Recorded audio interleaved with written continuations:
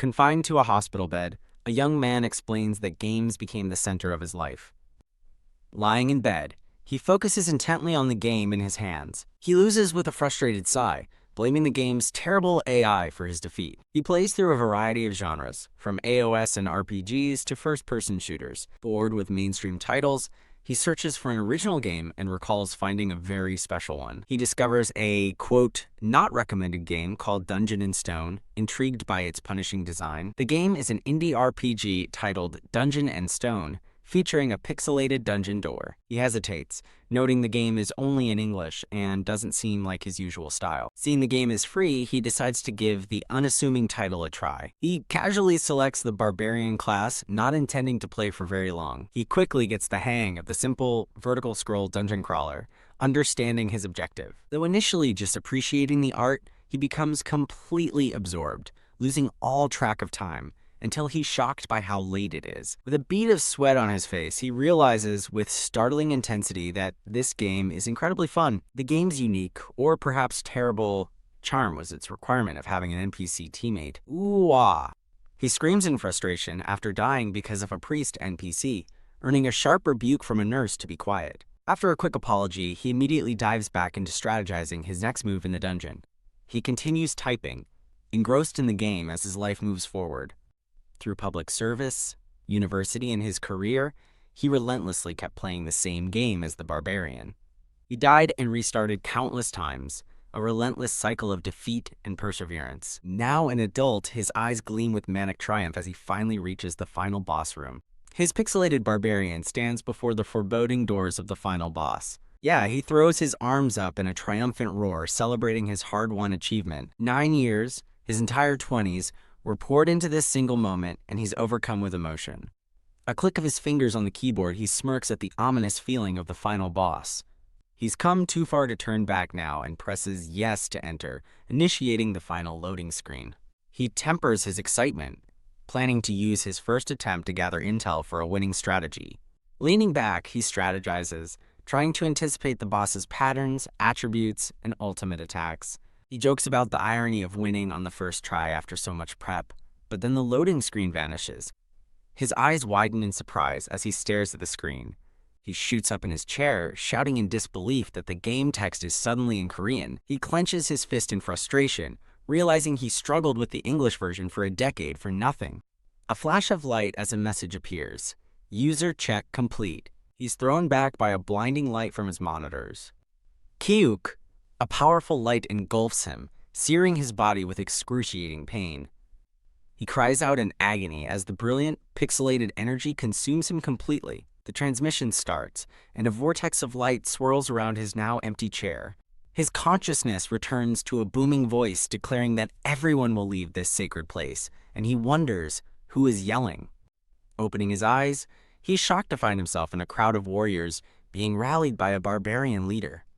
He observes his new surroundings, where flickering torches have replaced modern lighting. He's surrounded by towering, muscled barbarians. The barbarian leader, a man with a massive physique, roars for everyone to choose a weapon. His mind races with confusion, questioning how he understands this unknown language as he resolves to stay calm.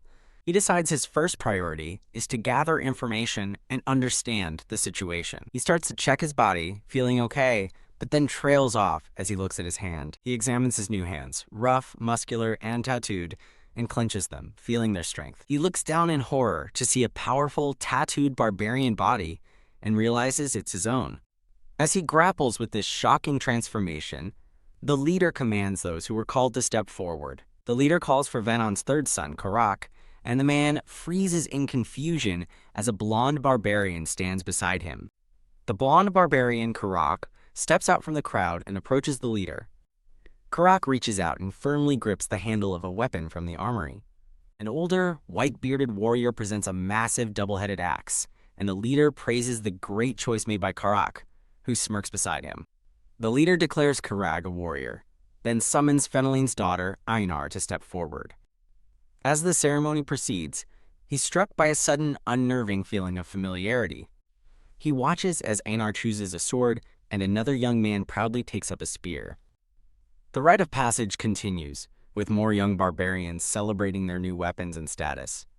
Suddenly, his mind is flooded with a stunning vision of a massive, walled capital city. The vision solidifies a shocking truth he can no longer deny.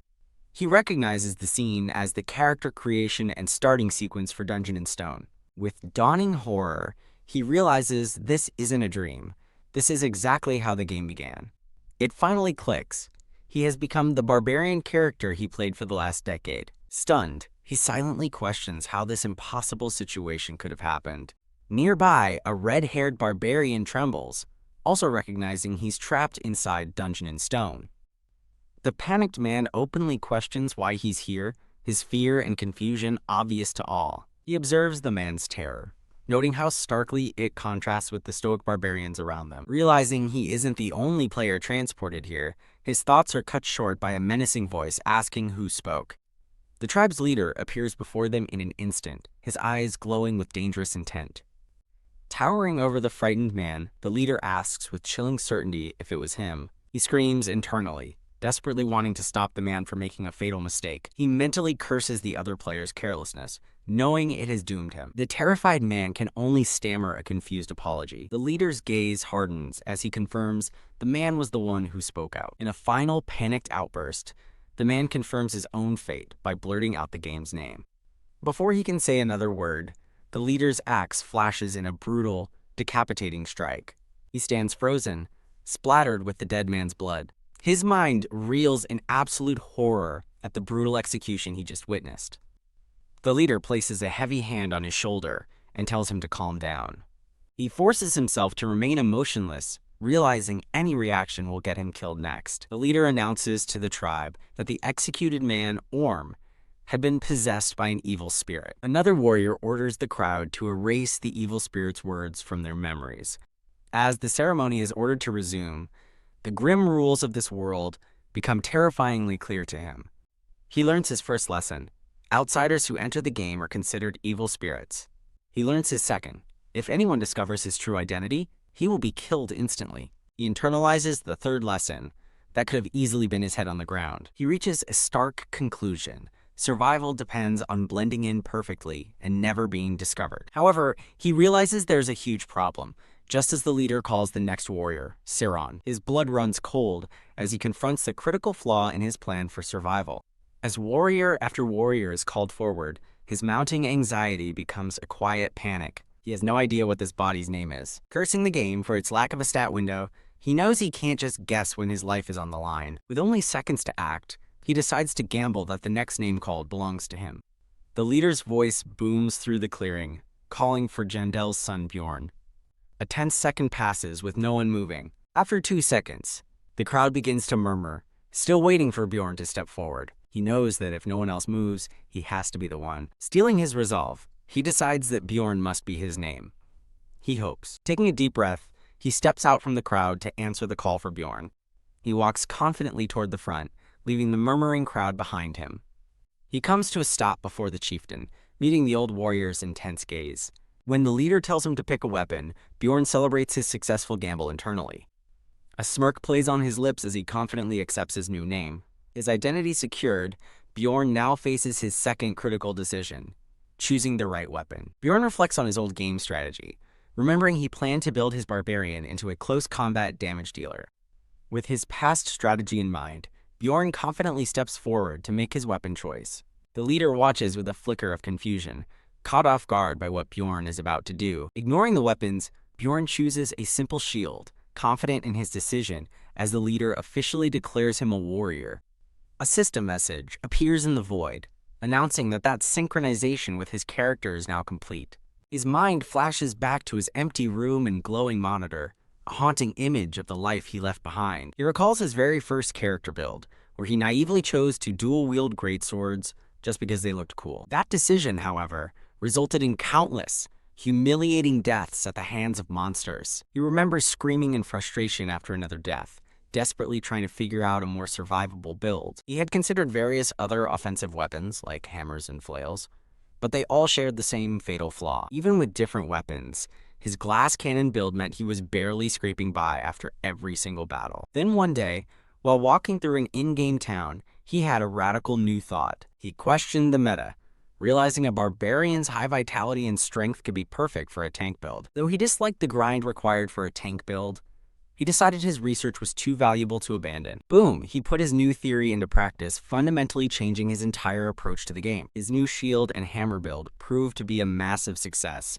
allowing him to defeat a fearsome beast. After clearing the boss, he smirked, realizing his overpowered tank build was the most rational path to victory. Back in the present, a command rings out to open the massive gates before them. The warriors gather before a colossal fortress, its gates held fast by heavy chains. Bjorn looks up at the intimidating structure, a nervous sweat beading on his brow. The name of the fortress is carved into the stone above the entrance, Refdonia. The leader turns to the assembled warriors and gives the solemn command for them to depart. He roars with passion, declaring that their ultimate fate awaits them inside that very place. The world seems to hold its breath as the warriors prepare to charge into the unknown. With a unified war cry, the barbarian horde surges forward, sweeping Bjorn along with them. Overwhelmed by the stampede, Bjorn decides his only choice is to run with the crowd for now.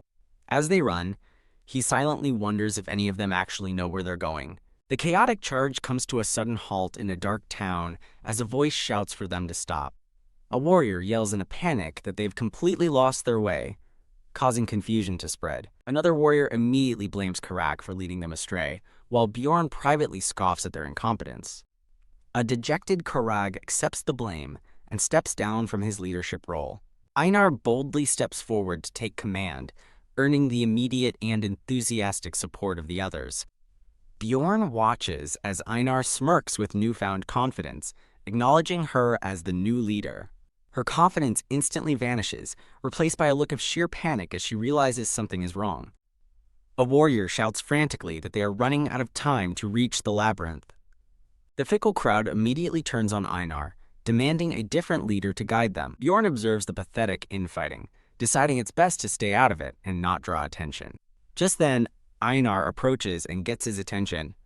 Addressing him by his full title, Einar asks if he's also there to blame her for their failure. Bjorn simply raises a finger to his lips, silently telling her to be quiet. He points toward a group of well-armed adventurers, explaining they just need to follow them to find the way. The passing adventurers mock the foolish savages, completely oblivious that they are now being tailed. With a gasp of realization, Einar understands his plan and eagerly agrees to try it. Einar shamelessly takes credit for the idea, and the warriors praise her wisdom, while Bjorn internally questions their sanity. With renewed purpose, Einar commands the warriors to follow her lead once more.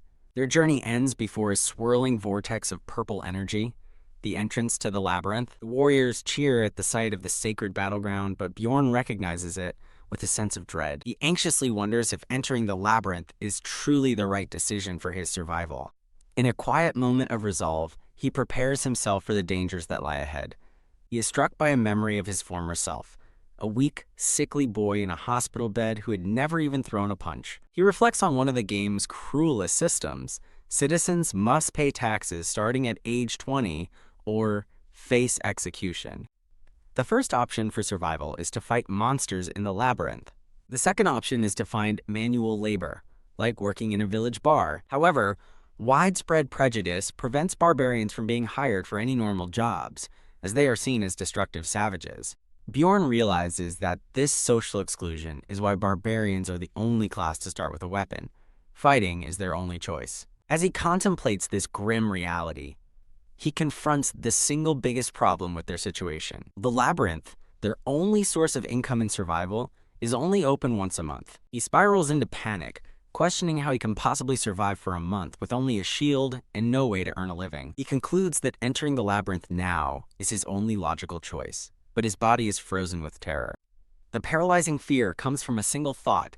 This isn't a game anymore, and his life is truly on the line. A firm hand suddenly lands on his shoulder as a woman's voice calls his name. He turns to see Einar, who formally introduces herself as Feneline's third daughter. She quickly corrects herself, stating she is the second daughter, and urging him to hurry, since they are the last ones left to enter. A voice announces only 5 minutes remain as they watch the swirling portal to the labyrinth begin to shrink. Bjorn tells Einar to go in first, and she agrees, trusting that he will follow. Pausing at the entrance, Einar turns and sincerely thanks Bjorn for his help back in the town. He gruffly dismisses her gratitude, his focus solely on the danger ahead. Impressed, Einar asks him for the secret to his wisdom, admitting she has never met such a clever barbarian and wants to be like him. Bjorn internally scoffs, thinking that she would have to be completely reborn to be like him. Misinterpreting his silence, she cheerfully thanks him for the advice and promises to repay him if she makes it out alive. Her phrase, "if I make it back," strikes him, as he realizes the barbarians he thought were fearless are just like him. He looks her in the eyes and bluntly asks if she is also afraid of dying. Surprised, Einar asks if fearing death isn't the most natural thing in the world. She admits her terror but explains that, as a warrior, she must fight to live, and asks if it isn't the same for him. Bjorn quietly agrees, finally understanding that the barbarians fight not out of courage, but because they have no other choice. As Einar enters the portal, wishing they both survive, he silently admires her people for learning to overcome their fear to live. Gripping his shield, he fully accepts his new reality. He too is a barbarian now. A shout announces only 1 minute remains, finally spurring him into action as he takes a decisive step forward. With a nervous grin, he admits to himself that he is scared, but resolved to push through it. The portal shrinks rapidly, and with a final shout of desperation, he knows he has no choice but to go in. With newfound resolve, he lunges forward into the unknown. He dives into the vortex, reminding himself that he has the knowledge from thousands of characters to help him survive. A confident smirk appears on his face as he fully commits to entering the labyrinth. He lands inside a dark, cavernous space, shield at the ready. He stands alone, peering into the oppressive, silent darkness of the dungeon. He reaffirms his strategy, combining his powerful barbarian body with his extensive game knowledge. He recalls his earlier confidence that this unique combination would be enough to guarantee his survival. His confidence shatters as he realizes he's in total darkness and can't see a thing.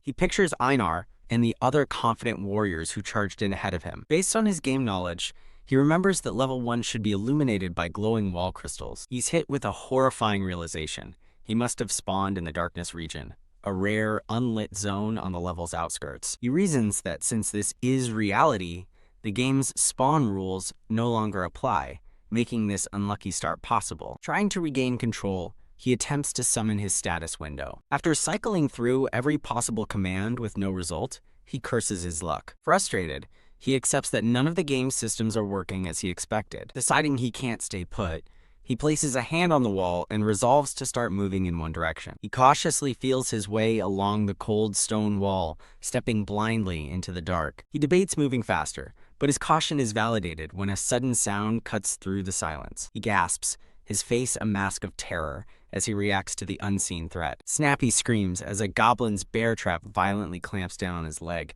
drawing blood. Huff! A system window confirms his leg is caught in a goblin trap. Ugh. He stifles a scream, forcing himself to endure the pain and stay calm. Realizing the goblin must be lurking nearby, he knows he cannot make a sound. He dismisses the faint hope that the goblin has left, knowing such thoughts are deadly. From the oppressive darkness, a goblin with glowing red eyes emerges. Phew! His worst fear is realized as the creature spots him, helpless and trapped. He understands its cruel strategy. It will wait patiently for him to bleed out and weaken. Knowing he must act first, he prepares to deal with the immediate problem. As he works on the trap, he curses his useless sandals and worries about poison. He tells himself to stop whining and get ready for a swift, decisive fight. As his right foot goes numb, he realizes the trap was poisoned and taunts the hidden foe. Staggering to his feet, he grows uneasy in the unnerving silence of the cave. His nerve finally breaks as he screams furiously into the darkness for the goblin to appear. The continuing silence makes him second-guess himself, wondering if the goblin was a delusion. Announcing his departure, he decides to test his theory and begins to walk away. He limps off, tossing a final insult over his shoulder to provoke a response. Disoriented by the poison, he continues his taunts, just as the goblin appears behind him. He smirks, realizing his plan to lure the creature out by retreating worked perfectly. Annoyed that he still can't see his enemy clearly, he decides to increase his speed. His injured leg gives out, sending him crashing to the hard stone floor. Looking back, he realizes the goblin is stalking him, keeping a set distance. He sees the goblin's sadistic joy, knowing it's savoring his slow, painful demise. He continues to stumble forward, leaving a trail of blood for his pursuer. Ugh, his strength finally gives out and he collapses, seemingly defeated. Feigning helplessness, he mentally tells the goblin it has won. The cautious goblin approaches its motionless prey, axe at the ready. Thwack! In a sudden move, he hurls a small rock, striking the surprised goblin. Grinning, he realizes the goblin was testing if he was dead and mocks its intelligence. Enraged at being tricked, the snarling goblin charges in for the kill. As the goblin closes in, his eyes snap open, glowing with a menacing red light. Springing to his feet with a predatory grin, he calmly says, "Welcome." "You bastard," he snarls, finally having the goblin right where he wants it. He launches a powerful punch, his fist glowing as it flies toward the creature. To his shock, his punch falls just short of its target. A strange red energy suddenly envelops his hand, catching him by surprise. His arm moves on its own, extending farther than he thought possible. Propelled by the new power, his fist slams into the goblin with immense force. Feeling a surge of unbelievable strength, he roars, "I'm stronger." He lands another brutal blow, screaming that the goblin is the real prey here. In this moment of raw power, he embraces his new identity. This is the body of a barbarian. A primal battle cry erupts from his throat as he unleashes his full fury. He relentlessly pummels the goblin, each punch exploding with crimson energy. The savage, one-sided beatdown continues without pause. He drives his fist into the creature again and again, shattering it. His fists fly in a furious, non-stop barrage of pure destruction. Bloodied but victorious, he stands over the goblin's broken form. A system message announces his victory as the goblin lies dead before him. He looks on in surprise as the goblin's corpse begins to dissolve into light. Exhausted and covered in blood, he watches as the body vanishes completely. Where the monster lay, a single glowing red gem is all that remains. He examines the red gem, identifying it as the currency used in dungeons, known as a stone. He recognizes it as a grade 9 magic crystal, but trails off as he considers its meager value.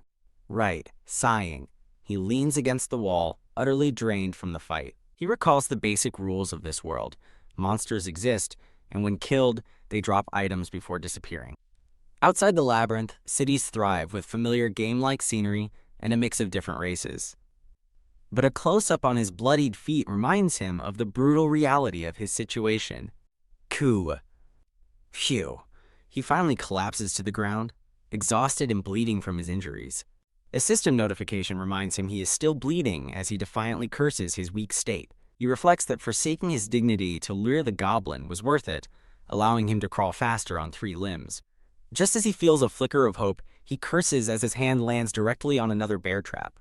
The bleeding from his foot continues unabated, and system warnings flood his vision. Huff realizing the danger, he knows he needs to find someone to help him.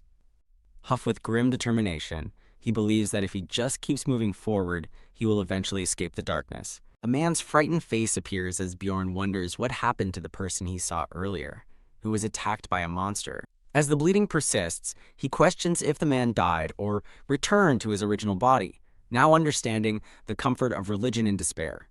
Endless bleeding notifications cascade down, culminating in a critical warning. His vitality is below 5%. As his surroundings begin to brighten, he realizes he is finally reaching the edge of the darkness region. Huff, he tells himself there must be someone who can help, then bitterly scoffs at the very idea. An illusion of himself appears, questioning his hope for aid.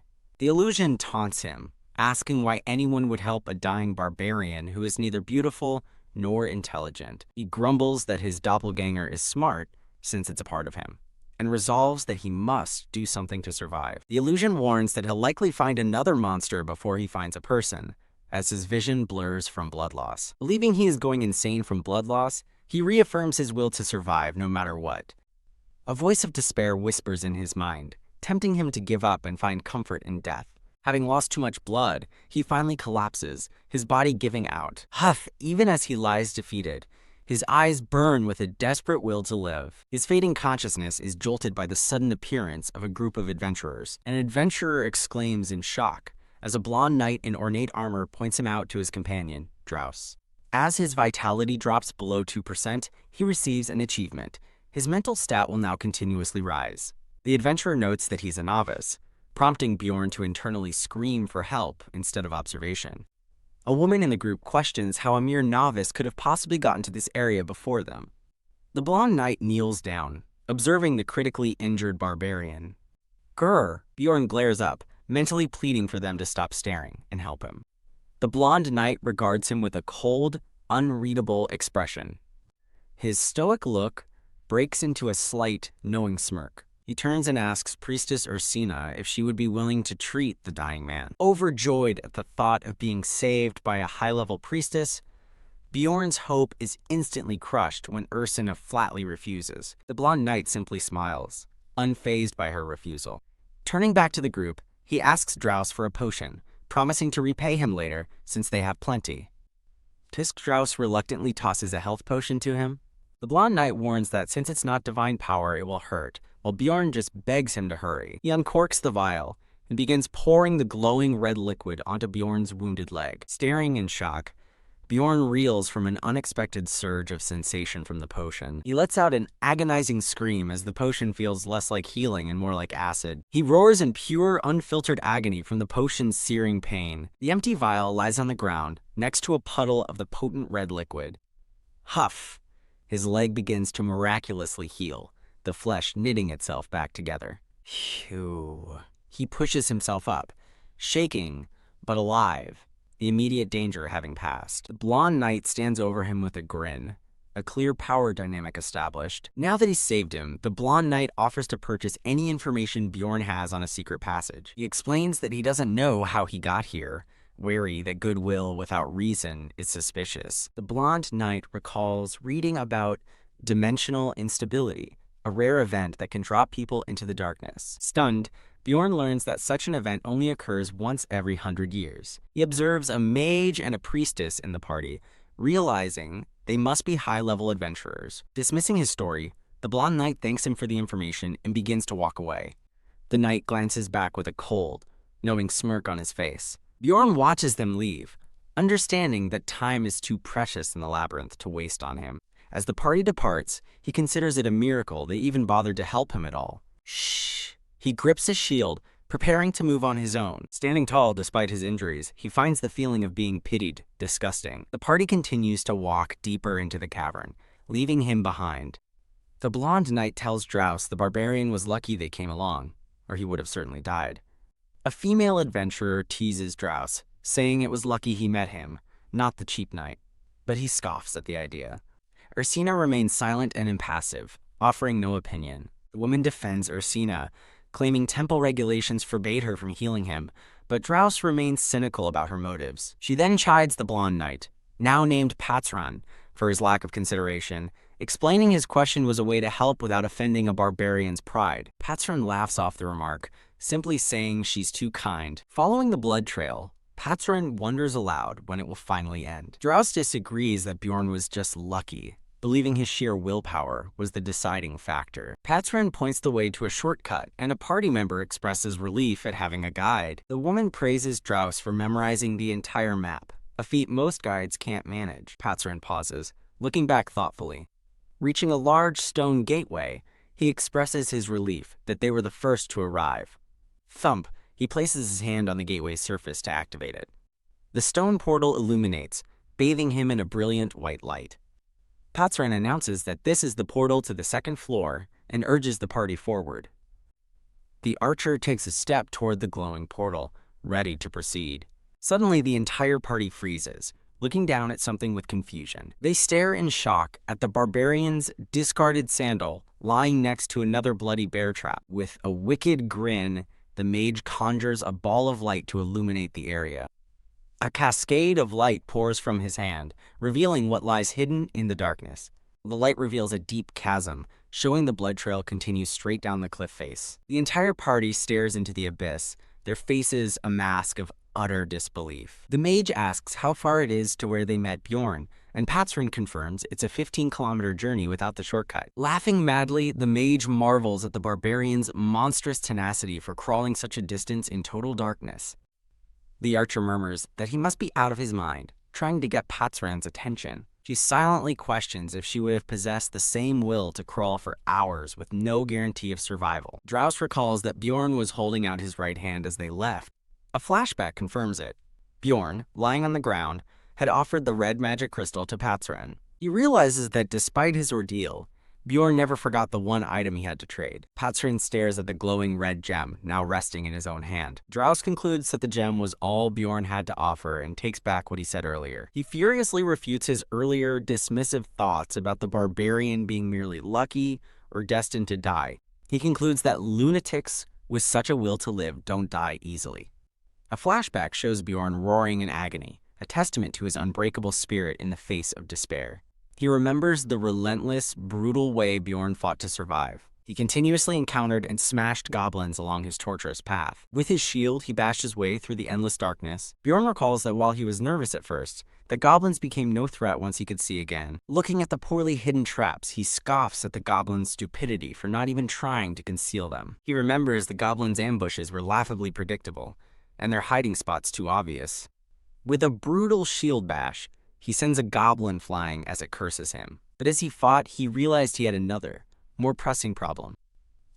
His stomach churns violently as he's struck by overwhelming hunger. He remembers the deputy chief gave him food and quickly reaches for his pouch. With a grimace, he pulls out a small, blood-soaked bundle. Fuck! He curses, wondering if crawling on the ground had ruined his only provisions. Unwrapping his rations, he sees 5 of his 7 days' worth of food are already gone.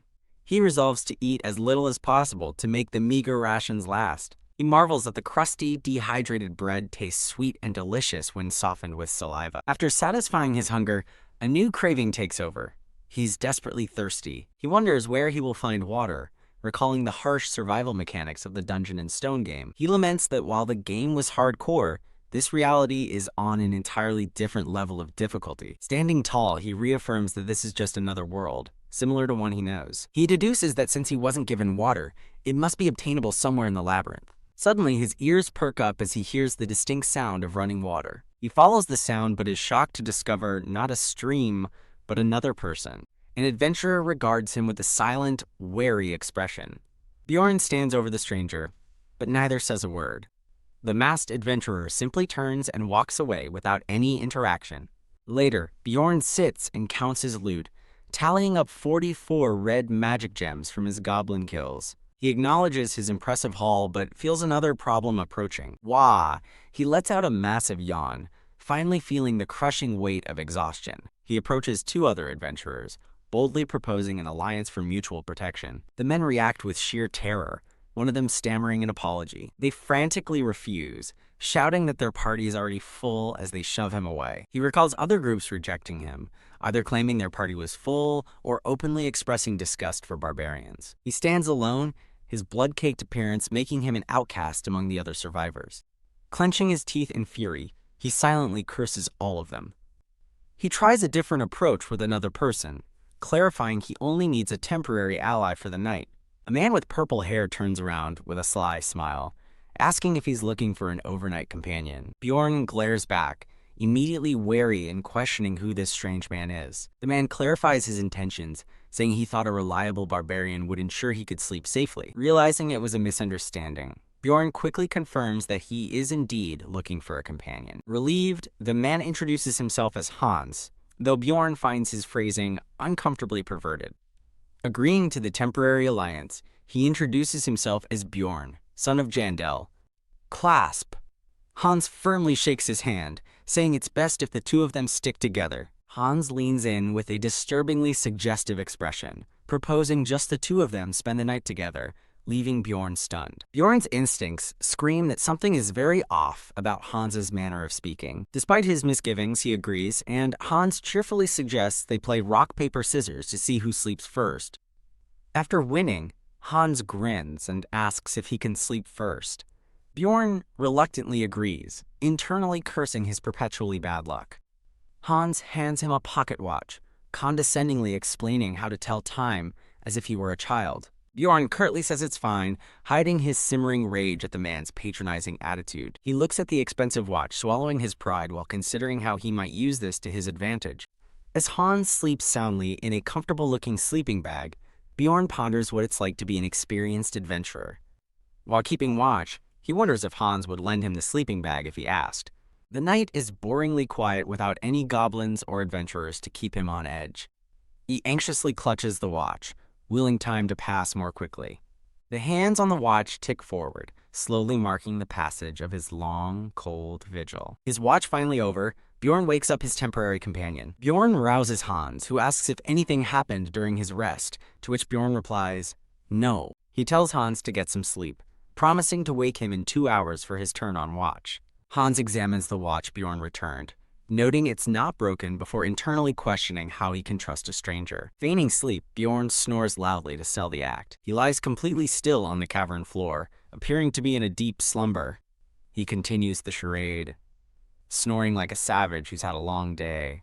Bjorn slightly opens one eye, carefully checking on Hans while hoping he isn't noticed. Hans smirks, thinking his plan is working perfectly because barbarians are simpletons, calling them a funny species. Convinced by the loud snoring, Hans concludes that the dumb barbarian is sleeping like a log. However, Bjorn is wide awake, deliberately leaving himself open to bait Hans into revealing any ulterior motives. In a flash, he sits up with his shield, revealing he never slept a wink. Bjorn's eyes are sharp and focused, ready for a fight. Across the way, Hans yawns, cursing himself for not actually sleeping. Both men sit through the night, unable to trust one another enough to rest, caught in a standoff of mutual suspicion. The sleepless night takes its toll, as Bjorn feels he might die from pure fatigue. Suddenly, a voice shouts Bjorn, jolting him awake. He opens his eyes to see Hans smiling down at him. Bjorn denies sleeping, but Hans playfully points out the drool on his face. Embarrassed, Bjorn apologizes, while Hans reassures him it's fine since nothing happened, a comment that piques Bjorn's suspicion. Bjorn thanks him and offers to take over the watch so Hans can get more rest. Hans cheerfully declines, insisting it's his turn and telling the tired-looking Bjorn to sleep. Weary but exhausted, Bjorn quietly thanks him and prepares to rest. A flashback shows Hans's initial friendly offer to be an overnight companion. Bjorn recalls that Hans seemed nice, approached him first, and didn't fault him for dozing off. He remembers Hans's forgiving words, making his betrayal seem unlikely. Convinced for the moment, Bjorn finally falls into a deep, snoring sleep. Click! A faint sound snaps Bjorn's eyes open, his instincts screaming danger. Hans stands over him with a brilliant, unnerving smile. Hans's voice echoes in his mind, asking why he didn't sleep longer. With a sinister grin, Hans raises a heavy warhammer high above his head. The barbarian lies completely exposed, vulnerable to the imminent killing blow. The hammer descends in a deadly arc toward Bjorn's chest. Bjorn's eyes widen in shock as he sees the attack coming. At the last second, he violently throws himself aside, dodging the devastating strike. He twists his body, narrowly avoiding being crushed by the weapon. The hammer smashes into the stone where his head just was. Stunned by the failed ambush, Hans stammers in disbelief that Bjorn dodged it. Now on his feet with shield raised, Bjorn's eyes glow with murderous rage. Panicked, Hans drops his hammer, cursing his stupidity and begging Bjorn to wait. With a roar, Bjorn charges forward, slamming his shield directly into Hans's face. Cue. The brutal impact sends blood flying from Hans's mouth. Bjorn grabs the dazed man by his tunic, lifting him as he pleads for a chance to explain. Realizing Hans is tougher than a goblin, Bjorn resolves to strike him again to finish the job. With a furious battle cry, Bjorn prepares a second, more powerful shield bash. Ha! The crushing blow sends Hans hurtling through the air. Hans collapses to the ground, coughing and defeated. As Bjorn towers over him, Hans whimpers an apology. Battered and terrified, Hans reaches out a trembling hand, pleading for his life. Glaring down with cold fury, Bjorn demands to know why Hans betrayed him. Hans confesses he only wanted Bjorn's magic crystals, planning to knock him out and steal them. A close-up shows Hans's bruised face, contorted in absolute terror and pain. Seeing a chance, Hans desperately asks if Bjorn will let him go now. Cute Bjorn answers with a brutal punch to Hans's face, rejecting his plea. Pinning Hans with his foot, Bjorn growls that this is his last chance to be honest. Under duress, Hans screams that the real prize wasn't the crystals, but Bjorn's heart. Bjorn stares down, confused and angered by the bizarre confession. Hans frantically explains that barbarian hearts are being sold at a steep price. He reveals they are being used as ingredients for a new spell. In a flash of insight, Bjorn realizes the horrifying truth. He understands that to Hans, he was never a person, just a monster to be hunted for loot. A flashback shows Bjorn fighting goblins, representing prey that's tough to catch. The vision concludes with Hans seeing Bjorn as a precious target that yields a big reward. Bjorn asks why he waited to attack, and Hans admits he needed sleep too, calling him an effective pest. Believing he's safe, Hans asks for forgiveness now that he's told him everything. Bjorn remains silent, his expression unreadable as he glares down. He asks Hans if he'll keep meeting others who will try to kill him for the same reason. His eyes glow red with rage as he questions if he should forgive them every time. Panicked, Hans screams that he's different from those other people. He desperately offers to give Bjorn everything he has. Clenching his fist, Hans begs for one more chance, promising more rewards later. His promise that Bjorn won't regret it is cut short by a final brutal act. Hans's lifeless hand falls into a spreading pool of his own blood. Bjorn stands over the body, realizing that after only one day, he has killed a man. He equips Hans's shoulder pad, backpack, hammer, and boots, receiving multiple system notifications of increased stats. Now better equipped, Bjorn reflects that he has graduated from living like a savage. He appreciates his new tools, a compass, a pocket watch, potions, and bandages. He contemplates the bitter irony that he only became civilized after killing another person. Fully geared, Bjorn ventures deeper into the luminous caverns. With his new warhammer, he effortlessly obliterates a goblin in a single swing. He wonders if his newfound battle prowess comes from the barbarian's body. Feeling like a passenger during combat, he stops short, alerted by the presence of two goblins up ahead. Realizing it's the second day and the monsters now travel in pairs, his eyes glow with resolve. The two goblins shriek as they charge forward to attack him. He skillfully blocks their simultaneous strikes with his shield and hammer. With a powerful swing, he smashes his hammer into the charging goblins. Kneeling amid the carnage, Bjorn is left in a heavy silence after the battle. He laments that he'll die from sheer fatigue, knowing he can't keep fighting without sleep. He decides he's better off alone, preferring the risk of a goblin's knife to another human's betrayal. The moment he starts to doze off, two goblins immediately appear to ambush him. Furious, Bjorn screams at them for not even giving him 10 minutes of peace. A sudden, uncontrollable tremor of exhaustion runs through his body. He unleashes his rage in a massive, destructive blow. After eliminating the threat, he wearily turns away from the aftermath. Utterly spent, he collapses to the ground, begging for the monsters to just let him sleep.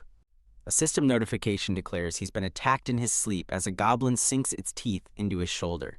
His eyes snap open in pure, undiluted rage as he curses the creature. With a furious scream, he completely obliterates the goblin attacking him. The second goblin freezes in abject terror at the display of raw power. Wide-eyed and seething with adrenaline, Bjorn menacingly thinks. Next, the surviving goblin trembles in terror before Bjorn's blood-soaked, menacing presence. Too exhausted to give chase, Bjorn watches the terrified goblin flee for its life. Bjorn clutches his wounded shoulder, realizing he narrowly avoided a fatal blow to the throat. Recognizing his desperate need for rest, he decides to treat his wound with a potion first. He winces in pain as he applies the potion, complaining that the cure hurts more than the wound.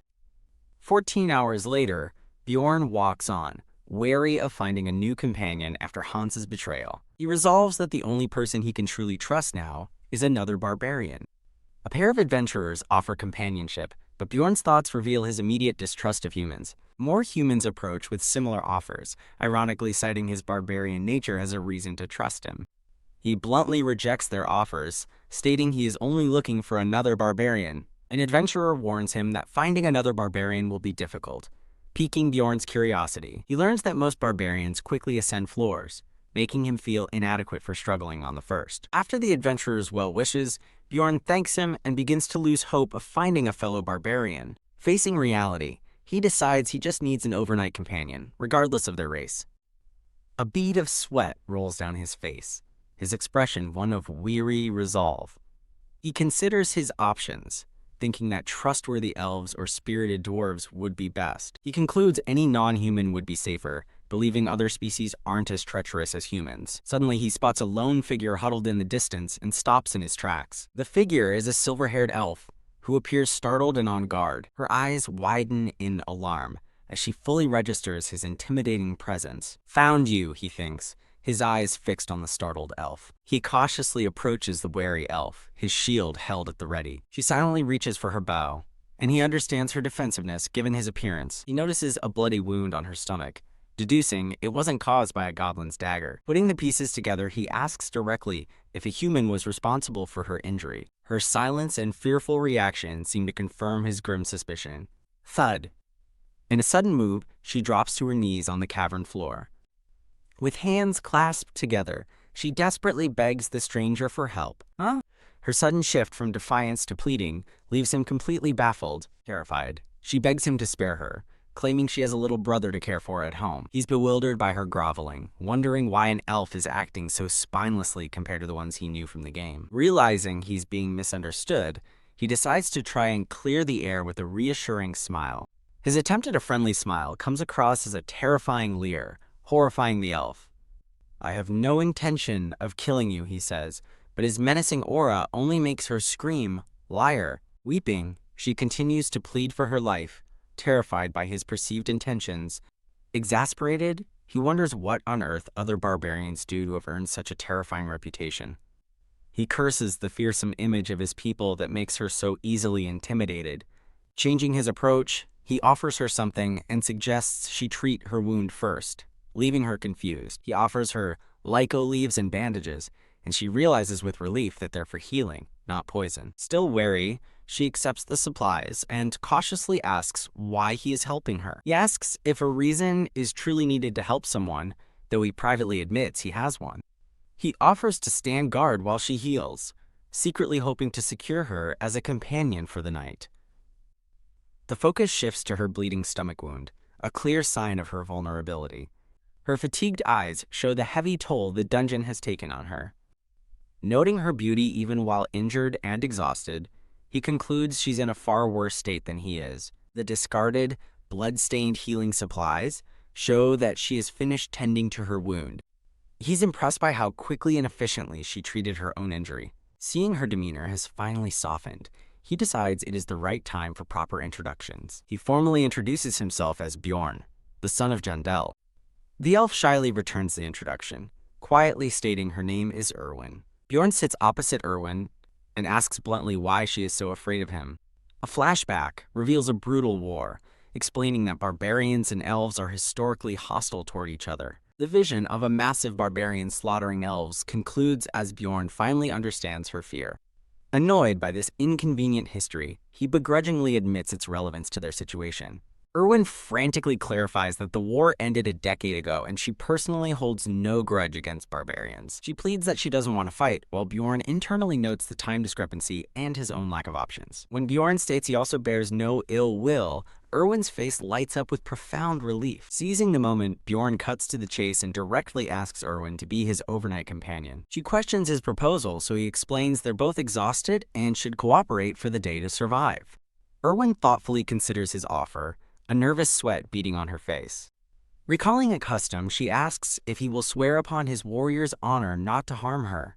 Bjorn inwardly scoffs at the concept of warrior's honor, but agrees to swear on his tribe's name, seeing it as useful. He agrees to her terms, but says he needs to clarify something first, leaving her momentarily confused. He firmly corrects her, stating he is not Mr., but Bjorn, son of Jandel, and only 20 years old.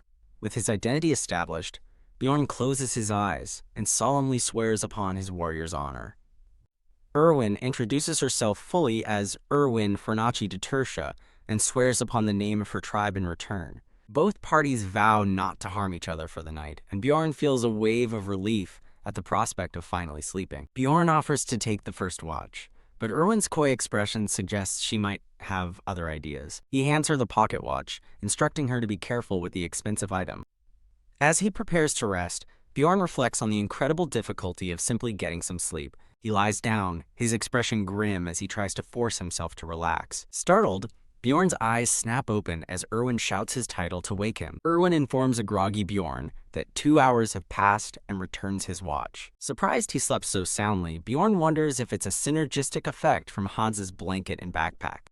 Deciding to share the benefit, he offers the blanket and backpack to a surprised Erwin. Visibly touched by his unexpected kindness, Erwin blushes as she accepts the items. She thanks him gratefully and settles down to sleep while he begins his watch. She falls asleep the instant her head hits the ground, a testament to her exhaustion. Watching over her, Bjorn sympathizes, assuming her day was as grueling as his own. As he keeps watch, Bjorn reflects on how 3 days have felt like 5, finding some comfort in his idle thoughts. His mind wanders to his life back home, questioning if anyone has even noticed he's missing. He forces himself to stop the depressing line of thought. He knows that if he dwells on his old life, his resolve to survive here will crumble. He grips the pocket watch, the minutes ticking by in the quiet cavern. With only 10 minutes left on his watch, he looks over at the sleeping elf. He quietly considers asking Erwin to become a permanent companion. He weighs the pros and cons, her skills versus splitting rewards, noting the increasing goblin swarms. Confident in his own strength, he debates whether guaranteed safety or more loot is the logical choice. His thoughts are interrupted as he spots 2 figures approaching in the dark corridor. A blonde adventurer and his companion notice Erwin, with one recognizing her bow and arrow. Bjorn immediately moves to a defensive position, shielding the sleeping Erwin. The blonde adventurer remarks on the fascinating sight of a barbarian and elf together, before asking how much time is left on their watch. With glowing eyes and a dark expression, Bjorn coldly states he has no obligation to answer him. The 2 adventurers flinch, taken aback by his threatening aura. The blonde adventurer manages a nervous smile, acknowledging Bjorn's hostility. Deciding not to press the issue, he tells his partner to leave, and they walk away. A bead of sweat rolls down Bjorn's face. He has a bad feeling they were specifically looking for Erwin. He gently shakes Erwin's shoulder to wake her up. Still half asleep, she groggily asks for 5 more minutes, pulling the blanket tighter. Annoyed, Bjorn internally curses her sleepiness, knowing she's in imminent danger. Bjorn shakes Erwin, telling her to get up. Still groggy, Erwin just mumbles in her sleep. He realizes she's only pretending to be asleep when he notices the blanket pulled over her face. With a start, Erwin's eye snaps open. Bjorn yanks her up by her cloak, and she screams in surprise. He leans in close, demanding to know why she's pretending to be asleep, but she only stammers. With tears in her eyes, Erwin confesses she's afraid he'll desert her once she gets up. Surprised, Bjorn realizes her fear stems from their temporary overnight companionship agreement. He thinks about how their oath ended the moment she awoke, and asks what happened with the 2 adventurers. Erwin blushes and flusteredly insists that nothing happened between them. Bjorn presses her for an answer, and she explains they're likely from the same clan as the human who injured her. She recalls a familiar symbol on their clothes, identifying them as members of the, quote, Crystal Union. Realizing he's up against an entire group, Bjorn briefly considers abandoning Erwin to save himself. He hesitates, looking at the anxious elf and remembering she is also only 20 years old. He decides they'll talk while on the move, much to Erwin's surprise. As they start running, she asks if he plans to help her. He replies that he'll decide after hearing her story. Delighted by his answer, Erwin happily agrees to talk while they run to make up for lost time. In a flashback, Erwin is seen sleeping soundly on the cavern floor. She recalls sensing something strange, which caused her to open her eyes while she was sleeping. A leering adventurer looms over her, mockingly asking if she's awake and telling her to sleep more. She explains that the man was the manager of a clan that operates on the first floor, and she was forced to fight him. After managing to escape, she was continuously attacked by members of his union, which is how she sustained her injury. Back in the present, a confused Bjorn asks how they kept managing to pursue her. Erwin reveals they used message stones, a device Bjorn has never heard of, prompting him to ask for more details. She explains that message stones are mystic devices that allow communication within a 300-meter range. Bjorn privately equates them to walkie-talkies and concludes that with their numbers and communication, leaving Erwin means she'll surely be caught. He asks why the Union is chasing her if she claims she did nothing wrong. When he suggests they want to silence her, Erwin sheepishly admits there's more to the story. She begins to explain that while escaping for the first time, she frantically flung her knife. Her wild throw ended up hitting the clan manager somewhere very unfortunate. Bjorn presses her to clarify what she means by somewhere bad. She nervously implies she hit him right where it counts. Erwin then grins, recalling that the injury was so severe it was completely severed and couldn't be reattached with potions. Horrified, Bjorn yells that she gave them more than enough reason to chase her and questions why she's laughing. Erwin nonchalantly brushes it off, calling it karma.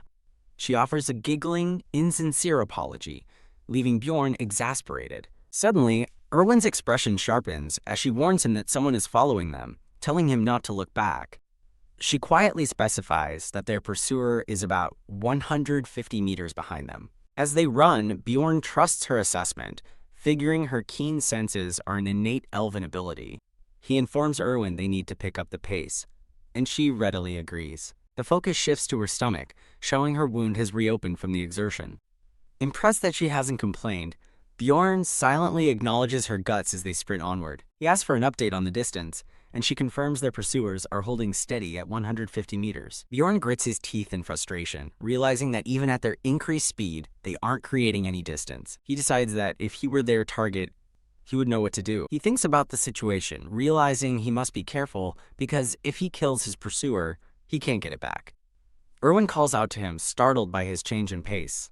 Bjorn abruptly asks Erwin what her skills are. She cheerfully misunderstands, boasting about her laundry skills while admitting she's a bad cook, prompting an annoyed Bjorn to demand what she's talking about. He clarifies that he meant her skills in battle, and a blushing Erwin realizes her mistake. Erwin proudly reveals she can also use spirit magic, summoning a flame element to prove it. Bjorn is inwardly impressed, recognizing her as a perfect elf archer with the rarest flame element. However, Erwin's expression turns serious as she prepares her bow and says no with a look of strained determination. She grits her teeth and insists that she can do it.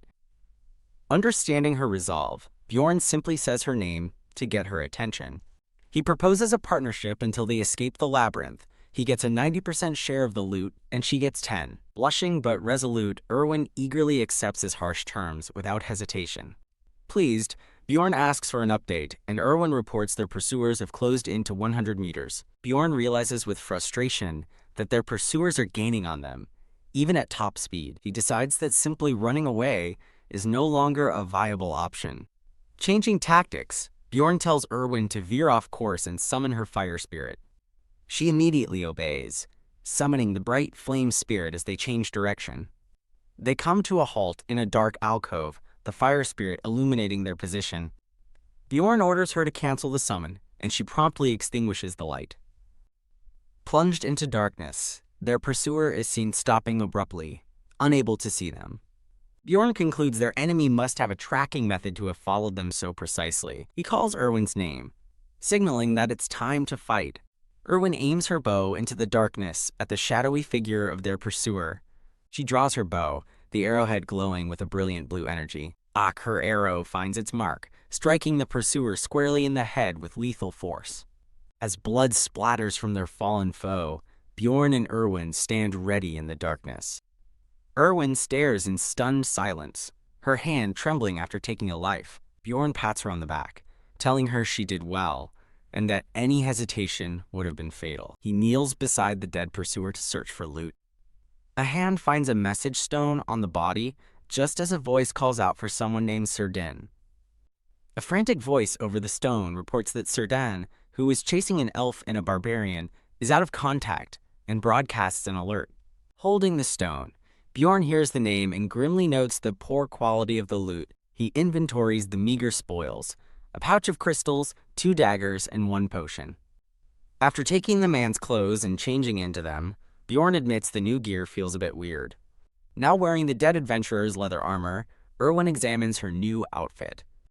Bjorn assures her the new gear is a significant upgrade from her old cloth attire. Erwin asks how to use the message stone, and Bjorn suggests pressing a button on its side. Click. He activates the device. A broadcast immediately comes through, confirming Serdin's defeat and pinpointing their location in the Goblin District with a barbarian. The broadcast announces a 10,000 gold bounty on them, causing Erwin to cry out in terror. Bjorn calmly tells her not to worry and to summon her spirit, revealing they will travel along the outskirts. To Erwin's shock, he declares their new destination, the 2nd floor. He begins walking forward, leaving no room for argument. Erwin hurries after him, nervously questioning if they can handle the 2nd floor alone. As she catches up, he confirms with grim certainty that they can. She reminds him that the 2nd floor is far more dangerous, but he states he is already aware. Bjorn reassures her, saying they'll be fine near the entrance because they make a good team. He internally reflects that a melee tank and a ranged attacker are a classic combination, and the first floor offers too little reward. Erwin remains anxious, likening their plan to escaping goblins by running into an orc's lair. A vile new offer comes over the message stone. The captor will get first dibs on her plus the gold, leaving her aghast. She trembles, calling out to him, but Bjorn firmly promises he's not leaving her. The broadcast continues with another man joking about dismembering her if she resists, as long as they leave the important bits.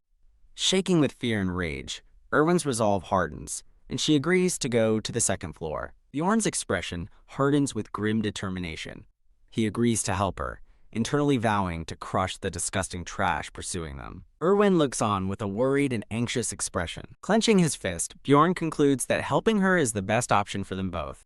As they walk, Erwin asks if he knows the way to the second floor. He admits he doesn't, but says heading north should work. A map of the labyrinth's first floor is shown, revealing a complex and sprawling maze. Suddenly, Erwin grabs Bjorn, telling him to wait. She points out a large, menacing goblin trap hidden on the path just ahead of them. Bjorn realizes that goblins may avoid the light, which is why they haven't encountered many. Exasperated by his luck, Bjorn groans, but Erwin cheerfully volunteers to handle the situation so he can rest. He warns her not to use her spirit, to conserve strength as she dashes forward, bow at the ready. With a flushed and manic grin, Erwin enthusiastically agrees to his command. Bjorn notes her expression doesn't match her words as she scurries off, wondering how he saw through her. Two goblins suddenly emerge from the shadows, startling Erwin. She skillfully dodges a goblin's lunge. With fluid motion, she draws her bow and takes aim at the approaching monsters. The goblins charge forward, surrounding her.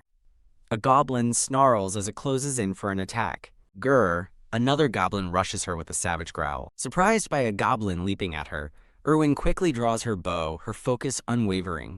After a swift battle, ethereal wisps of energy dissipate around Erwin as she stands victorious. She turns to Bjorn with a beaming, proud smile and asks for his assessment of her performance. Bjorn praises her impressive archery skills, privately admitting she's far more agile and skilled than he expected. He tosses her the magic crystals looted from the defeated goblins. Erwin happily takes her single crystal, confirming their 90-10 loot agreement. She excitedly thinks about a gift for her younger sibling and the prospect of earning more money. Bjorn awkwardly tells her to work hard, and she agrees enthusiastically, leaving him wondering if she's mocking him. A voice screams, "Dead or alive!" from the message stone, causing Erwin to flinch in terror. Bjorn reassures the frightened Erwin, confident that their pursuers lack the teamwork to search for them in the dark. Hearing the pursuers discuss other plans over the stone, he confirms they're not a coordinated threat. He remarks that things are going too smoothly, suspecting his bad luck will soon strike, which confuses Erwin. Erwin suddenly screams his name in terror. She points ahead, revealing a horde of ghouls shambling toward them. Stunned, Bjorn questions the ghouls' presence, explaining they're in the wrong zone for this floor. He sweats, realizing they must have accidentally wandered to the border of a more dangerous area. A nervous Erwin grips his arm, asking if she has to fight the horde alone. Bjorn declares they'll fight together, recalling that leveling up requires defeating as many different monster species as possible. He quickly forms a strategy, telling her to cover the rear while he takes the front line. As they cautiously advance, Bjorn anticipates the ghouls won't attack until they enter a specific range. Just as he predicted, a ghoul spots them and lets out a piercing shriek. The entire horde charges, and Bjorn inwardly notes that the plan is working perfectly. He rushes to meet the charge, yelling defiantly as he intercepts the first ghoul. With intense focus, Bjorn prepares a powerful swing of his weapon. He unleashes a devastating arc, cleaving through the front line of ghouls. A ghoul lunges at him from behind, its claws outstretched. Keek, he narrowly dodges the surprise attack, the ghoul's claws just missing him. From a distance, Erwin provides support with a confident smile, drawing her bow to pick off targets. The battle over, Erwin calls out to Bjorn, having spotted something on the ground. They find a trail of blood, and Erwin speculates it leads in the direction they need to go. Bjorn stares in grim disbelief, fearing his infamous bad luck has led them into an even worse situation. The bloody trail leads from a snapped bear trap, marking a path of suffering through the dungeon.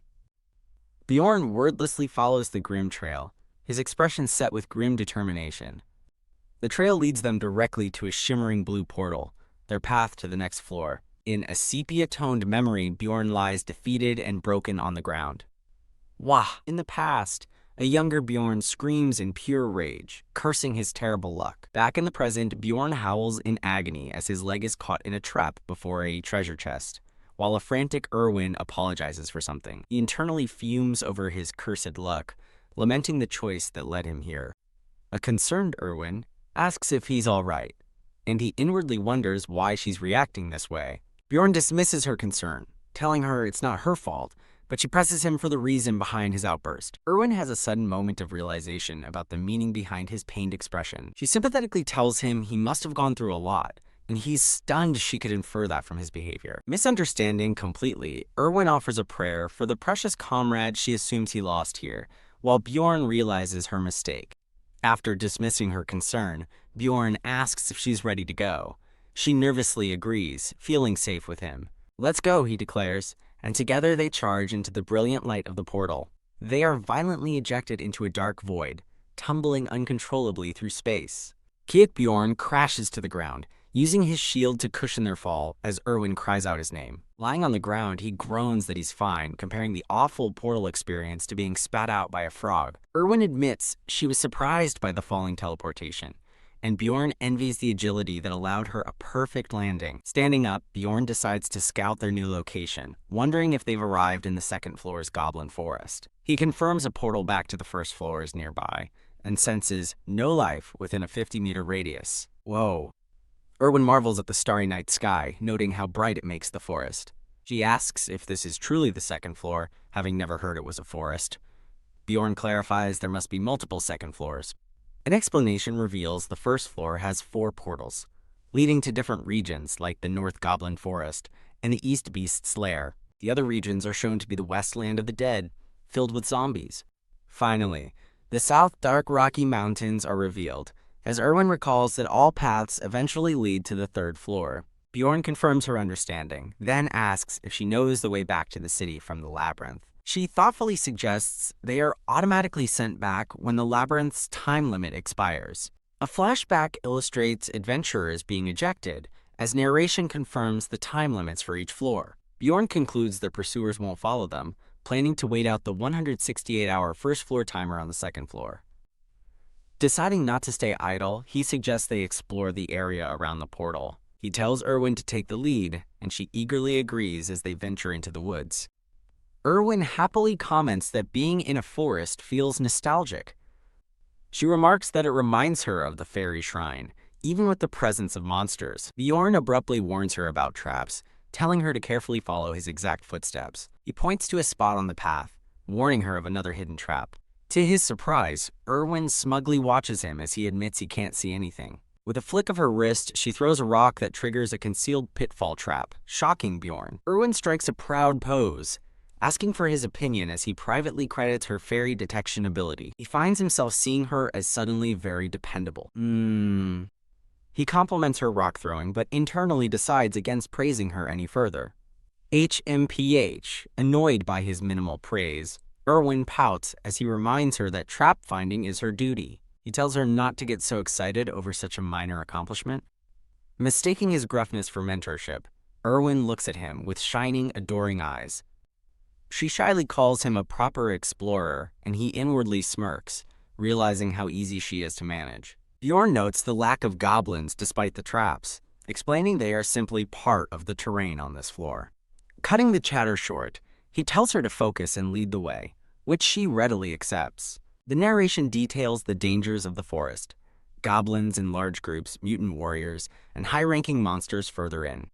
An overhead view shows their proximity to the portal, confirming their plan to stay in the safer starting area.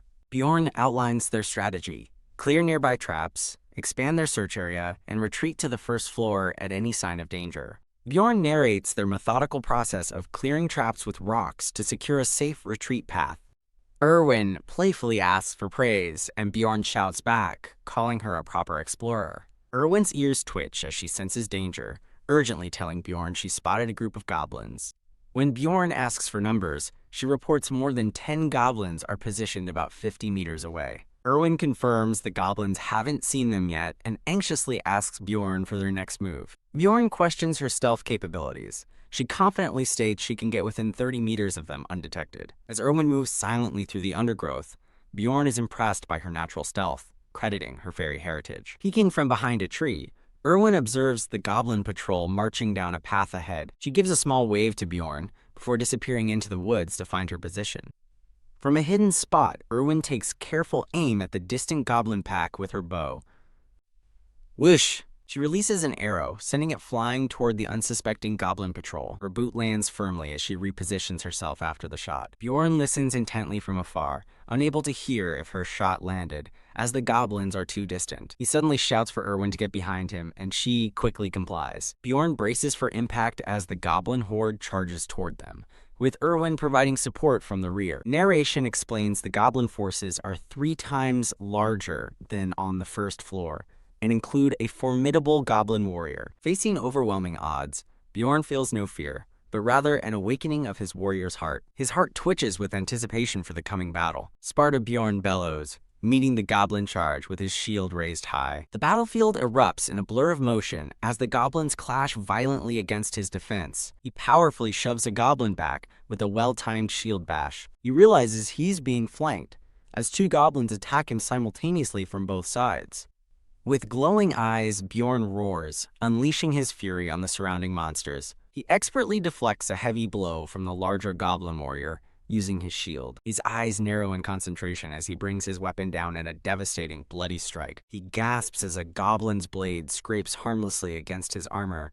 Grr! He grunts, blocking another vicious swing from a snarling goblin. He staggers back, planting his hammer for support, acknowledging he was a second away from a fatal blow. Grr, the goblins swarm him again, giving him no time to recover, their numbers proving a significant threat. He resigns himself to taking injuries, knowing it's unavoidable if he were fighting alone. But he isn't alone. An arrow of light zips past him, striking a goblin in the chest. Seeing Erwin is back in a firing position, Bjorn steels himself to end the fight. With burning intensity, Bjorn challenges the remaining goblins, roaring for them to come at him. After the battle, a notification reveals he has earned 11 magic crystals for their victory. Bjorn reflects that the reward is substantial, but laments that the goblin warrior's valuable equipment vanished upon its death. He offers Erwin 2 crystals instead of 1, explaining they are more valuable, and she thanks him excitedly. Bjorn curtly tells her it's time to move on, and she enthusiastically agrees. The narration explains that as they ventured farther out, they began encountering goblin groups every 5 minutes. Bjorn spots the next group, grimly noting they have an archer with them this time. Erwin shouts a warning to Bjorn, telling him the goblin archer has suddenly vanished. Bjorn identifies the enemy's stealth magic, telling Erwin to stay focused as they charge into battle. Grr! 3 goblins rush forward with a savage cry, their blades ready. Bjorn meets the charge, crushing the lead goblin with a powerful downward swing of his hammer. He carves a path through the goblins, while keeping an eye out for the hidden archer. Believing in his superior senses, Bjorn realizes he only needs to concentrate to find the hidden enemy. His eyes glow with power as his senses expand, pinpointing the unseen threat. He looks up, spotting the stealthed goblin archer perched in the treetops, aiming down at him. Reacting instantly, Bjorn winds up, preparing to throw his massive hammer. He hurls his weapon with incredible force, completely obliterating the surprised goblin archer. A system message confirms he has successfully defeated the goblin archer. After hours of fighting, Bjorn decides it's finally time for them to take a break. Erwin collapses in exhaustion, wondering how many hours have passed. Bjorn informs her it's been about 15. Bjorn offers her the first watch so she can sleep, and she excitedly asks for the sleeping bag, which he agrees to get. With their gear neatly stacked, the sounds of sleep fill the quiet forest clearing. As Erwin sleeps, Bjorn watches over her, noting her exhaustion and how she now snores, something she never did before. He muses that perhaps her snoring means she finally feels safe enough to rest deeply. Bjorn reflects on their grueling 15-hour hunt under the starry sky. He internally notes that while their rewards are great, they've started encountering other explorers, including powerful groups with otherworld species. Keeping watch, he admits that even just seeing other parties is mentally draining.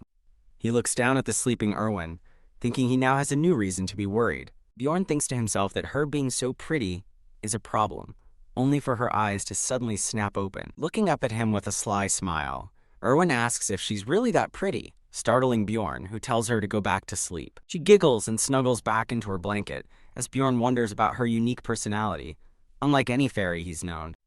On the 4th day, Their teamwork is seamless as they coordinate an attack on another goblin horde.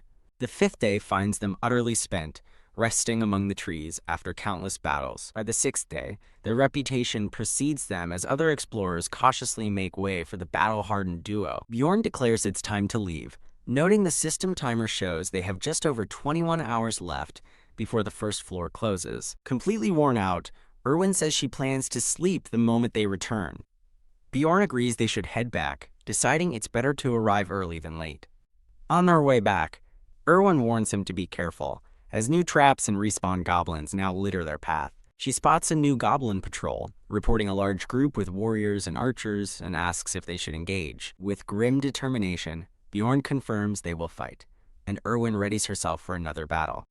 A group of goblins sits idly by a campfire, completely unaware of the approaching threat. A startled goblin cries out, as it's suddenly grabbed from behind in the darkness. With intimidating fury in his eyes, Bjorn gazes down upon the terrified goblins. His glowing red eye signals the beginning of a devastating hammer swing that blurs across the screen. Bjorn narrates their strategy. Erwin will eliminate the archers while he focuses on taking down the warriors first. Pow! He demonstrates his power by smashing a goblin's head in a single brutal strike. Bjorn reflects on his combat mastery, humorously titling himself Bjorn the Thousand-Armed and Thousand-Eyed Avalokiteshvara. He also credits Erwin's growing skill, as she expertly snipes a goblin just before it can land a blow on him. Surrounded by fallen goblins, he notes with satisfaction that no arrows are coming his way, a testament to Erwin's efficiency. Impressed with their speed, Bjorn gives a quick, "Good job, Erwin," mid-fight. He asks her to confirm when the archers are dead, so he can stop worrying, and she apologetically confirms the kill as a goblin dissolves. Erwin explains she held back confirmation because she wasn't certain her last shot had connected, surprising Bjorn. She gives a knowing smile, having understood his lesson that unconfirmed intel is a liability. Suddenly, Erwin excitedly calls out to Bjorn, pointing toward the remains of the last goblin archer. A glowing blue orb materializes from the dead goblin, a rare goblin archer's essence. Bjorn curses his luck, annoyed that such a valuable item would drop for them here and now. An explanation reveals essences are part of a skill system, granting powerful abilities and considered cheat-level items for explorers. A flashback illustrates that the choice of essences is crucial, as it determines an explorer's entire fate and build. Bjorn remarks on the item's incredibly low drop rate, as Erwin stares in awe at the glowing essence. A wave of anxiety hits Bjorn. This stroke of luck feels too good to be true, giving him a very bad feeling. Erwin naively asks if eating the essence turns one into a goblin, and Bjorn corrects her, explaining it grants abilities instead. He uses their pursuer from the first floor as an example, who used a razormane wolf's essence to track them by scent. Bjorn casually asks Erwin if she wants the essence, and she hesitantly answers, "Not really." Her demeanor instantly shifts to greedy excitement as she declares she'll take it if he doesn't want it, making Bjorn smirk at her audacity. Bjorn internally dismisses the item for himself, as he has a specific, more suitable essence in mind for his barbarian class. He offers Erwin the essence on the condition she agrees to something he was planning to tell her anyway, which makes her yell in protest. As they discuss the essence, a voice from the shadows yells, "Don't move!" A party of explorers emerges from the woods, their leader angrily demanding what a barbarian and fairy are doing there. The party's leader angrily questions their presence, while a startled Erwin tries to explain they were just hunting. Bjorn realizes their luck has run out. Bjorn pulls Erwin behind him, shielding her as she looks on in confusion. KYAAGH. Without warning, Bjorn shoves Erwin backward, forcing the glowing blue essence into her mouth. A brilliant flash of light erupts as the essence is absorbed into her body. The opposing leader screams in disbelief, demanding to know what Bjorn has done by letting her consume the item. He bellows that the essence was theirs as a wave of power explodes from Erwin. Ugh. Dazed but empowered, Erwin thanks Bjorn, who holds her steady with a determined look. The other party's leader realizes they were drawn by the essence's glow as his comrades prepare for battle. A narration confirms his fears. Erwin has already consumed the rare item. Bjorn steps forward, unflinchingly challenging the hostile explorers to a fight.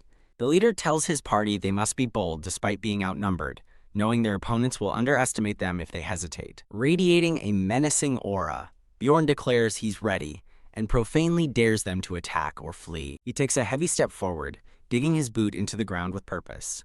In a sudden reversal, Bjorn grabs Erwin and runs, ordering her to keep pace until they reach the portal. She shouts her assent. As they flee, Erwin worries aloud, asking if their pursuers are gone, and if they'll follow them to the first floor. Bjorn overhears the enemy leader vowing revenge, but explains to Erwin that they will likely end up in the same place anyway, confusing her. He deduces their enemy's plan.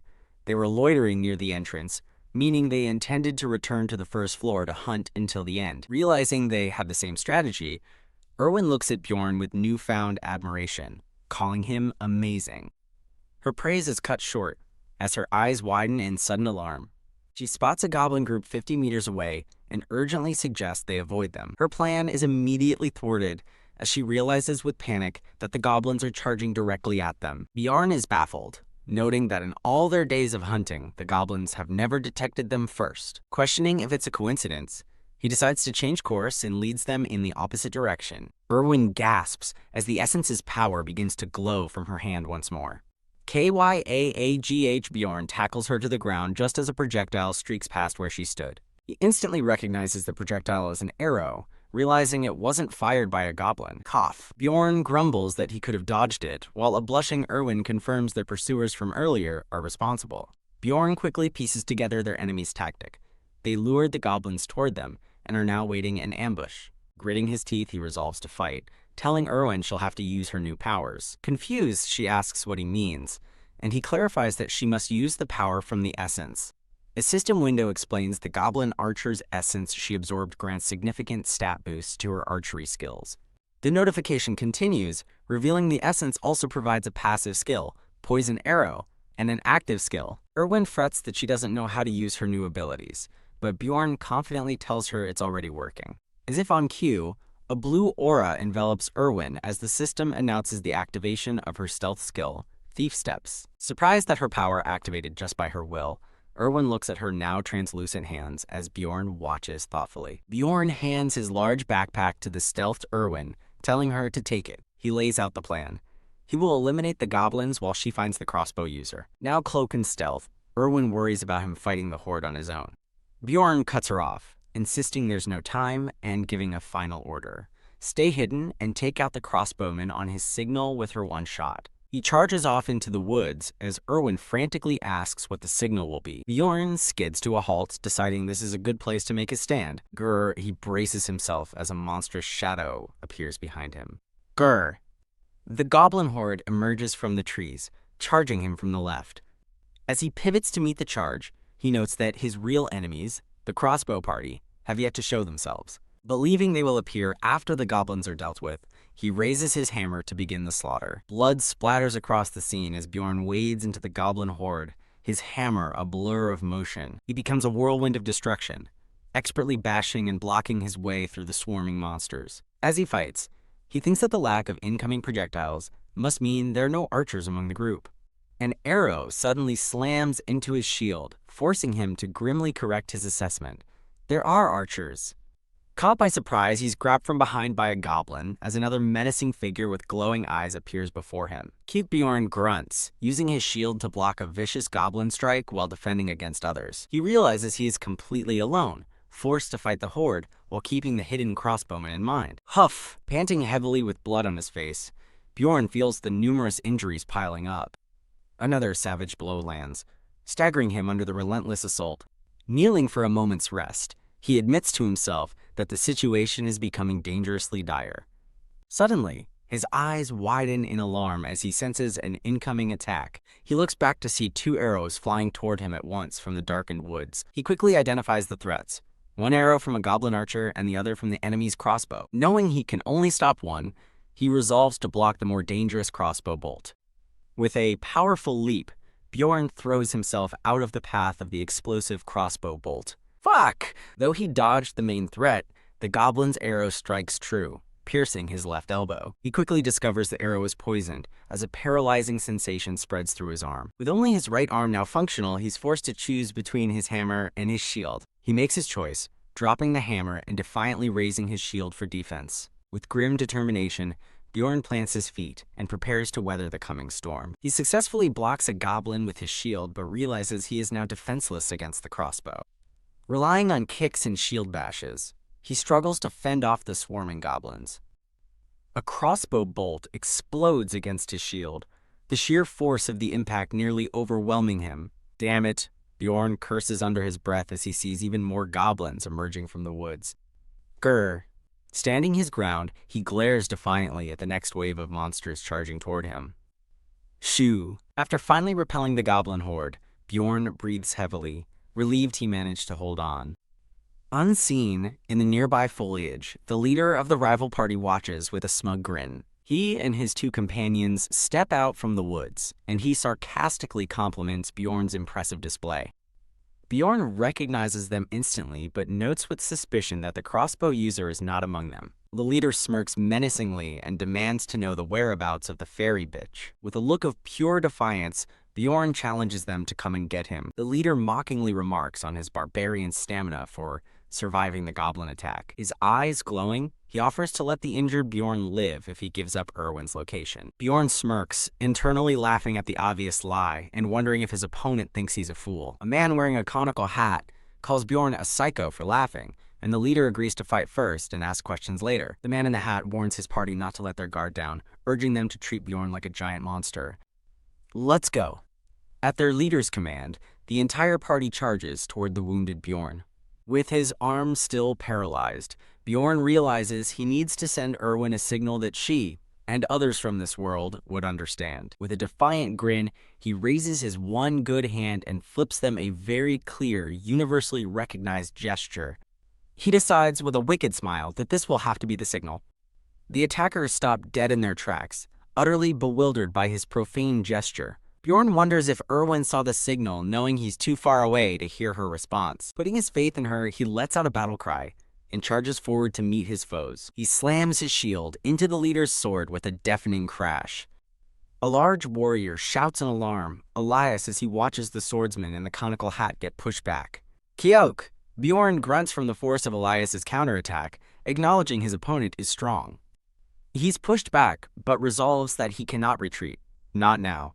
He presses his attack, determined to distract his enemies and create an opening for Erwin. As he desperately fends them off, a single, nagging thought fills his mind. He begins to worry, wondering if Erwin was already defeated by the crossbow user. At that moment, a brilliant glowing blue arrow materializes in the air. The three explorers cry out in shock as they spot the magical projectile heading for them. Bjorn watches intently, questioning whether the arrow came from Erwin or the enemy crossbow. The arrow strikes the party leader squarely in the chest, and Bjorn knows with absolute certainty it must be Erwin. The party's large defender yells for Elias to keep fighting the barbarian, vowing to block any more arrows himself. The large defender confidently blocks an incoming arrow, taunting its unseen shooter. Bjorn grimly realizes the defender's sole purpose was to intercept Erwin's attacks. He charges forward, engaging both Elias and the party leader in close combat. Knowing he can't face them all, he endures a powerful sword strike from the leader. Then, he braces as Elias's blade clashes against his shield. Resolving to make a sacrifice, Bjorn allows Elias's sword to cut into his shoulder. Despite the gushing wound, he remembers his left arm is already paralyzed and useless. He decides to trade his disabled arm for the party leader's head. Coke! With a savage roar, Bjorn brutally headbutts the leader, deeming it a worthy exchange.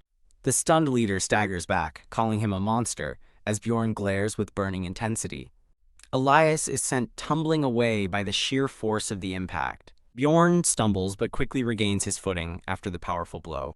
Elias watches from the ground, his face a mask of complete shock. The defender yells for Elias to focus as he moves to block another incoming arrow. Kilk.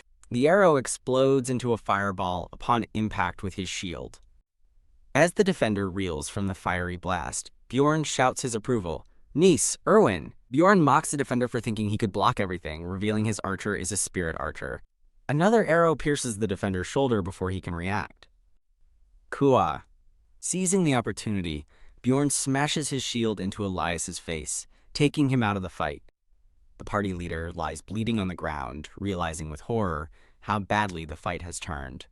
He scrambles up and flees, vowing to kill Erwin, while Bjorn curses at being unable to give chase. The defender and a recovered Elias demand his surrender, but Bjorn decides to put his faith in Erwin. He plants his feet firmly, preparing for the final clash. With a burst of speed, he rushes toward Elias.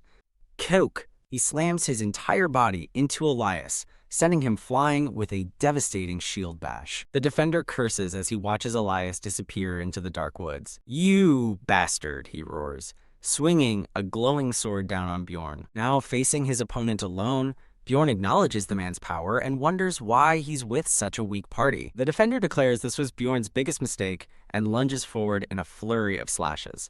His opponent accuses him of stalling for time by dodging, vowing to end it now. A desperate plan forms in Bjorn's mind. He'll pretend to swing his shield. Here's what you wrote. Then, he'll let it go. Kelk, the heavy shield flies through the air and smashes directly into the defender's chest. As his foe is stunned, Bjorn grabs him by the throat with his paralyzed left arm. Huff! Catching his breath for a moment, he looks his enemy in the eye and says, "Now." With a surge of adrenaline, he lifts the struggling man into the air. He opens his mouth wide, revealing his teeth. "Die," he screams, sinking his teeth into the man's neck with savage finality.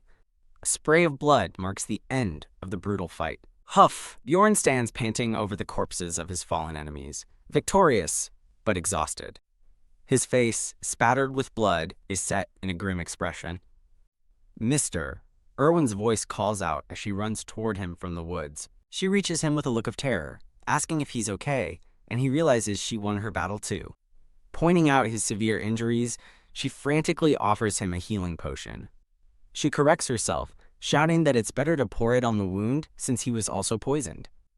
The potion spills onto the forest floor, its red liquid glowing faintly. Huff! Bjorn sits down as a red aura envelops him, complaining that his insides feel like they're boiling. He grits his teeth through the agony, describing the intense pain and itching caused by the potion and poison. Looking up at Erwin through the pain, he suddenly asks what time it is. She reports it's 11:20. He realizes they only have 40 minutes left and no time to rest. Huh? Erwin reacts with a shocked, flustered expression to his sudden urgency. Believing he must have a reason, she's taken aback when Bjorn clarifies he needs to loot the bodies, not her. With no time to spare, Bjorn decides they'll only take equipment and magic crystals. Erwin volunteers to loot the others. In a race against time, they frantically gather supplies from the fallen as the minutes tick away. With less than a minute left, a brilliant portal appears, and they rush toward their only escape. "We're going in," Bjorn shouts as he and Erwin leap into the glowing portal with seconds to spare. The timer shows 40 seconds remaining as they are consumed by the portal's energy. A system notification announces their success as they land safely on the other side.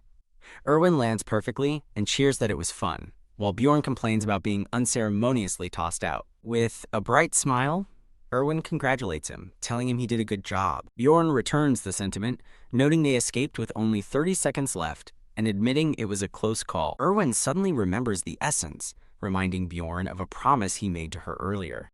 Acknowledging the promise, Bjorn says they'll talk after they leave, as they don't have time now. With only 8 seconds left, Bjorn frantically tries to remember the name of the tavern they're supposed to meet at. He groans in frustration as the timer counts down to 4 seconds, with Erwin watching anxiously. He finally remembers, shouting for them to meet at the Black Whale Tavern, as Erwin agrees, and they're engulfed in light. A system message announces that the labyrinth is closing. The message concludes, stating the character is being transported to the city of Ravdonia. Phew! Bjorn lets out a breath of relief, having returned safely. He stands tall and ready, thinking to himself, "I'm back." Looking out at the city walls, he confirms he is back in Ravdonia. He walks through a crowded street, observing the tremendous number of explorers gathered in one place. Checking his watch, he notes that time flows differently in the labyrinth, always resetting to noon upon returning to the city. A voice suddenly calls out, Jandel's son, Bjorn, leaving him to wonder who it is. A muscular man greets him, correcting Bjorn that he is Karak, Vanon's third son, not the second. Karak expresses his relief that Bjorn is safe and greets another returning warrior, Serum. Bjorn notes Karak's popularity as he's surrounded by fellow barbarians who ask about his time in the labyrinth. Annoyed by the loud reunion, Bjorn watches as Karak is challenged to a duel of bravery. Karak eagerly accepts the challenge, and the barbarians charge off to the checkpoint to prove their courage. When Karek asks if he's coming, Bjorn sighs and reluctantly follows along. An attendant at a checkpoint announces a total of 41,498 stones from a bag of magic crystals. Woo! The other barbarians erupt in cheers, amazed by Karek's earnings and calling him the warrior of warriors. Bjorn approaches the attendant with several large sacks, confirming they are all filled with magic crystals. Ooh! The attendant begins calculating with astonishing speed, prompting Bjorn to marvel at how fast she is. After a moment, she announces the staggering total, 182,413 stones, leaving Bjorn momentarily stunned. Whoa! The crowd roars in shock at Bjorn's record-breaking earnings of over 180,000 stones. Standing tall amidst the jealous shouts of the crowd, Bjorn is now hailed as the best warrior. Whoa! The passionate chants of Bjorn echo through the checkpoint. With a smirk, Bjorn relishes being the first barbarian to enter the labyrinth with nothing and return a civilized man. He triumphantly raises his hammer, declaring himself the best warrior as the crowd cheers his name. Thrown into the air by his celebrating comrades, Bjorn thinks it's not so bad, even as they're told to quiet down. From a nearby building, someone sighs, complaining about the noisy barbarians at the checkpoint again. The town square is abuzz with activity, as barbarians gather after leaving the labyrinth. Bjorn decides to follow the other barbarians, figuring he'll learn what to do next by observing them. His attention is suddenly caught by a familiar group of people across the way. He recognizes Erwin and watches her with a slight smile. Erwin excitedly tells her friends she's learning how to work with spirits, while one cautions her about impatient flame spirits. Looking from Erwin's group to his own rowdy companions, Bjorn enviously notes that he's surrounded by savages. Erwin spots him and gives a bright, cheerful wave, which he acknowledges. Their eyes meet as Bjorn proposes they meet tonight, and Erwin eagerly accepts. A white-haired woman with pointed ears questions her companion about a man named Erwin, and she nervously denies knowing him. Another barbarian asks Bjorn, son of Jandel, if he knows the fairy, but Bjorn quickly says no. The barbarian scoffs that a great warrior like Bjorn would never associate with cowardly earheads, startling the woman. Fuck Bjorn curses internally, realizing he's gonna go crazy dealing with the reckless barbarians during the tense standoff. As two of the barbarians walk away, Bjorn watches them and wonders if the confrontation is finally over. Bjorn announces it's time to get going now that everyone is there, and a fellow warrior cheers in agreement. Deciding it's impossible to talk to Erwin in this tense atmosphere, Bjorn resolves to find her later that night. Overjoyed, a young barbarian runs toward a heavily tattooed warrior, crying out, "Dad!" The father and son share a heartfelt embrace, both relieved and happy to be reunited. Bjorn remembers this from the game, as other families reunite with tearful joy, celebrating their loved one's survival. The joy is shattered as a distraught woman grabs a man, desperately asking for her husband Reincarnated, only to receive a somber apology. A young girl asks her weeping mother where her brother Pell is, but her mother can only sob his name in grief. An armored warrior collapses in guilt, blaming himself for the losses while a woman tries to console him, saying they were helpless. Standing among the grieving warriors, Bjorn witnesses the widespread sorrow as they cry out for the fallen, including a man named Robin. A hand raises a full tankard into the air, bellowing for drinks to begin. Zwoosh! Two barbarians immediately start chugging their ale with gusto. Another warrior throws his head back, pouring the contents of his mug straight down his throat. Bjorn watches in disbelief, wondering if they're insane, and reflects that he joined them only to ensure he didn't miss a necessary step. Disgusted by the wild drinking, he decides that staying here would be a complete waste of his time. As Bjorn gets up to leave, a fellow barbarian calls out in surprise, asking if he's really leaving now. The crowd erupts, shocked that the day's hero, Jandel's son, is departing, much to Bjorn's internal confusion. Whoosh. Instead of stopping him, the barbarians simply cheer him on, wishing the S-warrior the best of luck. As Bjorn walks away into the evening, a distant voice calls out for him to wait. He observes the peaceful town, where people drink and relax without fear of monsters or humans harming them. Passing by laundry on a line, he appreciates the sense of law, order, and relaxation that permeates the city. He reflects that in this place, if he were to fall, someone would likely offer him a hand to help him up. Entering an inn, he concludes that while this world is barbaric, this city feels different from his 21st century Earth. Under a stream of water, Bjorn washes the grime and blood from his tattooed body. He closes his eyes, thinking peacefully that living in this city might not be so bad after all. Feeling refreshed, he steps out of the bath and collapses onto a nearby bed. Lying down, his brief moment of peace fades as he covers his face with his hand. In a moment of vulnerability, Bjorn admits to himself that more than anything, he desperately wants to go home. The scene shifts to a quiet, moonlit night overlooking the inn's balcony. Bjorn awakens with a yawn. The clock on the wall, showing the time, is 21:18. He sits up, calculating that he must have slept for 4 or 5 hours since returning from the labyrinth. An elderly man with a large mustache and a kind face appears, holding a bag of potatoes. The man explains to Bjorn that the place he's looking for is gone, gambled away by the sun, and sold to a new owner. Realizing the world is years ahead of the game, Bjorn asks for the tavern's new name, which the man suddenly recalls. Python Puth, the man exclaims, as the camera pans up to the tavern's new sign at night. Bjorn stands before the newly named Python Puth Tavern, its windows warmly lit. He recognizes it as the old Black Whale Tavern from the game, and is relieved he can read the language, making a note to find a library. Entering the loud establishment, he searches for Erwin, when a voice suddenly shouts, "Mister!"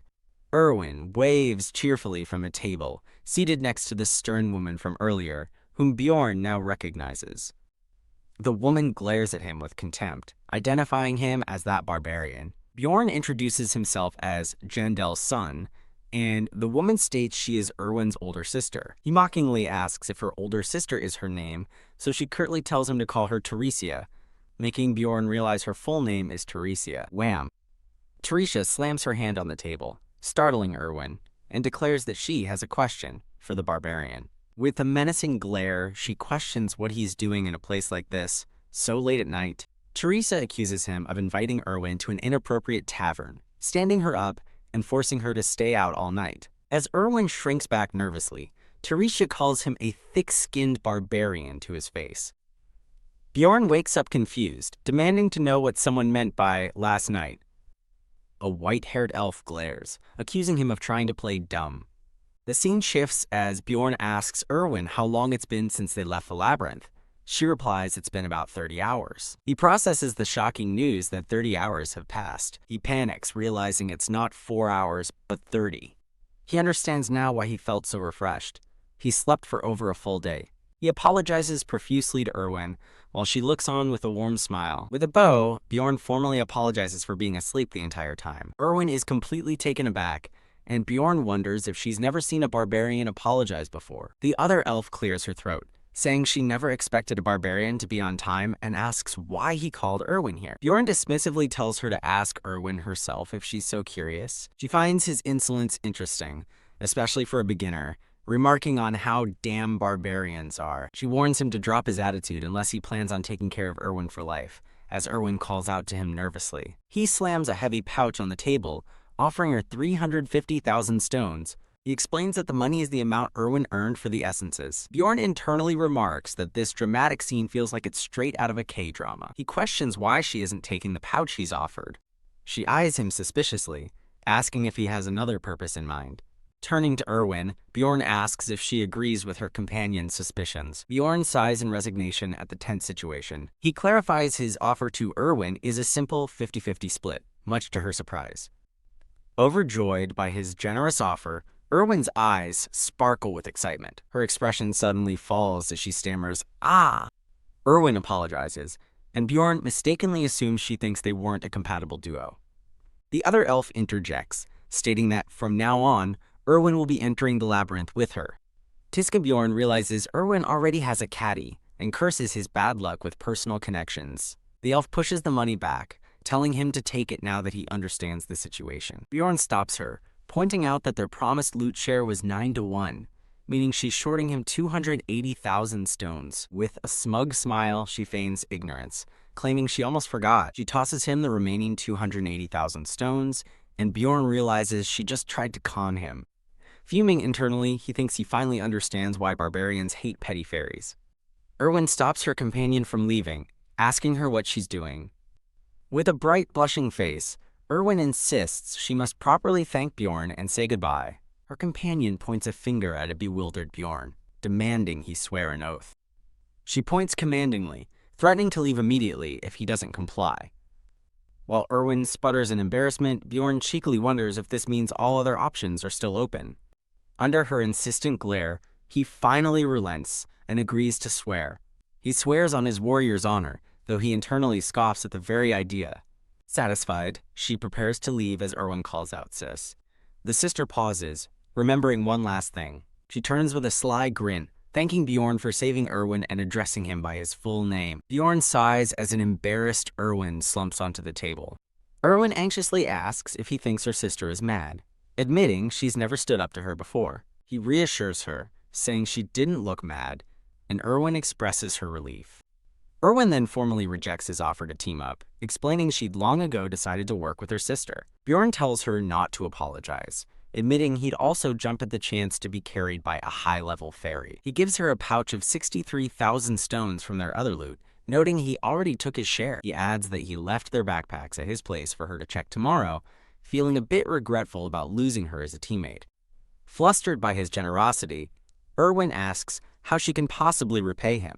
As Erwin insists on repaying him, Bjorn realizes her sister's oath was meant to prevent him from making an inappropriate request. He admits he can't think of anything and offers to buy her food, but she declines, so he decides to order for himself.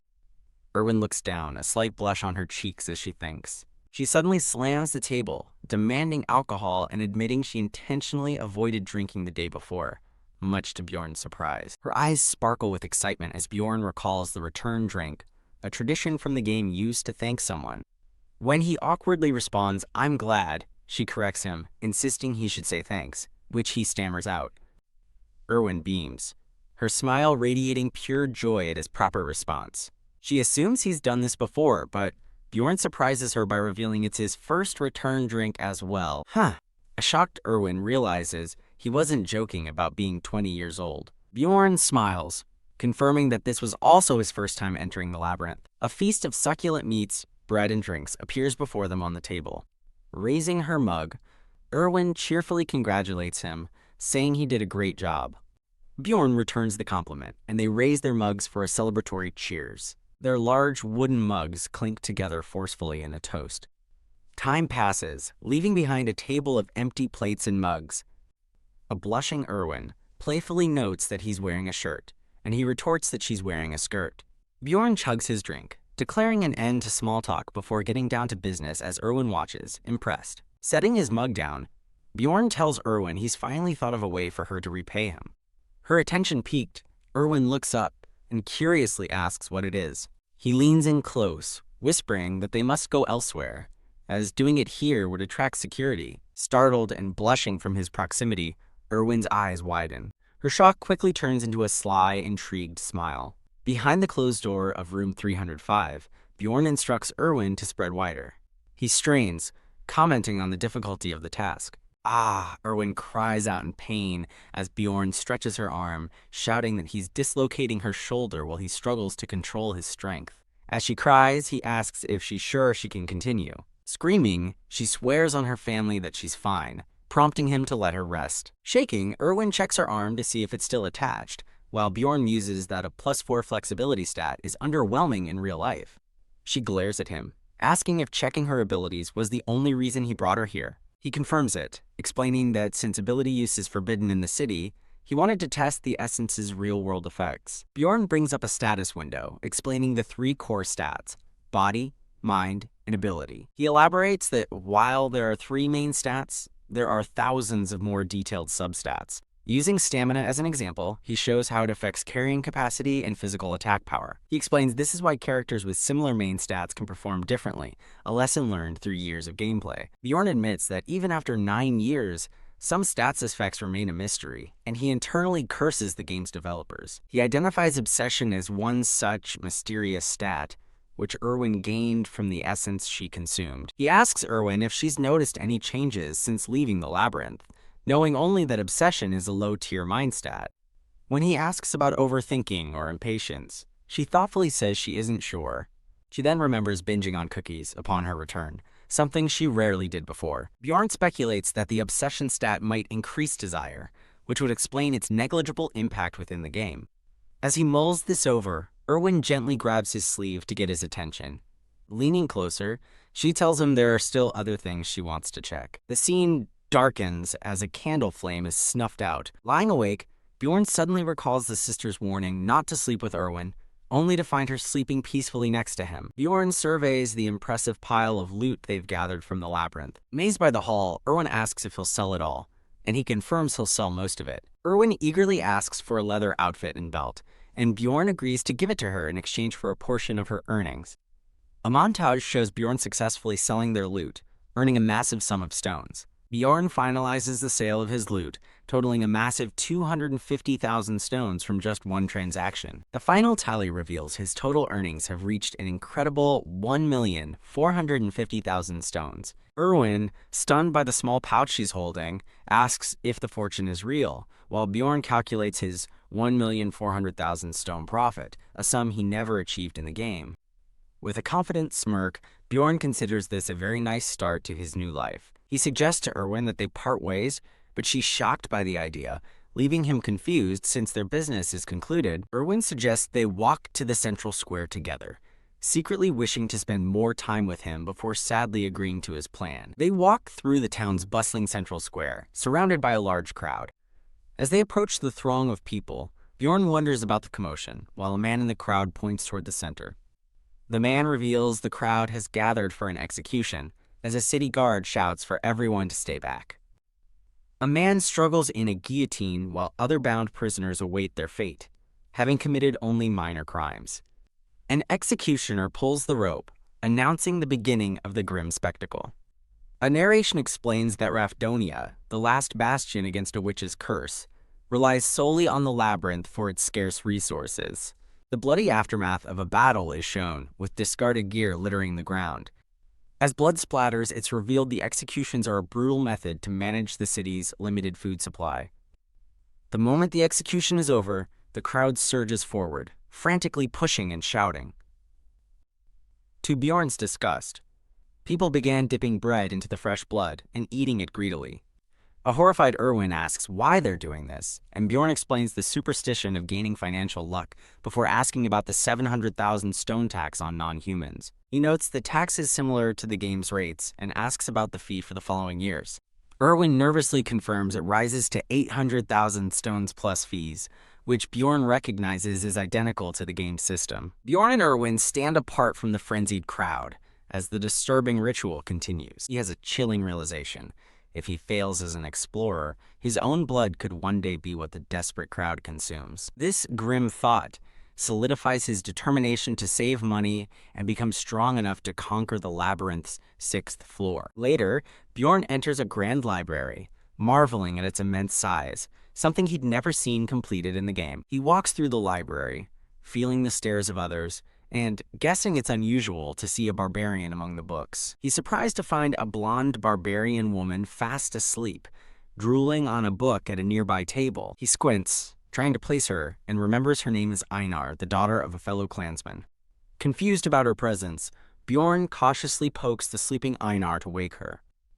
Einar slowly opens her eyes, looking up with a dazed and questioning expression. Recognizing him, she asks if he is Bjorn Jandel's son, and he confirms, glad to see she's okay. Her face lights up with joy as she loudly returns the sentiment, shouting his full name across the quiet library. Bjorn shushes her, and she apologizes with a laugh, explaining her surprise at seeing another barbarian. He sighs and asks what she's doing there. She explains his advice to think, before acting, prompted her to seek more knowledge. Bjorn is genuinely impressed by her initiative, thinking she is unlike any other barbarian he has ever met. Bjorn astutely observes that she must have realized monsters aren't the only enemies in the labyrinth, unlike other bragging barbarians. Einar admits that while she has decided to study, she finds the act of reading incredibly difficult, much to Bjorn's amusement.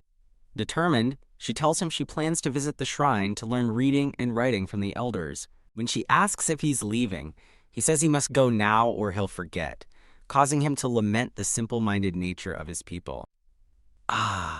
Einar suddenly remembers her promise to repay Bjorn for his life-saving advice. She turns back to him with a confident, sly smile, ready to make good on her word. Bjorn watches her with a stoic and unreadable expression as she prepares to depart.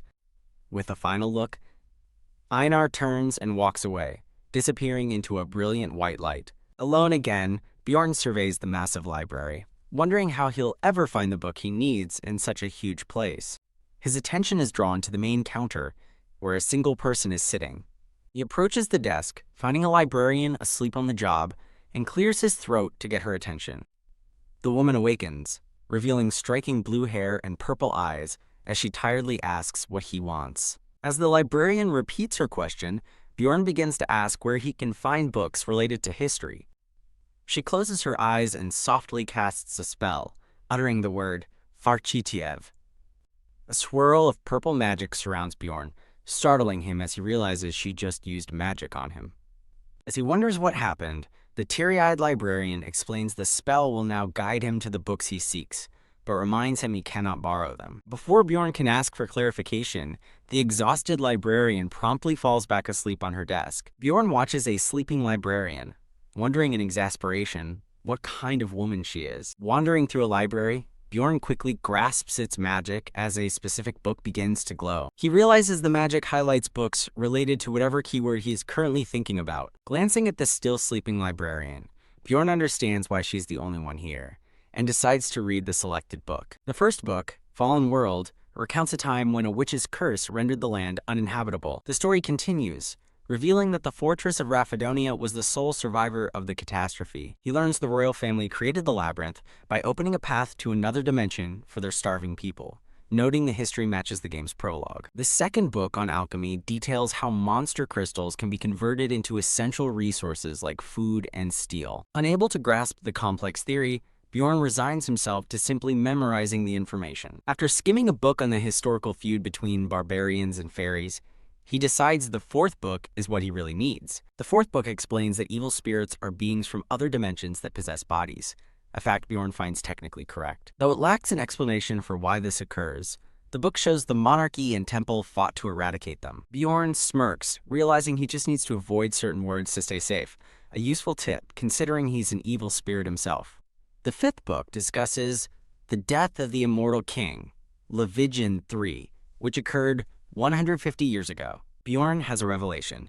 The game started after the king's death, meaning he's 150 years in the future, and explaining the discrepancies in his knowledge. He thoughtfully wonders if this was the same book the blonde knight who saved him was reading. He remembers the knight saying his experience of being transported was exceptionally rare. The book theorizes that entering a portal at the exact moment it closes might cause such instability. Crushed by the realization that it was his own fault, Bjorn decides to stop dwelling on the depressing thought. Seeing that night has fallen, he decides to stop reading for the day. Bjorn rests in his bed, the room lit by moonlight. Lying awake, he calculates he has 27 days until the labyrinth opens and resolves to find a new teammate tomorrow.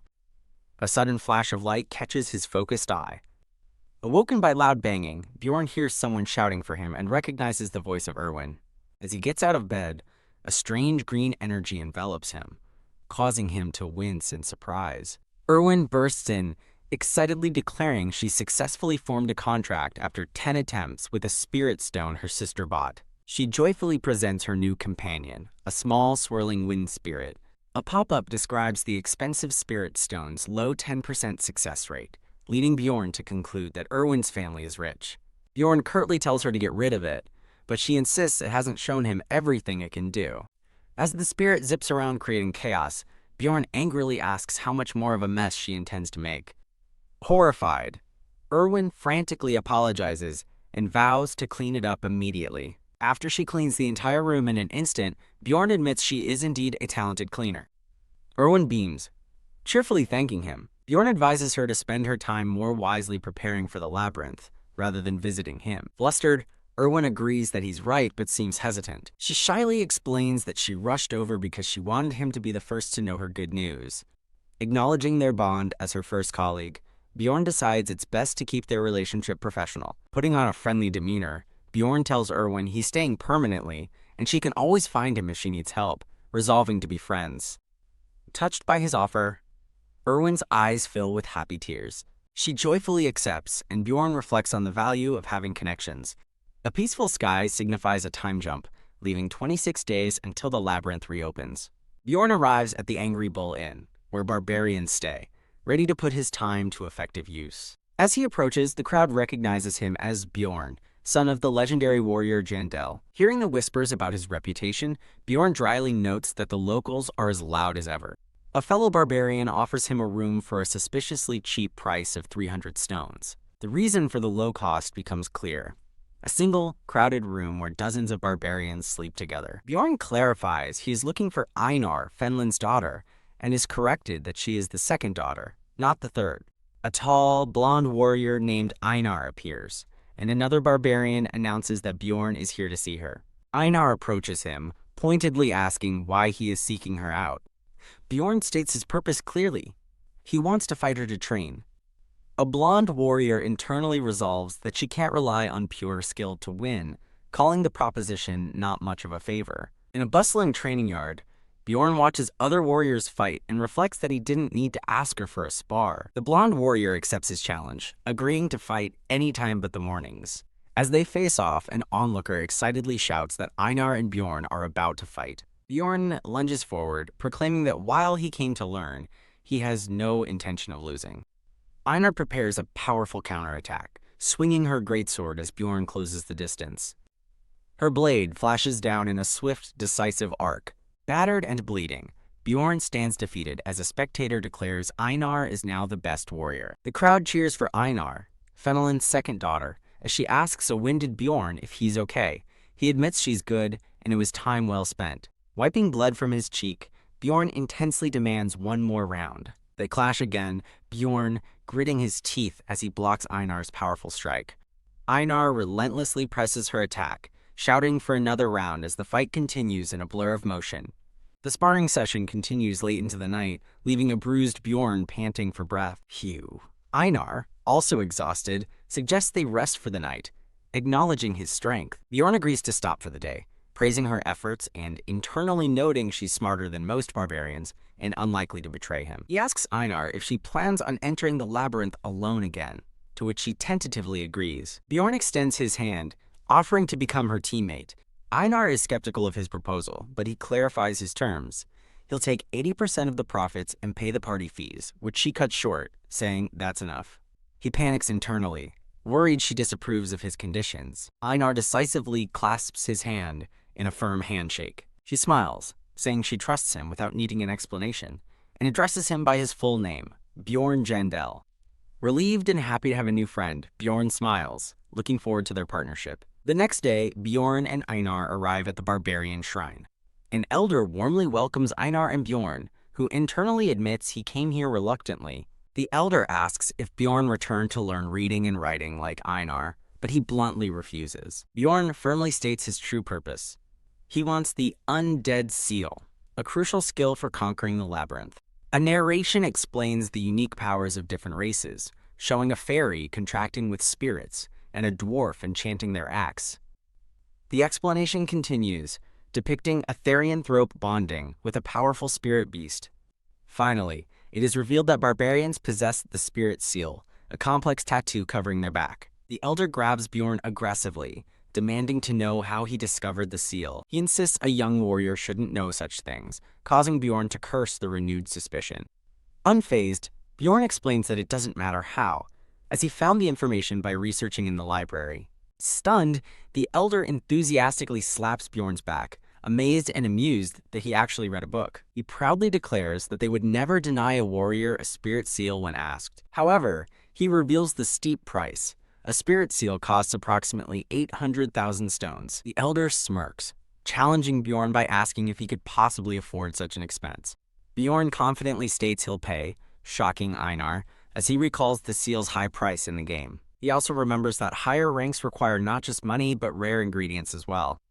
Bjorn presents a pouch heavy with coins, triumphantly declaring he has the money. The elder is astonished and asks where Bjorn got so much wealth, but Bjorn has already prepared his excuse. With a confident smirk, Bjorn thinks that he was counting on being asked. His tall tale begins with him discovering a terrified elf maiden huddled in a dark cave. Bjorn spins a fabricated story of enslaving the elf, feeding her in essence, and harvesting magic crystals from her. He concludes his cruel lie by claiming he extorted money from the elf's helpless sister. The elder erupts in boisterous laughter, admitting it's the hardest he's laughed in ages. Other barbarians gather to praise Bjorn for swindling the fairies, revealing their deep-seated resentment for them. The impressed elder presents Bjorn with a gift to reward his great potential. Bjorn is stunned to find the elder has given him 200,000 stones back simply for telling a good story. Caught up in the moment, Bjorn rallies the crowd, vowing to continue exploiting earheads to become an even greater warrior. Blushing with a huge grin, Bjorn admits to himself that he's starting to find these boisterous barbarians quite charming. A visualization shows a tattooed warrior meditating, representing the core concept of barbarian power. Narration explains this power works by absorbing the essence of magical ingredients. A barbarian elder explains that barbarians are tattooed as newborns to make their soul pathways visible, warning a young warrior that choosing a spirit seal is an irreversible path. A younger Bjorn sits before the elder, confidently accepting the immortal seal, an advanced essence for tanker barbarians. The elder prepares to begin the ritual, as Bjorn's inner monologue reveals the immortal path is a top choice for veteran gamers. The ritual begins as red energy surges through the newly inscribed tattoos on Bjorn's skin. Bjorn sweats and clenches his jaw, enduring the immense pain of the process. He screams in agony, realizing he has to endure this excruciating pain every single time. Back in the present, Bjorn opens a curtain, the ritual complete. With his new back tattoo glowing, Bjorn thanks the elder, who lets out a quiet, unsettling laugh. Bjorn turns, nervously wondering why the elder is laughing at him. The elder grins with a sinister and knowing expression. Troubled, Bjorn decides to leave quickly before the elder's suspicious behavior escalates. Walking through town, Bjorn reflects on his training with Einar and concludes he's not suited to be a swordsman. He enters a weapon shop, deciding to focus on shield techniques and seeking a one-handed blunt weapon. A shopkeeper presents a selection of heavy weapons, noting they are popular among barbarians. Bjorn rejects the overly destructive options, explaining he needs something more practical for the labyrinth's weak first-floor monsters. The shopkeeper offers a sturdy mace, which Bjorn happily accepts as the perfect choice. Fully equipped with a custom helmet and half armor, system notifications confirm Bjorn's total item level has significantly increased.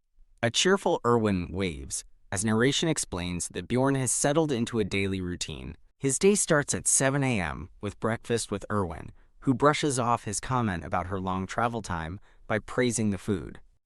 In the afternoon, he heads to the library to read, finding the librarian asleep at her desk again. For dinner, he visits new taverns to gather information, overhearing other adventurers discuss dangerous monsters. At 5, his routine takes him to the Barbarian district for intense training. By his 7th day of training, he has started dueling with the other barbarians. Panting but determined, Bjorn calls for his next opponent, finding that fighting on instinct is excellent practice. Einar celebrates his victory, declaring him the best warrior ever as Bjorn thanks her for the match. Einar compliments Bjorn's growing strength, while he internally notes her fighting style is skilled but predictably repetitive. At 9 in the evening, after he's washed up, Erwin appears outside his home, calling for him to go eat dinner. He asks if her daily hour-long trip is tiring, but she cheerfully dismisses his concern and urges him to go. Later, Erwin waves goodbye, wishing Bjorn luck in the labyrinth tomorrow. Bjorn wishes her the same, reflecting on how quickly a month of this routine has passed. With only 24 hours left, a status window displays Bjorn Jandel's massively increased stats after a month of preparation. The scene shifts to the grand exterior of the Explorer Guild at dawn. A crowd of explorers mills about near the guild's ornate entrance. Bjorn, now accompanied by Einar, approaches the guild to receive Unity magic.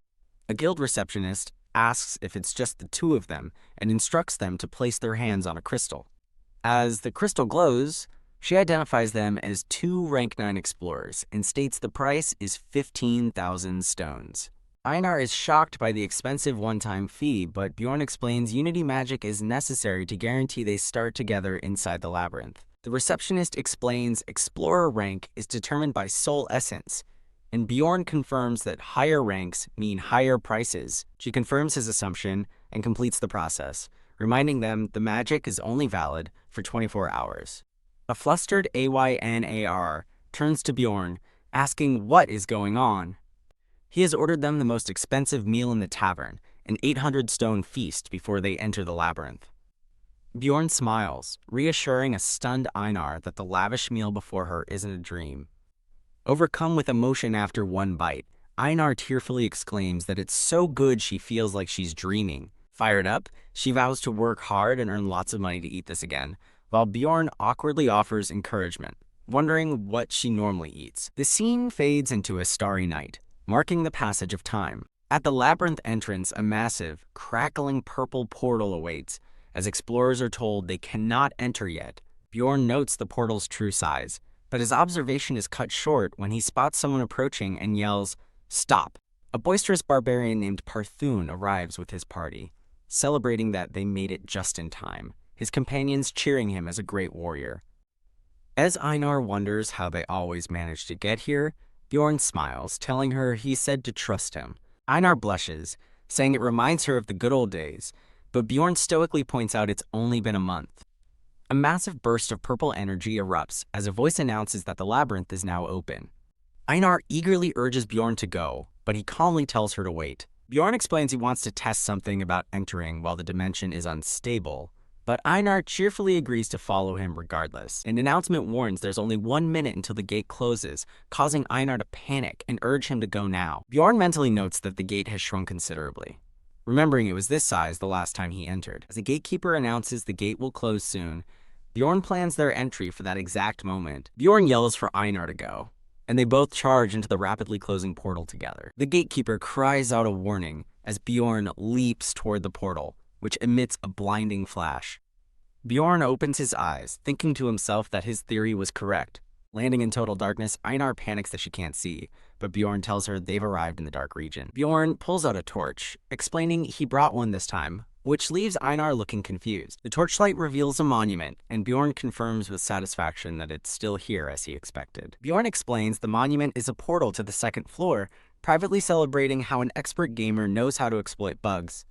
He reaches out, and his hand is engulfed in a swirling blue light as he activates the portal. Bjorn and Einar stand ready as the brilliant light of the activated portal surrounds them. With a confident smirk, Bjorn says, "Let's go," leaving Einar completely shocked by their sudden teleportation. Stepping onto squelching dark earth, Einar asks in disbelief how he managed to do that. Einar states the chief said it would take 3 days to reach the second floor, but Bjorn simply replies he read about the shortcut in a book. The narration reveals they have arrived in a desolate, eerie place known as the Land of the Dead. With his torch held high, Bjorn leads Einar through the barren, twisted woods of the new floor. Bjorn asks Einar if she can feel a strange sensation, but she just looks at him, confused. Clutching his chest, Bjorn describes a powerful feeling spreading through his veins. Einar realizes his spirit status has increased and congratulates him, while Bjorn understands this is what leveling up feels like. His status window shows he is now level 2, and narration explains leveling up increases MP and essence capacity. Realizing he can now absorb 2 essences, Bjorn stands confidently as energy swirls around him. Einar finds it strange he leveled up without fighting, but Bjorn confirms he knew opening the portal would count as an accomplishment. It's explained that accomplishments provide a one-time express bonus per monster, becoming harder to get later. The narrative reveals that using a speed run to open the first portal is a repeatable method for gaining easy experience. Bjorn smirks, deciding to keep this valuable trick a secret for his own benefit. He instructs a confused Einar to tell anyone who asks that it took them 2 days to get here, and she agrees. Bjorn knows experienced explorers will question their speed, so he decides it's best to stay hidden. He tells Einar they need to leave, admitting he's more afraid of other explorers than of monsters. Bjorn ties the torch to his helmet, dubbing it Barbarian Candle Mode, and acknowledging how embarrassing but practical it is. Einar marvels that the torch isn't hot, and Bjorn explains it's a magic tool that stays lit for 3 days. A notification explains the Land of the Dead has stronger monsters than the Goblin Forest, showing an array of undead creatures. However, the lack of traps makes it a much better environment for 2 barbarians to navigate. Einar spots incoming ghouls, but Bjorn calmly notes their numbers will triple in a few days. Eager for a fight, Einar declares she'll get rid of the ghouls on her own. She lets out a war cry and charges, moving in a flash to slice through the approaching undead. After effortlessly defeating the ghouls, Einar boasts about how easy it was, but her triumphant expression quickly turns to one of alarm. Einar's face contorts in terror as she stares at something unseen. She grabs Bjorn in fear after hearing a blood-curdling scream, but he calmly identifies it as a banshee and tells her to ignore it. The terrified Einar questions if it's safe, but Bjorn explains that attacking a banshee will only get them cursed. As the horrifying image of a banshee appears, Einar expresses her relief, praising Bjorn's wisdom and choice to bring her along. Something else spooks Einar, and she frantically grabs Bjorn again, who struggles to get her to let go. Bjorn points ahead, shouting that skeletons are coming as they run from a fast-approaching horde. Still clinging to Bjorn for dear life, Einar looks back with a stunned and awkward expression. Einar composes herself and steps forward to fight, while Bjorn tries to advise her to aim for the core between their ribs. Einar smashes through a skeleton before Bjorn can finish his advice, asking if he said something. He just says it was nothing. As they journey deeper into the land of the dead, they inevitably encounter new types of monsters. They face elder ghouls, monstrous undead creatures that are double the size of the normal variant. They also battle skeleton mutants, including formidable skeleton warriors and ranged skeleton archers. Narration reveals the first day was easy with few monsters, allowing Bjorn to acclimate to his improved fighting ability. Bjorn reflects on his new mace, perfectly weighted to crush skulls far more efficiently than his old hammer. His new vest-style armor allows for a more aggressive offense by reducing his need to rely on the shield. He notes his steel helmet offers little protection against a crossbow bolt. However, it easily deflects arrows from weaker bows, allowing him to kick a skeleton archer aside contemptuously. Bjorn acknowledges his own skill at destroying enemies, but admits there's another barbarian just as good. In a flash of motion, Einar effortlessly carves a path through the skeletal horde with her greatsword. Impressed, Bjorn thinks she's truly skilled and muses on the name of the barbarian goddess Valhalla. A skeleton's head is graphically crushed under the force of a powerful blow. Bjorn reflects that the name Valhalla has a nice ring to it as he continues fighting. He revels in the brutal efficiency of a true barbarian party, a refreshing change from his time with Erwin. Einar notices a gash on Bjorn's arm and points out his injury. Bjorn dismisses her concern, showing her the wound is already closing with a faint magical light. Amazed, Einar asks if this is the effect of his spirit seal, and he confirms it is. The narration explains the undead seal grants rapid regeneration and stamina recovery, an effective, albeit painful, upgrade. Bjorn feels a change underfoot, realizing the ground is no longer wet and the terrain is different.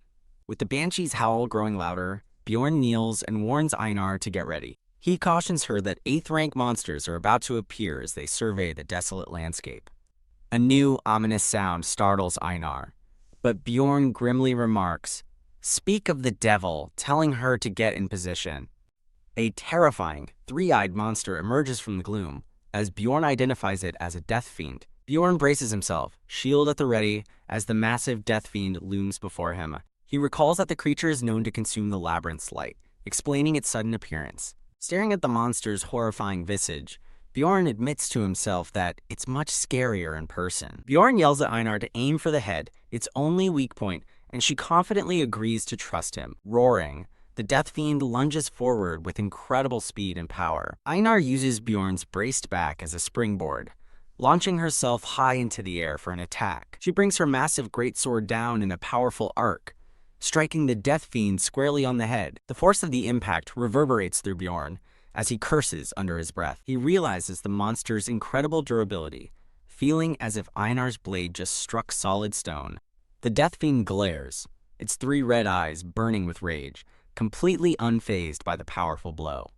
Kook! The monster's fist slams into Bjorn's shield, sending him skidding back from the overwhelming force. Though the creature is incredibly strong, Bjorn succeeds in drawing its full attention, creating an opening for Einar. Einar attacks from the side, but her blade screeches as it fails to pierce the creature's tough hide. Kook! The monster's eye glows as it swats Einar away, sending her flying. Her greatsword is shown chipping against the fiend's impenetrable skin. Regaining her footing, Einar shouts to Bjorn that their opponent is unbelievably sturdy. Bjorn grimly recalls the death fiend's infamous defense from the game, but is shocked by its real-world toughness. He watches in disbelief as a small nick from Einar's attack heals completely in just 3 seconds. Bjorn recognizes the monster's passive skill, body preservation, which grants it rapid regeneration. As Bjorn curses their predicament, a horrified Einar asks what the purple energy enveloping the monster is. A new threat is revealed as the death fiend activates another skill, causing skeletal hands to erupt from the ground.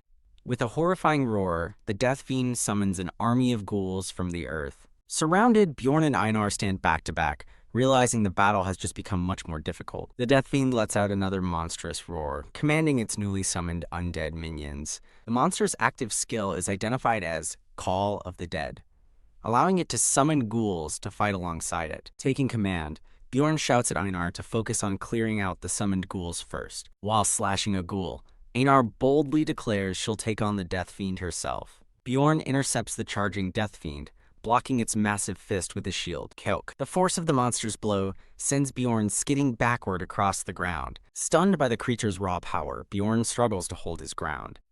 Meanwhile, Einar carves through the summoned ghouls in a whirlwind of steel. Having finished her task, Einar shouts to Bjorn that she's killed all the ghouls.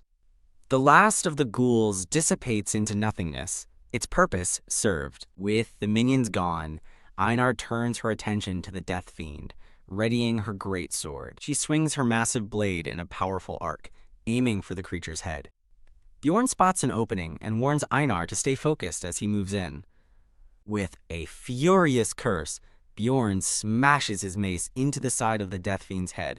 The combined assault sends the behemoth stumbling back, disoriented by the powerful blows. A close-up reveals Bjorn's attack left a bleeding, gruesome wound on the monster's temple. Bjorn smirks, pleased with his strike, and thinking it must have dealt significant damage. The Death Fiend retaliates with a furious swipe, surprising Bjorn with its speed. Blocking the hit, Bjorn shouts in disbelief that the monster seems completely unharmed. Phew! Wiping sweat from his brow, he realizes an attack that kills goblins instantly had no effect. The gash on the Death Fiend's head heals completely in an instant as Bjorn watches in horror. Overwhelmed by its regeneration, Bjorn despairs that he can't attack fast enough and considers retreating. Suddenly seeing Einar move, he calls out her name in surprising confusion. Einar charges forward with fierce determination, her eyes locked on the monster's legs. Bjorn realizes her brilliant tactic. She's trying to knock the creature off balance. Good idea, Einar, he yells, joining her by smashing his mace into the monster's ankle. Voosh! Together, they successfully trip the fiend, shouting, "Take down!" The massive Death Fiend crashes to the ground with a thunderous impact. Kuwu. The creature roars in fury as it struggles to get back on its feet. Looming over the fallen beast, Bjorn taunts it, asking if it can't get up on its own. A wide, manic grin spreads across Bjorn's face as he prepares to finish it. Einar laughs, remarking that the situation reminds her of pounding rice cakes on a field trip. She reflects that this is therapeutic, making up for the trauma of a past partner, crying to go home. Bjorn and Einar happily agree that beating down the monster is fun. Laughing joyously, they relentlessly pound the downed Death Fiend's head into a bloody pulp. The narration wonders if this brutal, overwhelming strategy is the true barbarian way of hunting. After the fight, Einar excitedly shows Bjorn a huge, sparkling magic crystal left behind by the fiend. Bjorn casually informs her it's only worth 100 stones, leaving Einar shocked at the low reward. He clarifies that ghouls are worth more, but admits the fiend's price is far too low for the risk involved. Einar asks Bjorn the price of the cream pie they ate, and he confirms it was about 300 stones. She smirks, amused by his practical, food-based method of counting money. Newly motivated, Einar eagerly rallies them to go hunting again, already calculating their future earnings. Bjorn agrees, thinking that a barbarian partner is a good change from the passive Erwin, who is shown looking upset with another elf. The narrative explains their simple but effective strategy: attack the monster's 2 legs to bring it down. Then, they would pound its head like rice cakes until it died, a method they used to hunt 70 Death Fiends that day. As evening falls, Bjorn decides they've hunted enough for the day, noting that most explorers' builds are determined by early essence drops. He laments not finding a Death Fiend essence for his seal, as he and an exhausted Einar make camp. Later, the Death Fiends begin appearing in pairs, but the duo's experience makes the fights manageable. Their strategy for 2 is simple: take one down, then gang up on the other. When a fight drags on and ghouls appear, Bjorn yells for Einar to run, knowing the fiends won't chase them. The challenge escalates when 3 Death Fiends appear at once, forcing Bjorn to wisely call for a retreat. At the end of their second day, Einar finds a defensible spot to rest, and Bjorn agrees it's a good choice. As they prepare to settle in, both are startled by the sudden appearance of another party of explorers. The three explorers stand frozen in surprise, warily eyeing the two barbarians who just appeared. As Einar starts to question the explorers, a menacing voice cuts her off, aggressively asking what they're looking at. Revealed to be Einar, she fiercely threatens the party to leave, leaving the three explorers utterly terrified. The intimidated explorers quickly apologize and flee the area without a second thought. A dark aura emanates from Einar as she silently watches the explorers disappear into the gloom. Einar turns to Bjorn, insisting they must move since humans cannot be trusted and their location is compromised. Bjorn reflects on Einar's behavior, realizing she has shown a strong dislike for humans before. As they walk, Bjorn wonders if a past labyrinth exploration is the cause of her deep-seated mistrust. Watching Einar forge ahead, Bjorn resolves to ask about her past at a later time. While searching for a new campsite, Bjorn and Einar are abruptly stopped by a faint cry for help. Bjorn's eyes narrow as he instantly focuses, alerted by the distant, desperate sound. Hearing more pleas for help, Bjorn and Einar stand on high alert, staring into the darkness. Einar grabs Bjorn, noting the cry isn't from a monster attack, and he grimly agrees it's the sound of murder.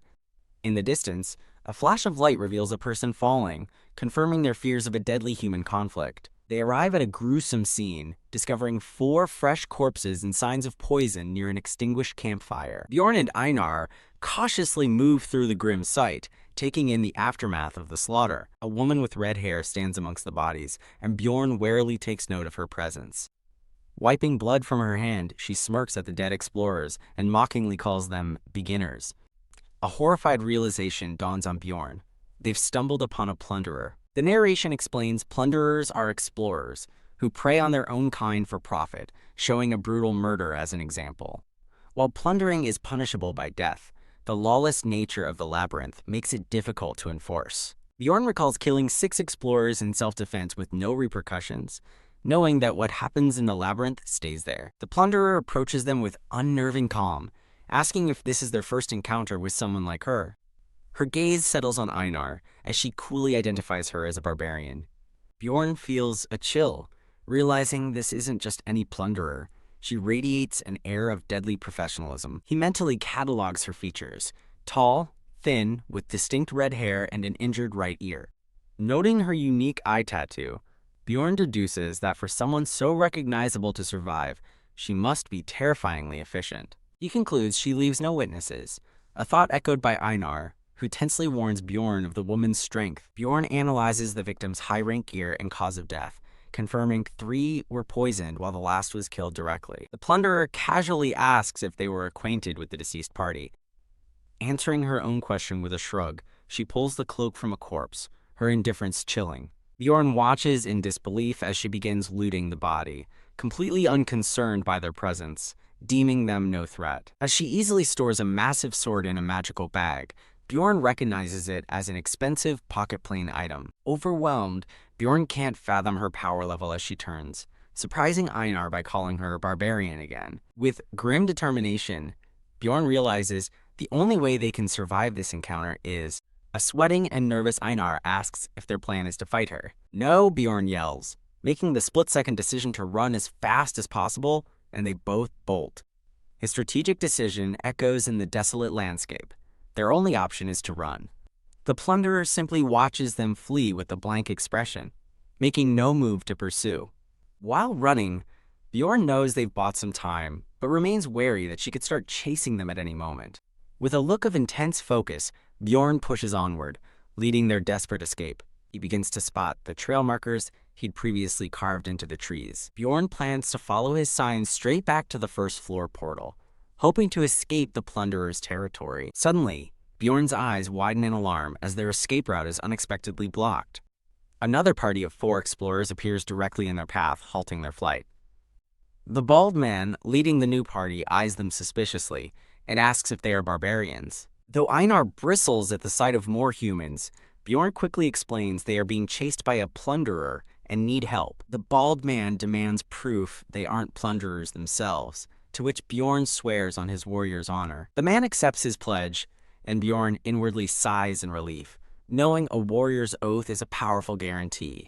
The man agrees to help them fight the plunderer, but only on the condition that his party keeps all the rewards. A female barbarian tells her group to follow, announcing she'll use a gnome ability. A bald warrior kneels as blue energy surrounds him, confident they will go unnoticed. The narration explains the gnome's ability provides powerful, stationary stealth within a 3-meter radius. A warrior with a flaming helmet sighs in relief, remarking on how lucky they are. A sinister face smirks, thinking that 2 barbarians have walked right into their trap. The trap is sprung, revealing 2 other warriors are the ones who are completely immobilized and shocked. Their captors mock them for being unable to move, revealing themselves as plunderers and confirming the barbarians were deceived. The male barbarian realizes they're under the effect of the stone golem's active skill suppression. He knows that taking even a single point of damage is the only way to break free. The plunderers gloat over the barbarians' earnings, declaring that everything now belongs to them. Tisk, one of the plunderers, expresses his disappointment that their only captive is a barbarian woman. Another corrects him, smirking that barbarian hearts fetch a very high price on the market. The female barbarian glares as she senses their vile intentions, but a captor taunts her, saying it's useless. The lead plunderer orders his subordinate to kill them quickly in one hit, which he confidently accepts. Facing an assassin's blade, the male barbarian wonders if this is truly how he will die. "Goodbye, barbarian," the attacker sneers, lunging forward with his dagger flashing. The blade plunges directly into the barbarian's throat with a vicious stab. The dagger sinks deep into his neck, a seemingly fatal blow. Splat! A spray of blood erupts from the wound. Suddenly freed, the barbarian roars that he can move and launches a powerful kick, stunning his attacker. Blood gushes from his neck wound as his boot connects with the plunderer's face. The attacker is sent flying, utterly shocked as he questions what kind of monster he just stabbed. The remaining plunderers are stunned, speechless before one yells for everyone to attack the freed barbarian. Before they can act, another plunderer is impaled from the side. Einar, the female barbarian, screams, now free and furiously charging into the fray. Blood spatters across Einar's determined face as she cuts down one of the plunderers. Her companion collapses, entrusting the rest of the fight to Einar before he falls silent. Einar watches him fall before turning on the remaining enemies, her eyes glowing with pure rage. She plants her foot firmly, preparing to unleash her devastating power on the terrified plunderers. A plunderer can only stammer in fear as Einar raises her massive sword for a final strike. With a single, brutal swing, Einar cleaves right through her enemy. A final, blood-curdling scream echoes as Einar stands grimly over the fallen plunderer. The bald warrior watches in absolute terror as the last of his comrades are slaughtered. Wiping blood from her cheek, Einar glares at the survivor, who cries out in shock, "Bjorn?" Kyuk.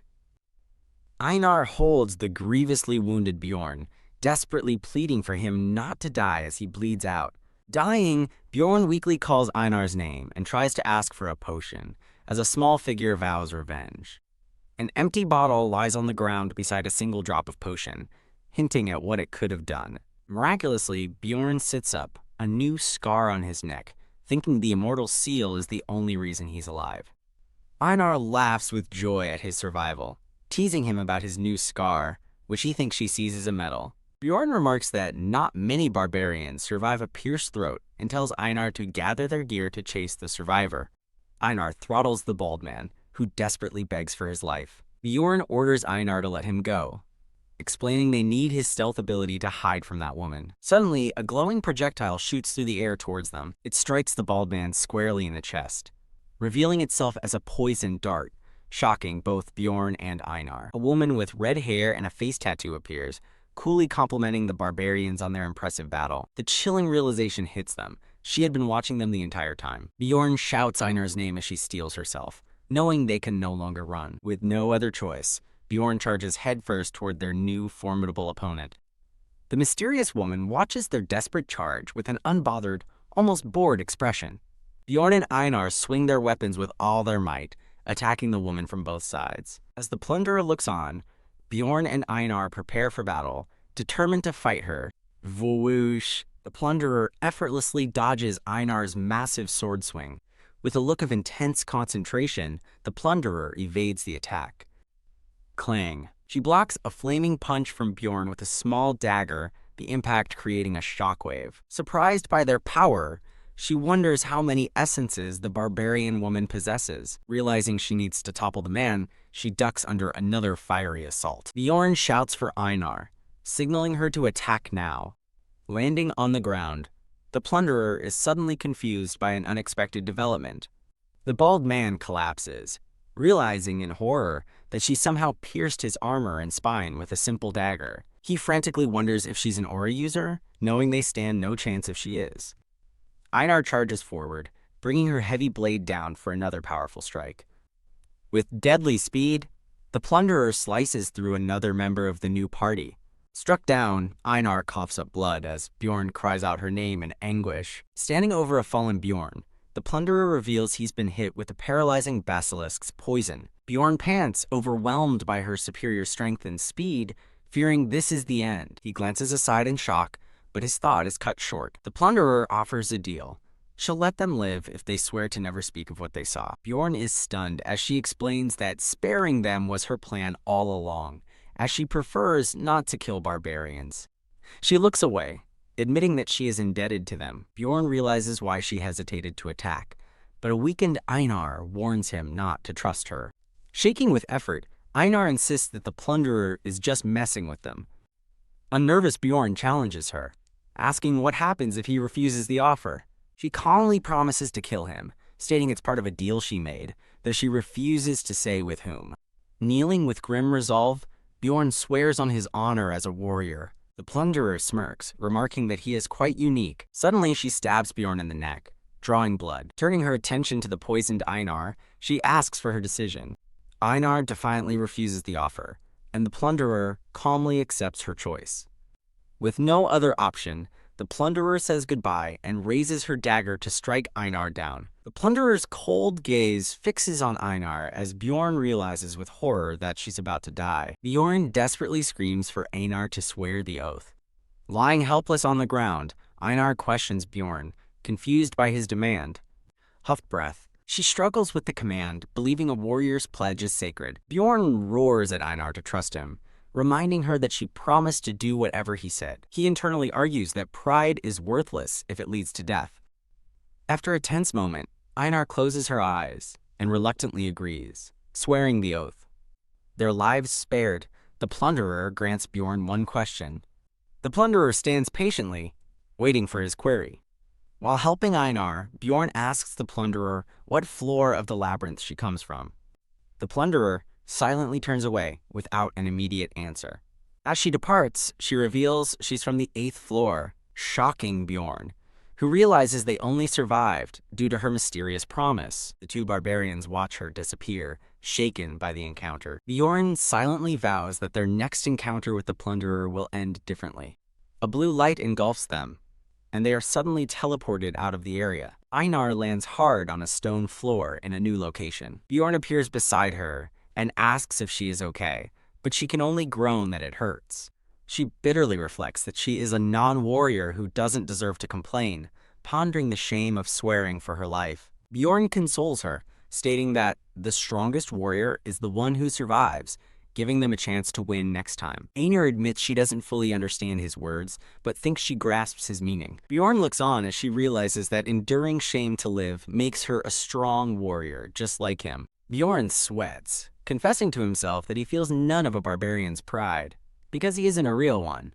He clenches his resolve, sure that one day they will get their revenge against the plunderer. While Einar sleeps, a mentally exhausted Bjorn finds himself unable to rest despite being awake for 20 hours.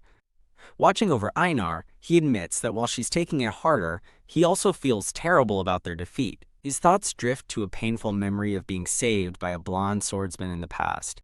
He recalls a priestess refusing to heal him and the swordsman begrudgingly tossing him a potion. The memory of lying helpless and defeated on the ground remains vivid in his mind. He remembers swearing to never feel that powerless again and begins to analyze what went wrong. Bjorn realizes that by making the best choices for immediate survival, he was only ever focused on the present. He grimaces, questioning what other choice he had in those desperate situations. His mind flashes back to the traumatic moment he first awoke in this world to witness a beheading. Recalling the subsequent chaos, he concludes that prioritizing his own safety was his only option. With newfound clarity, Bjorn's eyes harden as he decides it's time for a change of plans. He sits before the sleeping Einar and poses a dangerous question about a risky path to greater strength. Einar awakens instantly, agreeing to the plan without hesitation, declaring that they must get strong or die trying. Accepting that attacking first is the better option, Einar readies herself as Bjorn begins to explain his plan. Bjorn declares with grim determination that they will enter a rupture and seek out chaos itself. After defeating several monsters, Bjorn notes that this dangerous, unpopular part of the first floor is home to 4 different monster types. As they navigate the dark cavern by torchlight, narration explains, "Few explorers come here unless they need a shortcut." They discover a glowing monument, and Einar asks what it is as Bjorn notes it's the perfect place to hide something. Now clad in armor, Bjorn explains it's a memorial for the one who first discovered the labyrinth. The inscription on the stone honors the last wise man, Deflon Grondil Gabrilius, for his great first steps. Bjorn recognizes the quote from the game and realizes the hidden condition to activate the memorial must also be the same. He tells Einar he is opening a rupture and that she must swear to keep what happens next a secret, which she does on her warrior's honor. Einar then brightly asks what a rupture is, leaving Bjorn momentarily stunned by her cluelessness. A rupture is an instance dungeon, a special area cleared by a chosen party. Bjorn lists the required magic crystals from 4 different monsters, plus a final, powerful one from a death fiend. Using a rare magic crystal from a second-floor monster, he tears open a fiery portal and urges Einar inside. As they enter, narration explains the dungeon's difficulty adapts to its party members, and Bjorn anxiously wonders who will join them. A rupture is a new realm that opens randomly on each floor and has a long cooldown period. Since waiting months for one to open naturally is inefficient, explorers found ways to force them open. They find themselves in a hellish landscape with red skies and crows circling a distant, dark castle. Bjorn and Einar cautiously advance across the desolate, broken ground of the new dimension. Einar gasps at the castle's immense size, while Bjorn confirms it's the blood-tinted castle, as expected from the crystal he used. He admits it's overwhelming in person, but reassures himself that all first-floor ruptures are beatable. As a monstrous entity materializes, Einar warns Bjorn of its approach, who knows their party members will be chosen automatically. They brace themselves, anxiously awaiting the arrival of their unknown teammates. Elsewhere in the Crystal Cave, an elf archer and her fire spirit are suddenly teleported away. A silver-haired elf scolds her companion for relying only on a dagger, insisting she learn to fight without her bow or spirit. The archer recalls her mister telling her to trust her team and focus on her specialized role. The other elf counters that, while he's right, the world is not so kind. She gets close to the archer, calling her Erwin, and warns her not to put too much faith in teammates. Erwin reluctantly agrees, though she still believes her mister isn't a bad person. Eager to advance, Erwin asks if they can go to the second floor, assuming mister is making a fortune there. The silver-haired elf smirks, revealing her plan to enter a rupture to gain strength faster. Erwin expresses surprise, as she thought entering a rupture was purely a matter of luck.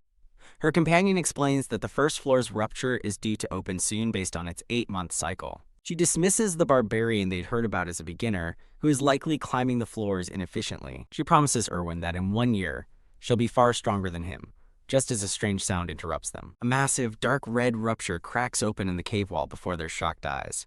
An unseen voice urgently tells Erwin to run, and she quickly obeys. 2 women flee from a chaotic mass of dark red energy as a fireball streaks past them. One of the women, an elf with white hair, plunges her hand into a pulsing, fleshy wall. Her companion pulls her back as she yanks her hand free, trailing tendrils of red energy behind it. The ominous red energy dissipates into the dark, rocky chamber. Having escaped, the 2 women stand back to back, ready for what comes next in the crystalline cavern.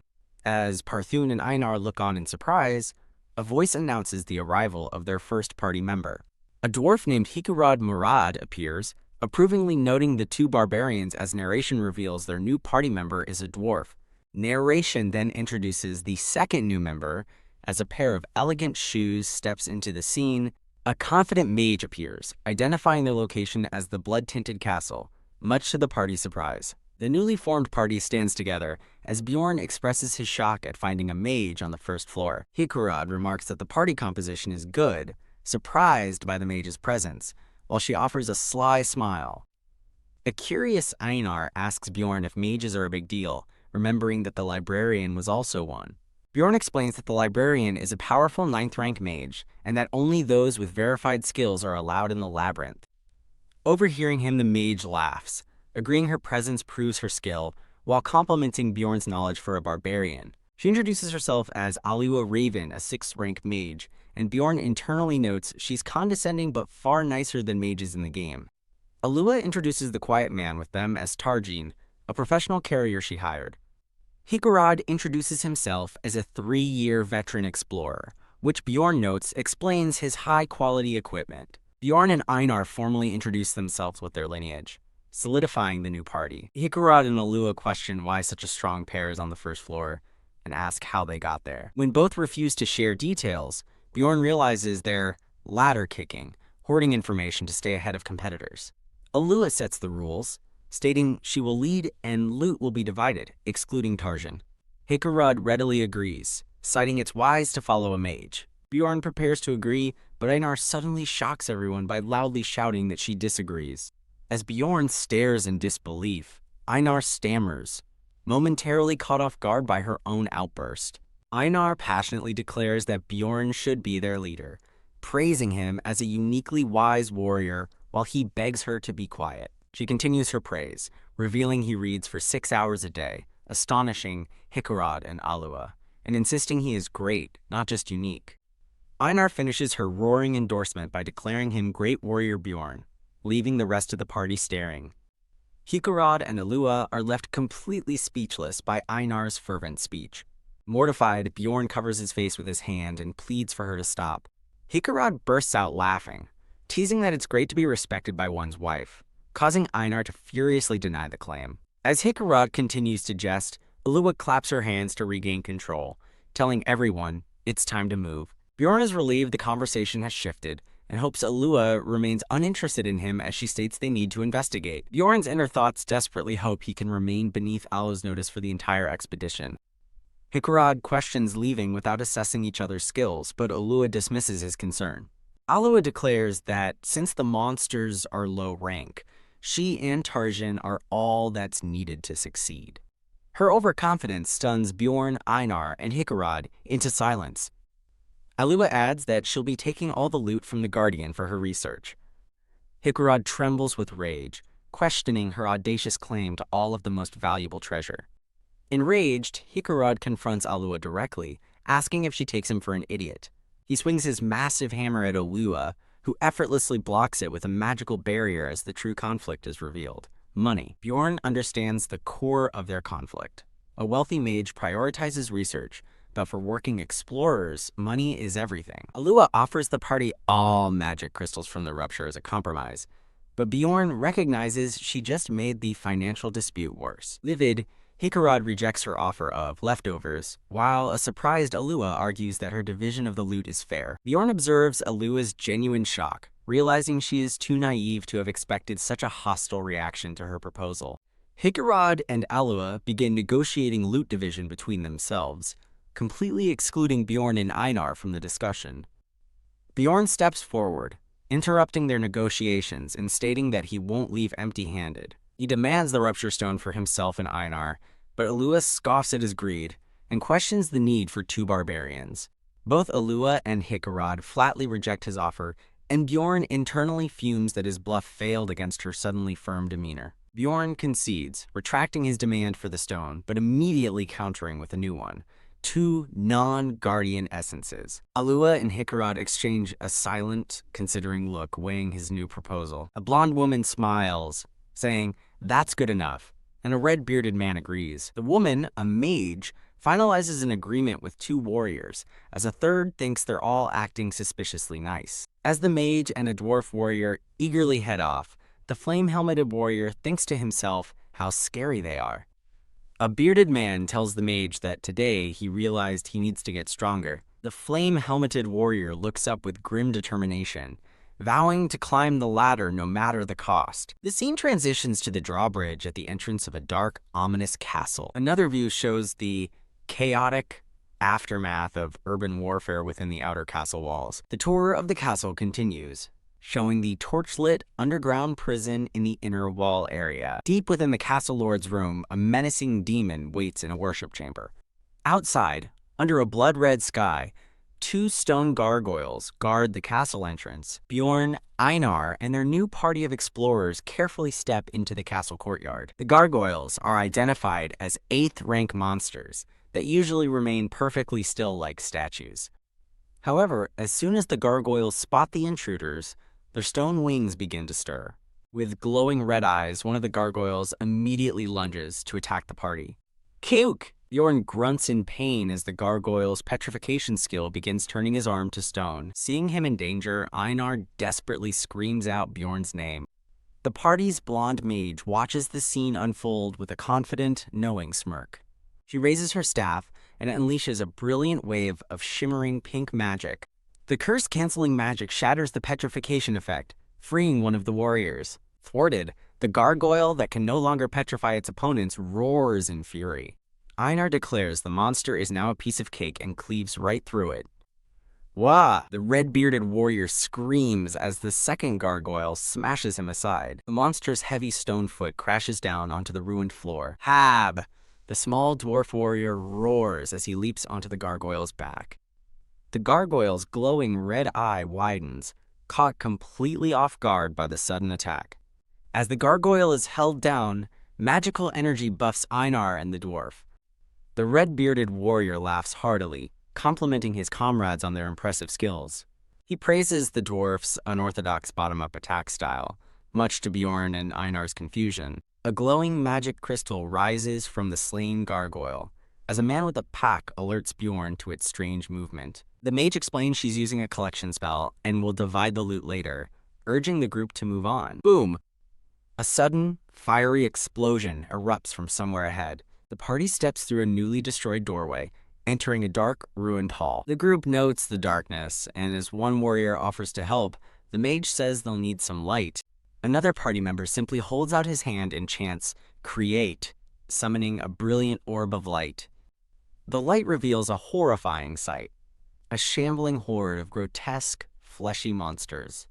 The narration identifies the creatures as dead men.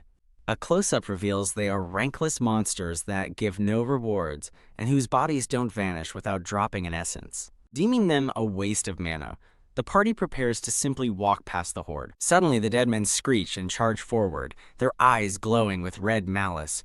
The party leaps into battle, vowing to finish the fight quickly. A warrior's blade cuts a clean, bloody arc through one of the dead men. Einar follows up, her greatsword cleaving another monster in two. The dwarf warrior brings his hammer crashing down, pulverizing a dead man's head. Bjorn roars that this is the end as he prepares to deliver a finishing blow. With a powerful swing, he brutally dismembers one of the last remaining creatures. A large, glowing horn drops from the last monster, the dead men commander's blowhorn. The red-bearded warrior asks how to use the massive horn, while Bjorn cryptically tells a shocked Einar she'll find out soon. The party arrives at a heavy steel door that the dwarf's hammer can't break, so the mage steps forward to handle it. She unleashes a massive torrent of fire magic, engulfing the entire doorway in a blazing explosion. The sheer force of the blast knocks back the party members, who shield themselves from the heat. Bjorn stares ahead with grim determination, a bead of sweat on his brow. A blonde woman in a pointed hat stands before the fiery rupture, her staff at the ready. The mage cheerfully suggests they head in, as Bjorn internally grumbles that mages are too overpowered. The first chapter begins at the drawbridge, where the newly formed party stands before the castle entrance. Stepping forward, the mage notes that the castle's drawbridge is raised, just as she predicted. She instructs a surprised Einar to blow into a horn, and Einar reluctantly agrees. With a great heave, Einar sounds the horn, its call echoing toward the dark castle gates. The new 5-person party, including a dwarven warrior and an explorer with a pack, stands ready. The notification announces that a long dormant magic seal has been activated. Einar reacts in shock as the ground begins to rumble in response to the horn. A shout goes up as the massive stone drawbridge begins to lower. As the bridge descends, a churning tide of blood-red water rises menacingly around them. Einar cries out in alarm as undead hands emerge from the bloody water, confirming the castle's grim reputation. The mage calmly dismisses the threat as just dead men, while Einar flusteredly denies being worried. The chapter's objective is revealed as an undead hand suddenly slaps onto the bridge. The mission is clear: endure the onslaught of climbing dead men until the drawbridge is fully down. As an endless horde of monsters emerges, narration explains that surviving this is a difficult task. The mage confidently gathers the team, boasting that the chapter is easy with her wide-range attacks. She raises her staff, gathering a brilliant aura of powerful magical energy.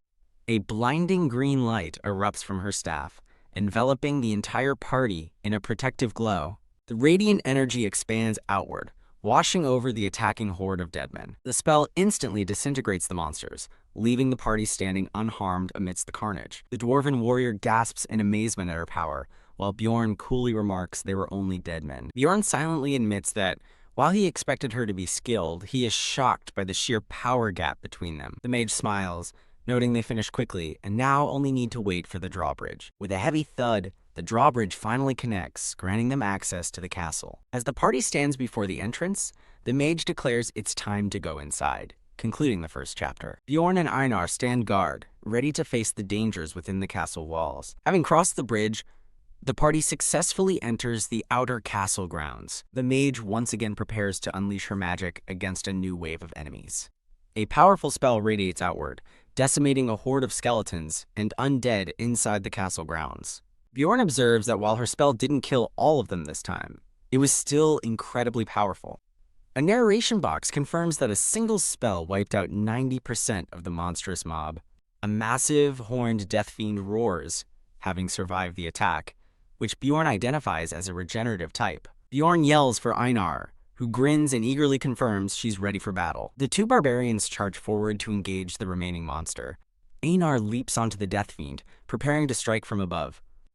Together, Bjorn and Einar land powerful blows on the monster's neck and back. Watching their ferocious assault, the dwarven warrior asks if they're always this cheerful when they hunt. The mage chants an incantation, unleashing a crackling bolt of purple energy at the boss. Purple lightning ensnares the death fiend, causing its body to convulse. The monster shrieks in agony as the injury-worsening spell takes effect. With the monster's passive skill nullified, it's left completely vulnerable to attack.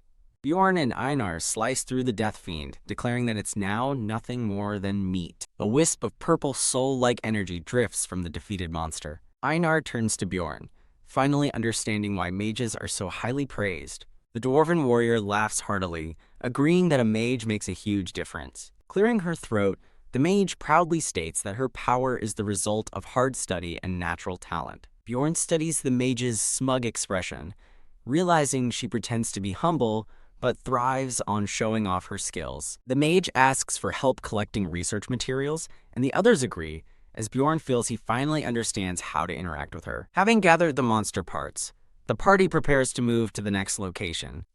As the mage hurries them along, Einar stares at a slab of meat, wondering about its value. Bjorn grows suspicious, noting that the mage thoroughly inspected the area, but left something behind. He realizes she must not know about the hidden item inside the statue, which is easily found by destroying it. A game-like interface shows a character smashing a statue to reveal a treasure, confirming Bjorn's knowledge. Deciding it would hurt her ego to be outsmarted by a barbarian, Bjorn resolves to avoid raising suspicion.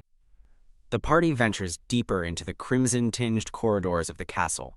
They arrive at the desolate ruins of the inner castle, a structure behind the outer walls. The mage observes that the area is eerily empty of monsters, with no obvious exit. While the others are on guard, a small fairy accompanying the mage seems excited by the new surroundings. The party cautiously proceeds into the darkened ruins, their torches casting long shadows. They enter a vast foreboding chamber within the inner castle. The dwarven warrior asks the mage, "Miss Raven, what monsters appear here?" She lists off several powerful undead types. The dwarf boasts he's fought them all except for the corpse golem, which is unique to this dungeon. While the dwarf eagerly awaits the new challenge, Raven warns him of the golem's acidic flesh explosions, promising to block the attack. As Raven and the dwarf laugh together, Bjorn silently fumes, wondering if they forgot their argument over loot distribution. Einar points at a rat skeleton, asking Bjorn if it's a monster, and he identifies it as a skull rat. Raven cuts in, cheerfully explaining skull rats are harmless, which prompts an annoyed Einar to shout that she wasn't asking her. As Raven pauses, a terrifying shriek echoes through the chamber, causing Einar to scream.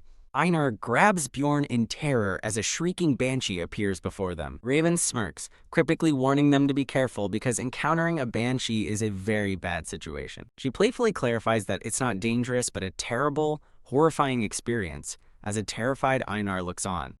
Einar frantically demands more information, but Raven teases her, while Bjorn recalls that mages have a specific counter for banshees. Raven looks at Bjorn, surprised by his extensive knowledge.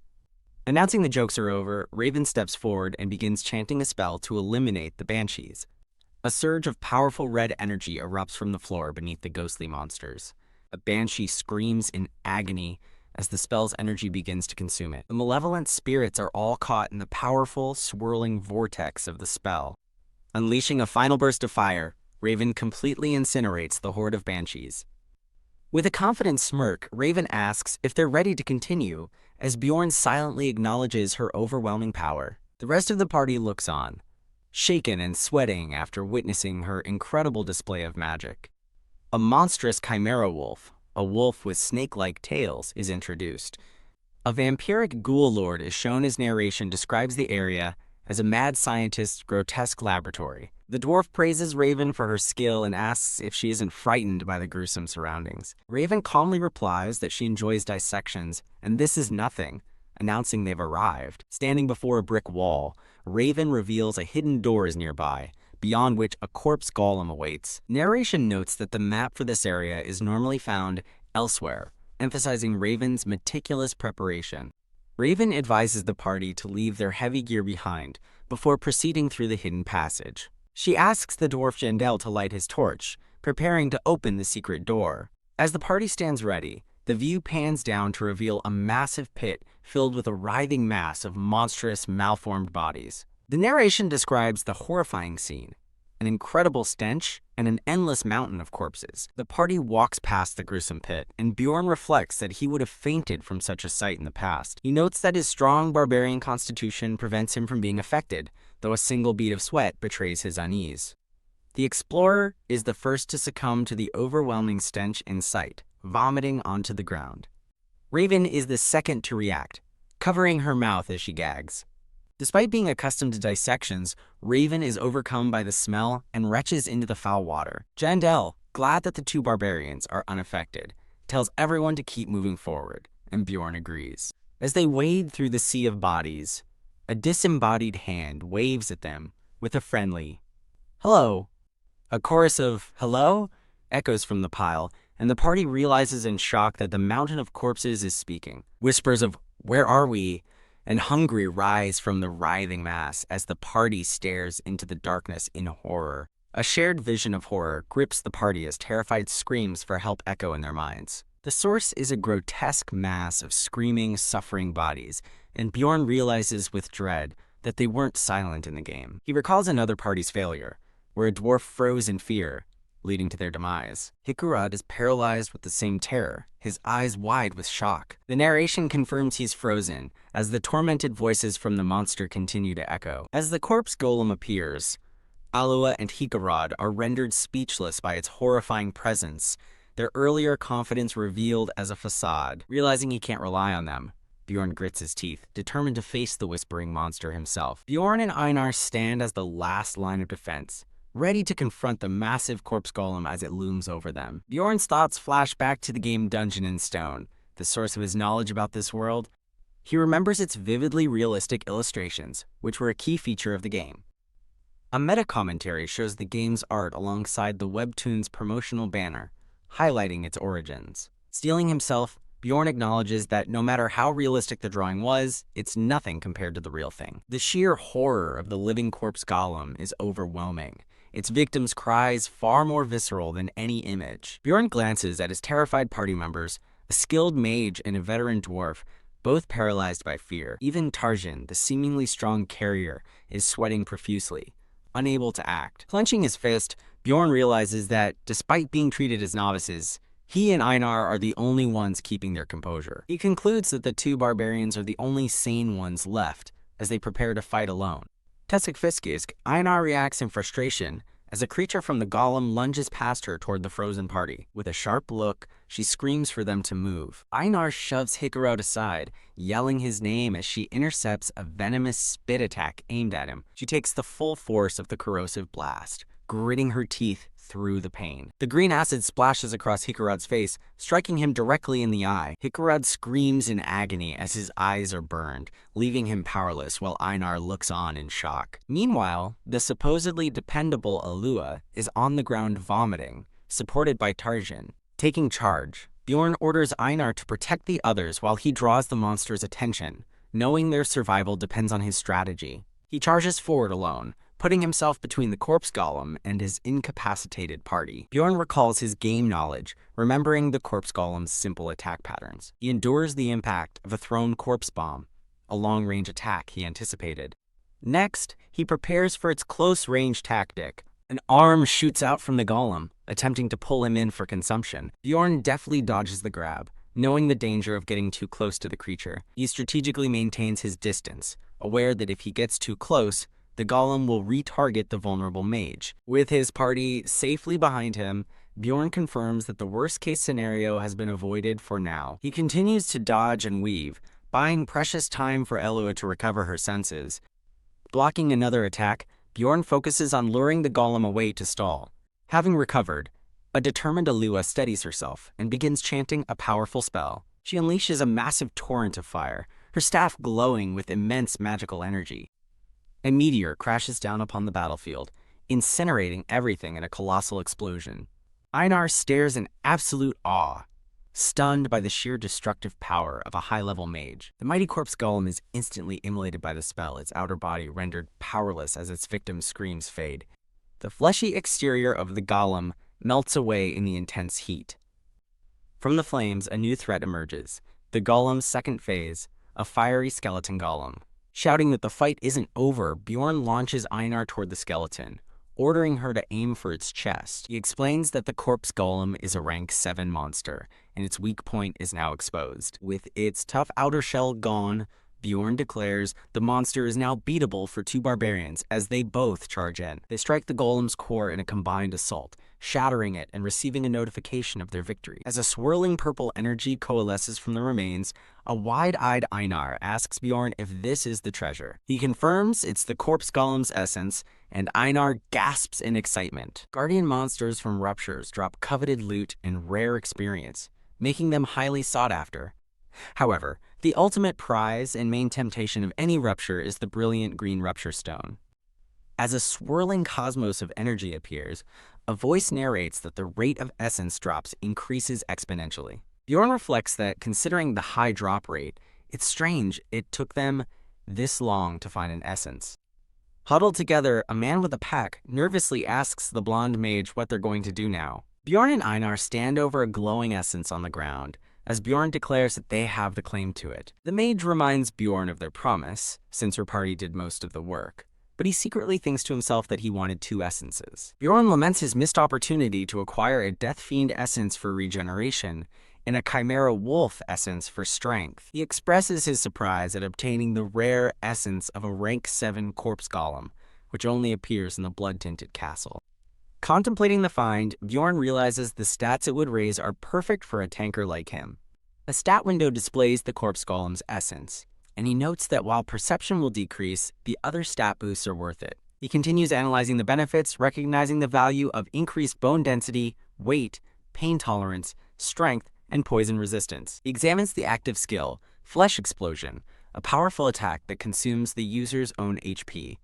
The passive skill, Acidic Bodily Fluid, will turn his blood acidic, damaging the equipment of anyone who wounds him. Concluding the essence is great but expensive, Bjorn decides to heal the injured dwarf first, knowing the essence will remain for half an hour. The red-bearded dwarf sighs with relief, admitting to Bjorn and Einar that he would have been in real trouble without them. Einar tells the dwarf he should be glad she was there, and he admits he was so embarrassed that he froze up completely. The dwarf laughs nervously, saying he thought he'd seen all kinds of monsters, as Bjorn reflects that their mentality almost got them all killed.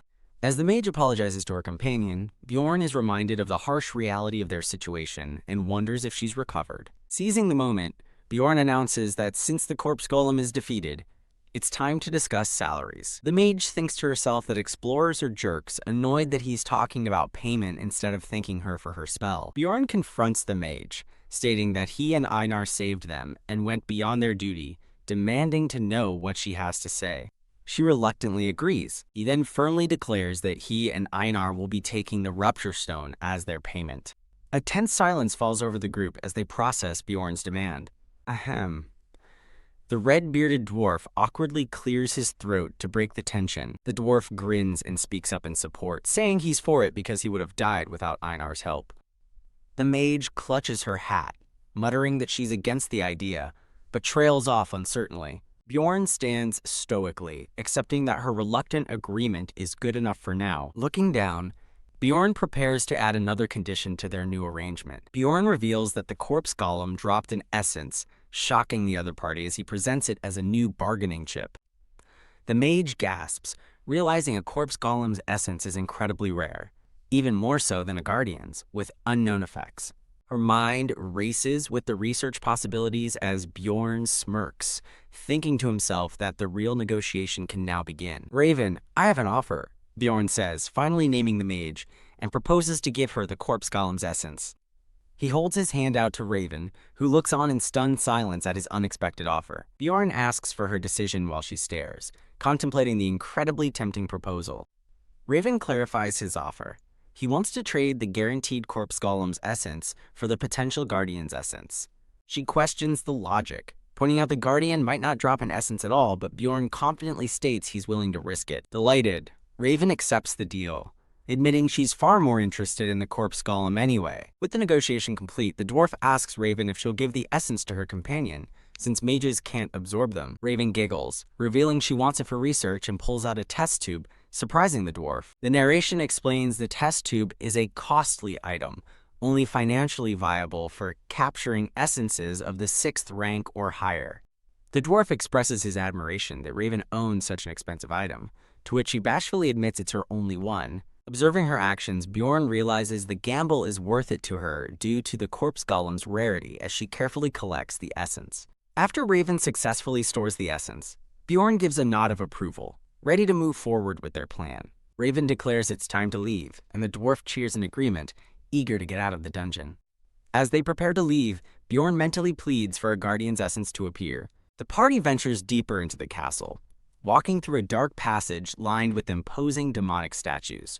The dwarf notes the statues aren't gargoyles, and Raven agrees, dismissing them as simple decorations, since she can't sense any mana. Raven looks up toward a collapsed section, thinking the castle lord's residence was likely there before she's suddenly distracted. Reaching out, Raven's finger presses a hidden switch on the face of one of the demonic statues. The statue's mouth opens to reveal a hidden book that floats out, startling the dwarf, who exclaims, "Oh!" Raven cheekily presents the book, telling the dwarf it's a treasure of knowledge, who grumbles that she should just admit she read about it. Raven identifies a glowing book as the valuable Necronomicon, while Bjorn silently laments that she knows more than he anticipated. As Bjorn fumes over having to watch Raven take the loot, she claims the book for herself, and he reluctantly agrees, citing their inability to transport it. Raven laughs awkwardly while clutching the book, and Bjorn correctly deduces that she knows its secret. A narration box explains the loophole. The Necronomicon is considered an item, not a spell, allowing it to be carried out freely. As Raven eagerly suggests they move on, Bjorn privately wonders how she also knew about the secret item hidden in the fountain. The narration explains that the party then proceeded to hunt monsters around the devil-worshipping room. Einar fiercely battles gargoyle statues, while Bjorn clashes with snarling chimera wolves. And from the shadows, a new, more sinister presence begins to take form. A skeletal figure on horseback materializes from the darkness, identified as the dungeon's second mini-boss, the Bone Knight. Raven excitedly proclaims their good luck, having acquired a golem's essence and now facing a desirable type of Bone Knight. Bjorn silently concedes that she's right. Their luck in the dungeon has been exceptionally good. The narration details the other, far more dangerous Bone Knight variants, the psychosis-inducing sadness type, and the level-draining hatred type. Raven confidently assures them she can nullify the boss's life-absorbing regeneration with her injury-worsening spell. With Raven's debilitating spell already active, the party charges forward to attack the ensnared Bone Knight. Trapped by searing bands of energy, The narration confirms this is the easiest version of the Bone Knight to defeat. Wow! As the boss is vanquished, it leaves behind the brightly glowing essence of the Bone Knight. Bjorn grins, believing his luck has finally turned after obtaining 2 powerful essences, which seems to surprise Raven and Jandel. Jandel cheerfully congratulates the barbarians on their prize, to which Bjorn offers a simple thanks. Bjorn then offers the Bone Knight's essence to Einar, who is stunned and asks if he's serious. While admitting internally that he wants the essence, Bjorn's thoughts are juxtaposed with a game-like wiki page. He reasons that, from a strategic player's point of view, it makes more sense for Einar to take the essence. He reflects that its life absorption ability is better for a sword wielder, and that he must one day abandon his own weapons. Recalling their time in the labyrinth, he concludes that Einar has proven herself to be a dependable ally. A grateful Einar promises to repay him, and Bjorn calculates that this act of generosity will secure her loyalty as a companion. He decides to be patient, planning to find a better essence for himself later with the aid of a newly empowered Einar. As the essence glows brightly, a single, critical thought crosses Bjorn's mind. The light intensifies as he suddenly realizes he forgot to tell Einar about one important detail. The light fades, and Einar shakily asks if the process is over. She stands up, feeling no different, and commenting that she doesn't think much has changed. Her perspective suddenly shifts as she screams in alarm, exclaiming that Bjorn has inexplicably grown bigger. Panicked, she points out that everyone else has also grown, demanding to know what they did. Bjorn calmly explains that she's the one who got smaller, with a narration box noting her height is now 170 centimeters. Raven smugly explains the Bone Knight's essence trades height for increased bone density, offering to elaborate. She displays a skill window detailing the essence's passive ability to halve damage and its active life-draining power. Before Raven can finish reassuring her, Einar cuts her off with a scream of pure despair. "I'm fucked." H. She collapses in tears, wailing that her reduced height means no one will ever take her seriously as a warrior again. Leaning in close, Raven tries to console the distraught Einar by telling her she has become very pretty. Caught off guard by the compliment, a blushing Einar is momentarily speechless, surrounded by a flowery aura. Her anger returns as she demands to know if she no longer looks like a warrior. Bjorn tries to comfort her while privately agreeing. While Jandel jokes about the essence, and Raven asks to study her later, Bjorn silently calls them sociopaths for their lack of empathy. Bjorn awkwardly attempts to comfort the pouting and teary-eyed Einar. He suggests she test out her new power, just as a massive horned monster appears before them. As the party prepares to face the creature, Bjorn calls out to Einar. With newfound resolve, Einar agrees, determined to fulfill her warrior duties regardless of her appearance. She steels herself and charges headfirst toward the towering monster. In a flash of steel, her blade slices effortlessly through the creature's torso. The powerful strike cleaves the death fiend completely in two, finishing it in a single motion. Raven and Jandel are left utterly speechless, shocked that she defeated the powerful monster in one hit. Bjorn excitedly shouts that she's become incredibly strong, much to Einar's surprise. Tears welling in her eyes, Einar looks up with renewed hope and asks, "Then, I'm still a warrior?" Bjorn shouts that she's not just a warrior, but a stronger one, as they both cheer. Raven suggests they get going, while Jandel admires the duo. The party arrives before a massive, ornate door marking the approach to the dungeon's final chamber. Jandel wistfully remarks that their fun adventure is almost over, finally understanding the appeal of being an explorer. Bjorn agrees with a simple "I see," as Jandel hopes their luck continues and the Guardian drops an essence. Bjorn internally reflects on their good fortune, noting Einar's new essence and their extra loot from the corpse golem. In a monochrome flashback, he wonders if things have ever gone so smoothly in his life before. He then contemplates what the worst-case scenario could possibly be at this point. Jandel excitedly pushes the large door open, ready to proceed into the final room. As the door opens, a thought flashes through someone's mind, questioning if the door handle was always that color. Bjorn screams, "No!" and frantically orders Jandel to close the door immediately. A confused Jandel asks what he's talking about, as he's violently pulled back from the door.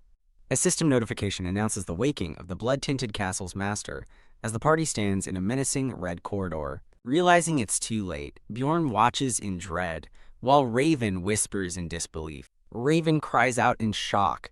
asking why it isn't a Death Knight as a new, ominous figure emerges from the darkness. A sinister vampire appears, licking his lips and remarking that it has been a while since he has seen a living being. In utter horror, Raven realizes the Guardian is changed into a vampire. The narration explains this is a rare, advanced mutation, an intelligent, named monster from floors far above this one. Lounging on a throne, the creature asks where they came from and reveals his name, Vampire Duke Cambermere. A mutant variety monster is a monster that started out as a normal monster, but then mutated over time into a more powerful and dangerous version of itself. Mutant varieties often have special skills and abilities that their normal counterparts do not possess. For example, a mutant goblin may be able to breathe fire or cast spells, while a normal goblin would not. A second panel explains advanced variety monsters, like the Death Fiend, which are stronger than the floor's average. The third panel details rare variety monsters, like the corpse golem or mimics, which are found only in specific locations. The final panel combines these traits to define advanced mutant variety, named monsters with unique memories, epitomized by Cambermere. As the party flees, Jandel panics about the vampire, and Bjorn yells at him to run instead of whining. Bjorn mentally identifies Cambermere as a 5th-rank boss, skilled in both dark combat and magic. Held by the explorer, Raven expresses shock, stating that an advanced mutant has never appeared here before. Bjorn reflects that even with thousands of hours of gameplay, he's never encountered the Vampire Duke. A flashback shows him learning of the monster's existence only by watching a streamer's video. Raven urgently asks Bjorn how he knew to have them close the door before it was even fully opened. Bjorn internally scolds her for her curiosity, orders everyone to run, and thinks to himself that he isn't running. He dismissively tells her that he just had a feeling. A flashback shows a close-up of the door handle, now glowing an ominous red. Bjorn recalls watching the gameplay recording dozens of times until he noticed the trigger, the handle's color change. He laments that if he hadn't been so excited about their luck, he might have noticed the warning sign sooner. Raven argues they should fight, since they can't leave without killing the vampire anyway. Bjorn insists they need to find sunlight, but Cambermere's voice interrupts, calling them rude guests. A dark, swirling energy envelops the party as Cambermere unleashes his spiritification ability. Cursing magic-using monsters, Bjorn calls for Raven, who tells everyone to close their eyes as she unleashes a blinding light spell. Quacha. The area is consumed by a brilliant, explosive flash of white light. The light intensifies, originating from the tip of Raven's ornate staff. The light fades, and both Bjorn and Raven confirm in shock that the vampire has vanished.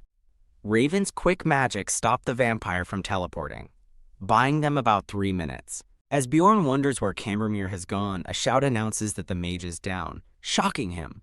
The explorer holds an unconscious Raven in his arms, crying out her name in panic. Raven lies unconscious, bleeding from her mouth, while Bjorn notices a strange glow near her, confused about the cause. Bjorn recalls the "You died" screen from the video he watched, realizing the player died before revealing the Duke's essence. With Raven unconscious, Jandel panics and asks how they will escape, but Bjorn takes charge. Bjorn reassures a shocked Jandel that he also knows the way out, despite it being his first time in the castle. He declares he memorized the path and orders everyone to follow, prioritizing their survival over appearing strange. Bjorn takes the lead, running confidently through the dark and treacherous corridors.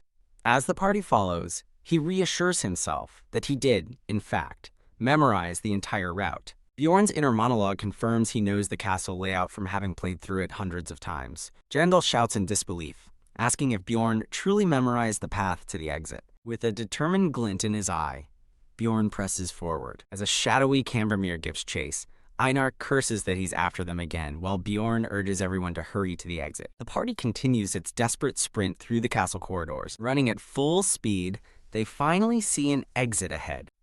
The party bursts out of the dark hallway and into a large, sunlit chamber. They come to a sudden, shocked halt. Beams of sunlight pour into the chamber through a massive barred gate. Huff, panting, the party catches their breath as Bjorn explains. Spiritification is weak to light, glad that it's still bright outside. Huff, huff. A winded Jandel looks at Bjorn in awe, unable to believe he memorized the path after going through it only once. Bjorn looks back, his expression calm and confident. Einar enthusiastically declares that Bjorn is a great warrior, while Jandal thoughtfully agrees he can see him becoming one in the future. As the sun dips below the horizon, a new sense of dread sets in. Bjorn orders everyone to get moving and carry Raven, but Einar expresses hesitation. The explorer protests that Raven needs to rest, but Bjorn insists they must reach the outer castle walls for cover. Bjorn roars at them, asking if they want to die and commanding them to get up if they want to live. He screams that they must protect the mage, even if they have to risk their lives. The sun fully sets, casting the castle battlements in a deep twilight. Now resting on the outer wall, Bjorn determines that this is their only chance. He tells the group he's going to look around for an item they passed earlier, while Raven is unconscious. Pock. With a single strike, he shatters the neck of a stone statue. Finding a hidden compartment, Bjorn stands over the broken statue and says, "I knew it."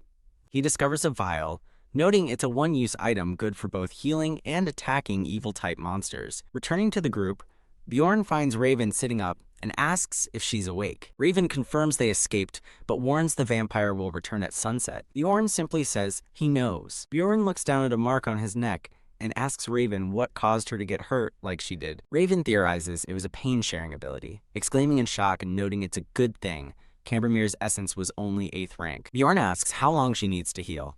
She estimates 20 minutes, after which she can cast a 7th rank spell 5 times, which worries him. When Bjorn asks if she knows any sun magic, Raven glares, retorting that it's rude to ask a mage what spells they know. Bjorn acknowledges he knows the lore and etiquette, but dismissively asks, "So what?" With a sly grin, he declares that as a barbarian, he is the peak of rudeness and doesn't care for manners unless speaking to the king. Raven is left utterly flustered and speechless by his blunt declaration. Phew. Sighing in resignation, she relents, stating she can use Sunspot Sphere. A game-like window explains Sunspot Sphere is a 6th rank sun attribute attack spell, similar to a Flame Sphere. Bjorn asks if she can use an attribute reinforcement spell with it.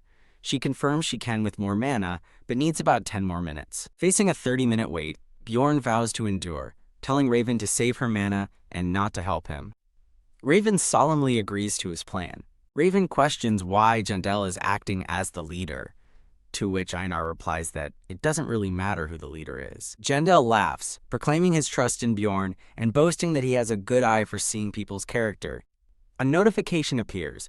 It is now night, as a dark miasma fills the air. Cambermere materializes, his fanged grin wide, as he wonders aloud why he can't hold back his bloodthirst when he sees them. Reappearing directly before them, he asks if they can guess the reason. As the party realizes in horror, he's here. A timer appears, counting down, 30 minutes until the spell is ready. The entire party stands grimly, prepared for the fight of their lives. Bjorn yells that they have to hold on until the spell is ready. Wak Cambermere unleashes his power, transforming into a monstrous, winged creature with wicked claws. As Cambermere hovers menacingly, Bjorn orders Tarjan to take Raven and escape. Following the order, Tarjan lifts the weakened Raven into his arms and begins to retreat. Bjorn reflects that this situation is just like the game, where interactions with intelligent beings are limited to just a few sentences. With a demonic roar, Cambermere charges forward with his wings fully extended. He lunges with a horrifying snarl, as a panicked voice cries out, "He's coming!" Cambermere's monstrously long claws slice through the air, ready to strike. Clang! With a deafening crash, Jandal intercepts the vampire's claws with his massive hammer. Straining under the immense pressure, Jandal grunts, "Haha, you're really heavy." Bjorn recognizes Jandal's strength, realizing the dwarf is successfully holding his ground against the powerful attack. Bjorn internally identifies Jandal's skill as weight balance, an ability from a 7th rank monster, Aeantro. As Jandal endures a flurry of blows, Bjorn recalls that the essence grants knockback resistance and shock absorption, perfect for a tanker. Seizing the opportunity, Bjorn yells for Einar and announces he'll take the left as they both charge in. Einar lands a solid blow on a surprised Cambermere. Bjorn follows up immediately from the other side, his flaming weapon crashing against the vampire. Reeling from the combined assault, Cambermere looks on in shock. Quack Bjorn tightens his grip on his weapon, preparing for his next move. He brings his axe down in a devastating, fiery overhead strike. Quack Cambermere dematerializes, phasing through the attack with supernatural speed. Kook. Bjorn suddenly clutches his hand in agony, realizing Cambermere used pain sharing. He notes with frustration that his attack had no effect as the party watches the unharmed vampire from a distance. To their horror, Cambermere's body begins to dissolve into a swarm of shadowy crows. A murder of glowing-eyed crows takes flight, filling the air. As the swarm dives toward them, Bjorn yells for his comrades to stop them. Jandel roars that he'll take the front, bracing himself for the onslaught. Bjorn recognizes Jandel's second essence, activating living armor's emergency restoration. The crow swarm violently crashes into Jandel, splattering blood and viscera everywhere. Jandel grits his teeth, realizing with alarm that the splattered blood is dangerous. A crimson sigil appears on Jandel's helmet as Einar cries out to Bjorn in confusion. He realizes they've all been affected.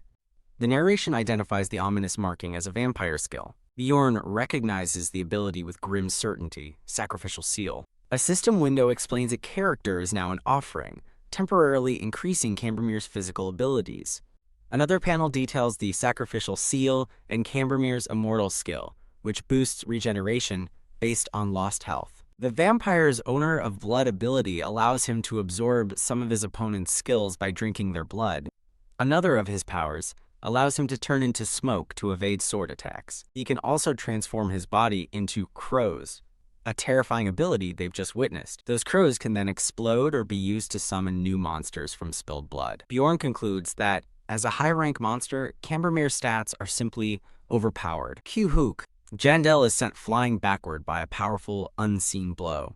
As Jandel warns Einar not to get distracted, Cambermere appears before him and strikes him down with a guttural cry. Bjorn curses, understanding why players quit before this point, and desperately asks Raven how much longer the magic will take. With Jandel defeated and his party exhausted, Bjorn hears Raven's reply from afar. 5 minutes? Bjorn's resolve hardens as he decides on a new course of action. He orders a hesitant Einar to take the fallen Jandel and retreat immediately. Flames erupting from his helmet, Bjorn roars that he will block Cambermere and tells them to hurry. Einar reluctantly agrees, striking at Cambermere to create an opening for their escape. Cambermere effortlessly catches her blade with one hand, smugly declaring he doesn't need a weapon. With a grim smile, Bjorn thinks that what he's about to do isn't fighting, and curses someone named Vahella. Hook. Cambermere's claws tear straight through Bjorn's chest. The vampire looks stunned as an unfazed Bjorn grabs his arm and taunts him to keep stabbing. Blood pours from the grievous wound in Bjorn's torso. The rest of the party looks on from a distance in absolute shock. Raven stares in horror, her eyes wide with disbelief as she wonders what Bjorn could possibly be doing. As Bjorn pants and trembles, she questions if he's merely planning to endure the fatal blows by chugging potions. From a distance, Raven is stunned by Bjorn's unheard-of fighting style. She internally declares that his reckless method of tanking fatal blows makes no sense. Raven realizes the pain from constantly using potions is unimaginable and only worsens with more severe injuries. Clatter. Empty potion vials litter the bloody ground around Bjorn. Huff. As smoke rises from his overheated body, the party watches in disbelief. They note with alarm that the steam is coming directly from Bjorn himself. Cambermere is shocked, thinking that at this rate, Bjorn might just die from the sheer shock of the pain. To his amazement, the grievously wounded Bjorn manages to block another one of his attacks. The vampire concludes that the fact Bjorn is still moving is nothing short of a miracle. Though Bjorn's body is being mutilated by the blows he can't block, he endures. He continues to parry and deflect, focusing his defense with grim determination. Despite the overwhelming assault, he successfully manages to block every strike aimed at his vital points. Watching the brutal fight, Tarzan tells Raven that the scene reminds him of something he once read. He recalls a passage stating, "A barbarian's true value lies not in physical strength, but in their mentality." As Bjorn grits his teeth through the pain, Tarzan realizes he finally understands what that passage meant. Tarzan urges Raven to escape, but she sharply rebukes him, asking where they could possibly go as there's nowhere left to run. Her expression hardens as she declares the only way to escape a rupture is to defeat its guardian. Raven reflects on Bjorn's surprising rationality. Even as a young barbarian, fresh from his coming-of-age ritual, she resolves to act, knowing that if Bjorn falls, it's over for all of them. With newfound determination, Raven orders Tarzan to go to Mr. Murad. Cradling the unconscious Jandel, Einar looks to Tarzan, and solemnly agrees to the plan. Raven internally affirms that a mage's duty extends beyond support. They must analyze the battle and find an efficient path for the team. Holding the vial Bjorn found, she decides she must make a difficult choice if she wants to live. Gazing at the desperate battle, Raven concludes her plan is the best choice she can make as a mage. She begins casting a powerful support spell, utilizing aim, range, and targeting assists. Bjorn, Raven cries out as she magically launches several glowing vials toward him. In the heat of battle, Bjorn notices the projectiles flying his way. Crash! One of the vials shatters against his armor, and he wonders what it is. A brilliant light engulfs him as a notification announces the essence of a corpse golem is being absorbed into his soul. System windows flood his vision, showing massive increases to his pain tolerance, strength, bone density, and other stats. Reborn with immense power, Bjorn stands tall as his new enhanced status is displayed, now possessing the rank 7 corpse golem essence. As Cambermere charges, a narrator states that one must make a choice when faced with a fork in the road. The vampire sneers as the narration poses a question: what will you abandon? Cambermere lunges, his claws extended, as the narration asks what he will choose to protect. The vampire's face is a mask of pure, predatory hunger. Bjorn braces himself, ready to meet the vampire's furious assault head-on. He decides on a desperate strategy. He will sacrifice his arms and legs to protect his vital points at all costs. Clang! Cambermere's claws strike Bjorn's arm, but fail to shatter the bone. The battle continues on the chapter title page for Surviving the Game as a Barbarian. As Cambermere's claws dig into his flesh, Bjorn realizes the vampire's nails can't pierce his newly hardened bones. He seizes Cambermere's arm, stunning the vampire, as he realizes Raven must have fed him the corpse golem essence. Though annoyed that he'll have to change his long-term plans, Bjorn focuses on the immediate threat. He violently swings Cambermere, thinking that while it's short-sighted, the fact that his opponent's meat shield can now move is an optimistic turn of events. He acknowledges, however, that this is the only real difference in their situation. Bjorn lands a heavy blow, but knows this small advantage is crucial for increasing their chances of survival. Grunting in pain, he decides he can't simply continue taking a beating. Crash! He shatters the single-use healing vial against his own chest. As advanced healing magic floods his body, Bjorn looks toward Raven and wonders if the mage has finally gotten it together. Cog enraged by Bjorn's continuous regeneration, Cambermere lunges with a furious scream. Keek!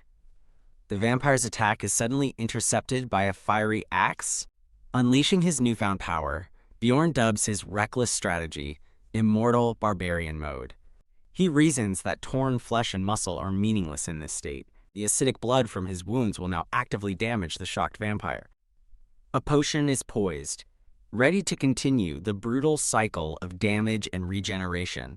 Keek Cambermere bites into Bjorn, recoiling from the corrosive blood. Bjorn knows that, with his essence and potions, any damage will heal in seconds. Kia, the vampire snarls, stunned by his prey's unnatural resilience. Kook. Cambermere furiously swats Bjorn aside, as Einar screams his name in terror. With fierce determination, Einar resolves to jump back into the fight. She expertly dodges through Cambermere's shadowy tendrils, closing the distance. The vampire turns, surprised by her sudden reappearance in the fray. Einar unleashes a powerful, arcing slash against their formidable foe. Her blade bites deep into the vampire's back, drawing blood. Keok, as Cambermere cruelly seizes Einar by the head, Bjorn can only curse in frustration. While being pummeled, Bjorn desperately wonders when the spell will be ready. Raven finally announces that Sunspot's fear is prepared for Jandel. Covered in blood, Jandel rises to his feet, ready for the final play. He suddenly grabs Cambermere's arm, catching the vampire completely off guard. Kook! Jandel strains, holding the monster fast as he begins a defiant roar for Valhalla. Ah! His battle cry echoes through the chamber. With a tremendous feat of strength, he hurls Cambermere directly into the air. Now, Murad! Jandel shouts, signaling the next phase of their desperate attack. Surrounded by crackling energy, a man named Hikurad Murad confirms he is ready. A system notification declares Murad has used lightning as he summons a massive orb of electrical power. He lets out a sharp grunt, focusing all his energy into the attack. The concentrated bolt of lightning surges forward with blinding speed.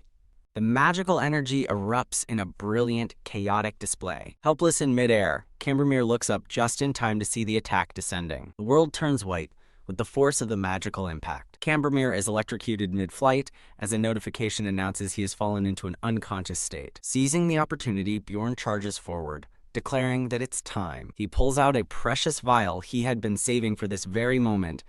A flashback shows him standing before a headless statue in a ruined temple. He identifies the potent item he holds, Goddess's Tears. With grim purpose, he prepares to administer this precious thing to the incapacitated vampire.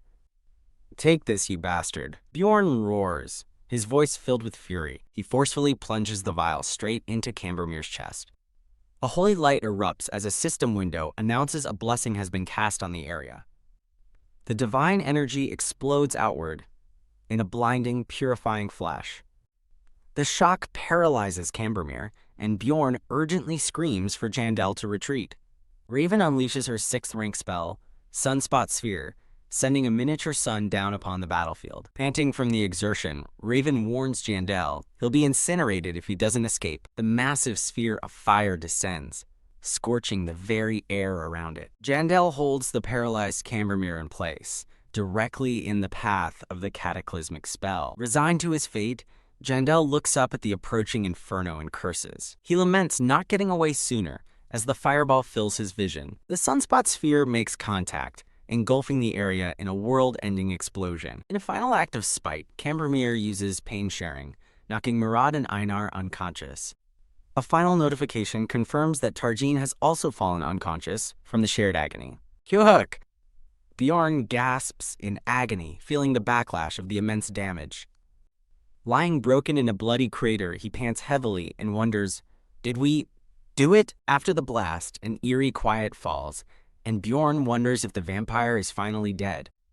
Bjorn struggles to his knees, trying to assess the situation and check on his comrades. He looks up in horror to see Cambermere standing, his chest cavity blown open, but still animated by a dark power. Bjorn curses in disbelief, unable to comprehend how the vampire is still alive after such an attack. A system window reveals Cambermere's active skill, Immortal, which exponentially increases his regeneration the lower his health gets. Another window displays his passive skill, Source of Darkness, allowing him to survive any injury as long as his heart remains intact. Horrified, Bjorn watches the vampire's grievous wounds begin to rapidly knit back together, cursing the creature's absurd ability. He realizes with dread that at this rate of healing, Cambermere will be fully recovered in moments. Taking stock of the battlefield, Bjorn confirms that he is the only one left conscious. Looking at the unconscious forms of his party, he hardens his resolve. Knowing what he must do, he steps forward barefoot through the bloody aftermath, determined to end the fight. Resolved to kill Cambermere before he can fully awaken, Bjorn charges at the regenerating monster. Huff! He pants heavily, standing over the down body of the vampire. Huff! Catching his breath, Bjorn realizes Cambermere must have shielded his heart from the sunspot sphere with his own arm. He raises his fists over the vampire's mangled chest, uttering a single final command, die. Pausing for a moment, Bjorn tries to recall how to use a specific ability. Remembering the method, he places his hands on Cambermere's chest and prepares to activate Flesh Explosion. A violent eruption of gore and viscera tears through the vampire's torso. Kook! The skill's backlash rips through Bjorn's hands, and he grunts in agony, cursing the intense pain. With a single tear tracing a path through the grime on his face, he steels himself, knowing this is the only way to survive. A blur of motion signifies his continued, desperate assault. He unleashes his second Flesh Explosion, further obliterating the vampire's body. A third Flesh Explosion follows as he relentlessly pours on the damage. Covered in blood, Bjorn feels his own body reaching its limit as he triggers the skill again and again. The series of violent, bloody explosions continues without pause. A vision of the Grim Reaper flashes before him as he accepts that he might die taking the vampire with him. With glowing eyes filled with determination, he continues to detonate the monster's remains. The brutal chain of Flesh Explosion continues unabated. A notification shows him consuming 3 points of his mentality stat to fuel the skill. He relentlessly continues the assault, his mentality points plummeting as he pushes past his limits. Looking down, he realizes with grim detachment that the skill has completely destroyed his hands. With no hands left, he collapses onto the vampire's corpse, deciding to use his entire body to finish it. A final, blinding flash of light signifies the end of the struggle. As his consciousness fades, Bjorn reflects that he truly struggled until the very end. System notifications confirm his victory, granting him bonus express and a level up, though he notes it won't restore his health. His thoughts reveal that he had a singular, overarching goal from the very beginning of the fight. That goal was to obtain the Rupture Guardian's essence, a rare drop he successfully acquired, increasing his power. A brilliant light signifies the Vampire Guardian's essence being absorbed directly into his soul. New notifications detail his acquired passive skills, Source of Darkness and Immortal, which restore a portion of his health. A promotional logo appears, marking a transition in the scene. Bjorn jolts awake with a sharp gasp, breathing heavily. A woman leans over him, calling his name. "Are you up, Bjorn?" she asks, as he dazedly wonders if he's alive.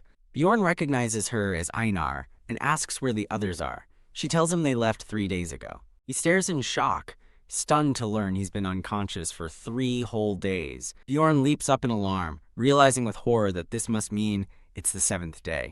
He flexes his hands, which have miraculously regenerated and are fully functional. Examining himself, he finds no external injuries and feels no lasting problems with his body. Turning to Einar, he asks the most urgent question on his mind.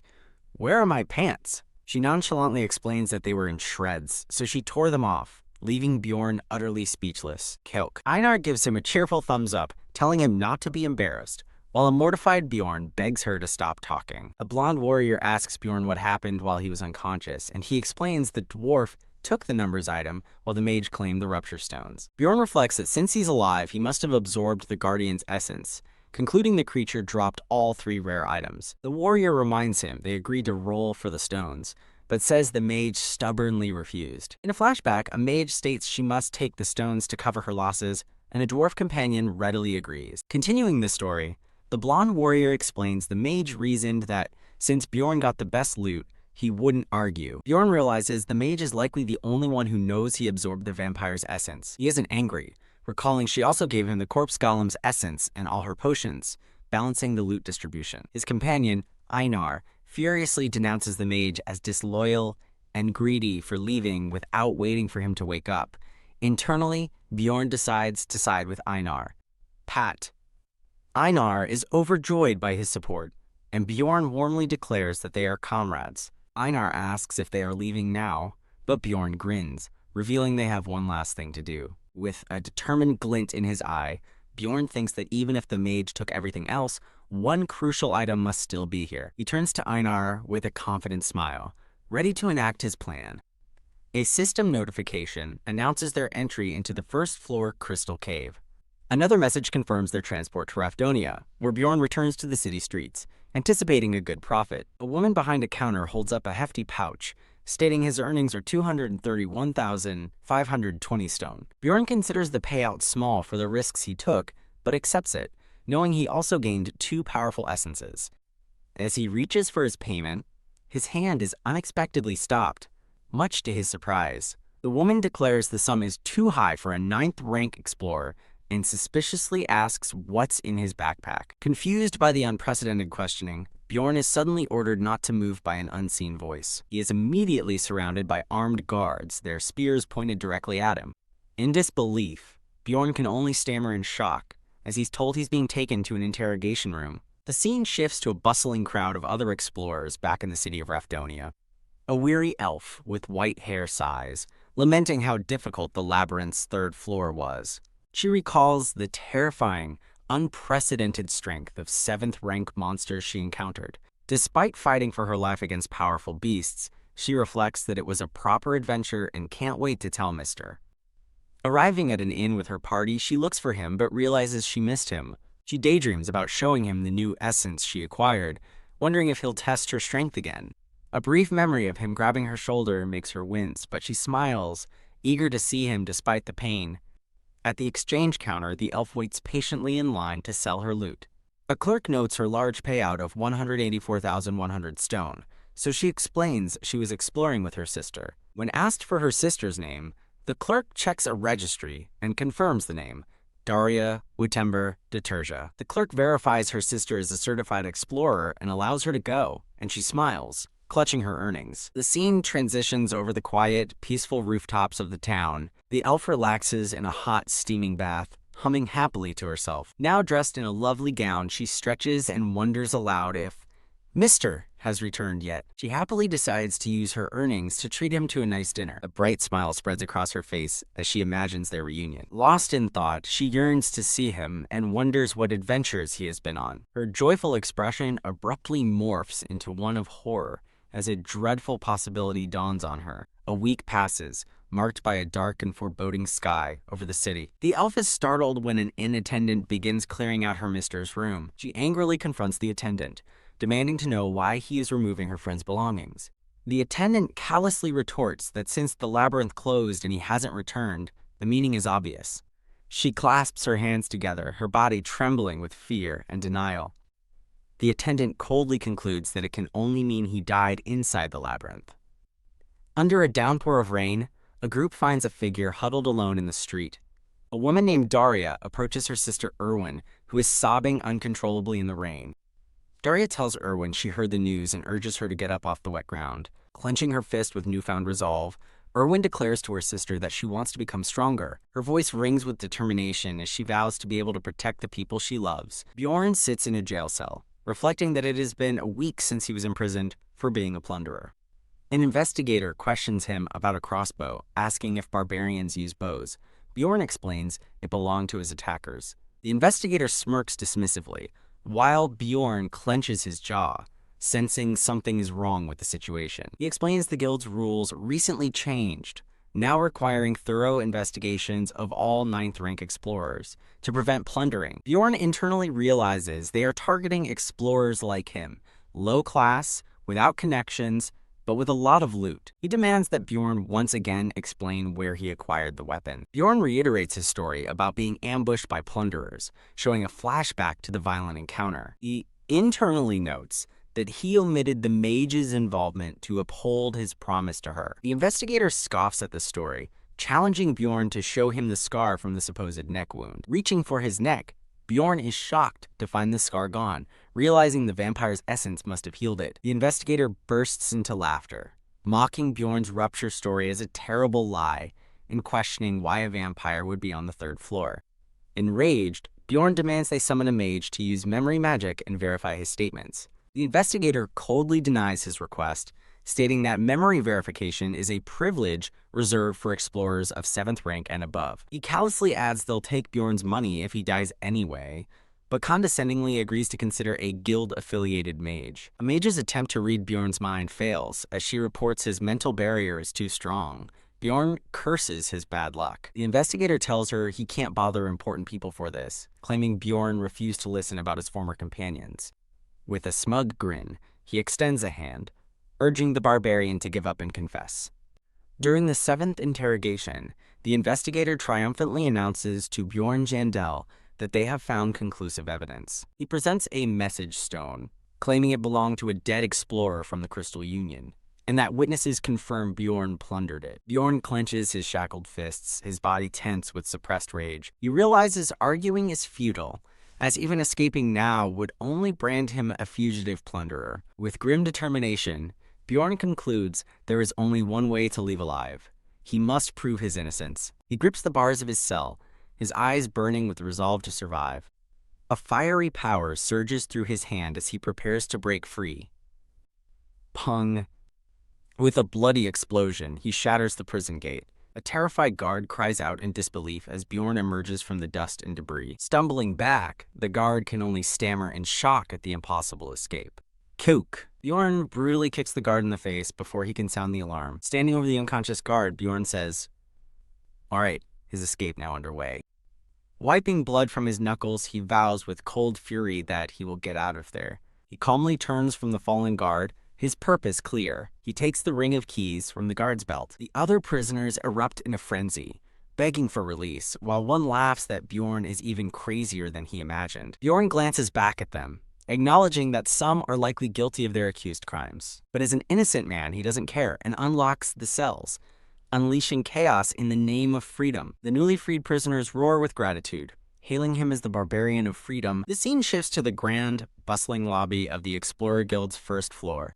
Two armored sentries are startled by a commotion, turning toward the prison entrance. An echoing roar of "Freedom!" heralds the prison break. A stampede of escapees bursts into the lobby, causing panic among the explorers. A guild official desperately offers a reward to any explorer who helps take down the escapees. Einar charges into the brawl, roaring for the prisoners to bring it on. Bjorn observes the fight, noting the unarmed prisoners are no match for the armed explorers. Realizing he has no time to spare, he hopes the chaos will last at least 5 minutes. He sprints up a grand staircase, his mind set on a goal beyond mere escape. Guards block the top of the stairs, determined to prevent the prisoners from reaching the branch manager's office. Pong! Bjorn unleashes Flesh Explosion, using a nearby prisoner as a living bomb that detonates in a gory blast. Another prisoner screams in agony as the acidic blood splatters across his face, burning him. A system notification announces the use of the skill Sacrificial Seal. Another message explains his physical stats will now increase in proportion to the sacrifices within a 100-meter radius as a red aura envelops him. A system-like notification announces that the doping is complete. Roaring a battle cry, Bjorn lunges forward, throwing a supercharged punch at a terrified knight.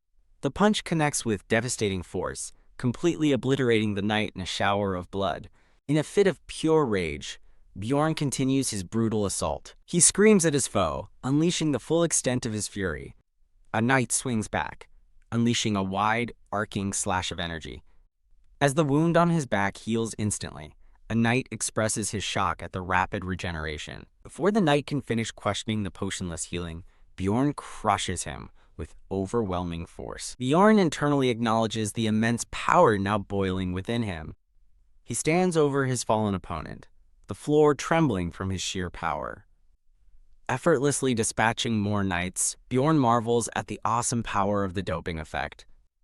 The remaining knights stare in disbelief, questioning how a mere 9th-rank barbarian can be so powerful. Bjorn smirks, realizing the guild's mistake was underestimating a lower-ranking explorer like him. He surges forward, unleashing a relentless barrage of powerful strikes against another guard. With a look of grim determination, Bjorn drives his fist into his opponent. The brutal impact results in a massive explosion of blood and gore.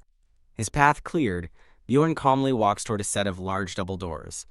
He has arrived at the Explorer Guild's 3rd floor, the branch manager's office. Just as he reaches for the door, an assailant lunges from the side with a dagger. Bjorn's eyes widen as he instantly recognizes the surprise attack is an ambush. Kelk. The attacker's blade sinks into Bjorn's shoulder, drawing blood. The smirking man begins to gloat over his successful strike. His victory is cut short by a blood-curdling scream as his hands begin to dissolve. As the man reels back in agony, Bjorn reveals the secret to his counterattack. His blood is acidic. A woman in a yellow gown gasps in horror, identifying the fallen man as the branch manager and questioning who Bjorn is. The dissolving branch manager desperately identifies the woman as the district manager's daughter, a fact Bjorn realizes is a massive opportunity. Bjorn brutally backhands the branch manager, silencing his threats. Standing over the unconscious manager, Bjorn declares a change of plans. The district manager's daughter accuses Bjorn of planning her capture, but he knows her presence just changed the stakes. As she continues her narcissistic rant, Bjorn grabs her face and orders her to be quiet. Holding the woman hostage, Bjorn issues his demands to the guards, bringing the inspector, the Crystal Union's leader, and a mage. He delivers his final chilling ultimatum: if they fail, the woman dies. Tisk Bjorn drags his hostage past the defeated guards and out onto a balcony. Standing before the city, he lets out a powerful roar to draw the attention of the public. Looking down at the gathering crowd, Bjorn prepares for his retaliation. "My name is Bjorn Jandel," he proclaims, as the shocked crowd below murmurs in confusion.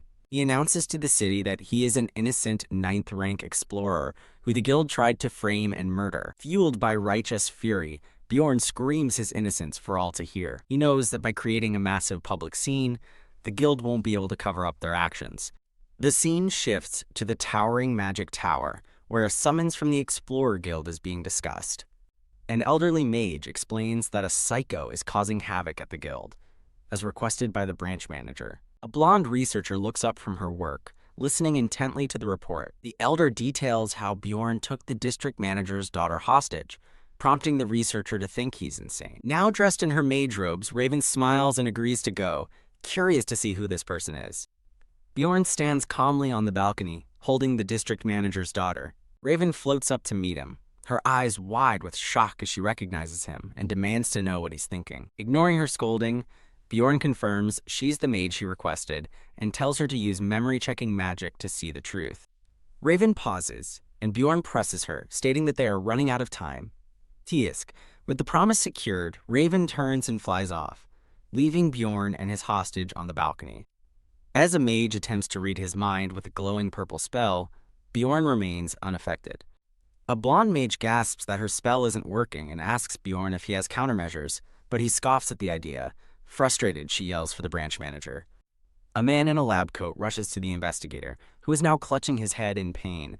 As the investigator reports that the prisoners downstairs are handled, he looks up and freezes in shock. He stares in disbelief, stammering as he recognizes Bjorn standing defiantly before them. The lab coat attendant points at Bjorn, declaring him the cause of the chaos, but the branch manager calmly replies, "I know that," confusing the attendant. The branch manager explains that Bjorn claims he was framed and asks the inspector if he handled the case. Phew.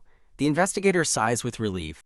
The branch manager intensely questions the investigator, demanding to see proof that Bjorn is a plunderer. Nervously, the investigator begins to present his case against the Barbarian. First, he points out that Bjorn returned with an unusually large number of magic crystals for his rank. He adds that Bjorn's backpack was filled with various weapons that appeared to have been stolen. Finally, he reveals they tracked the message stone's owner and received a testimony from the Crystal Union claiming Bjorn murdered and looted people.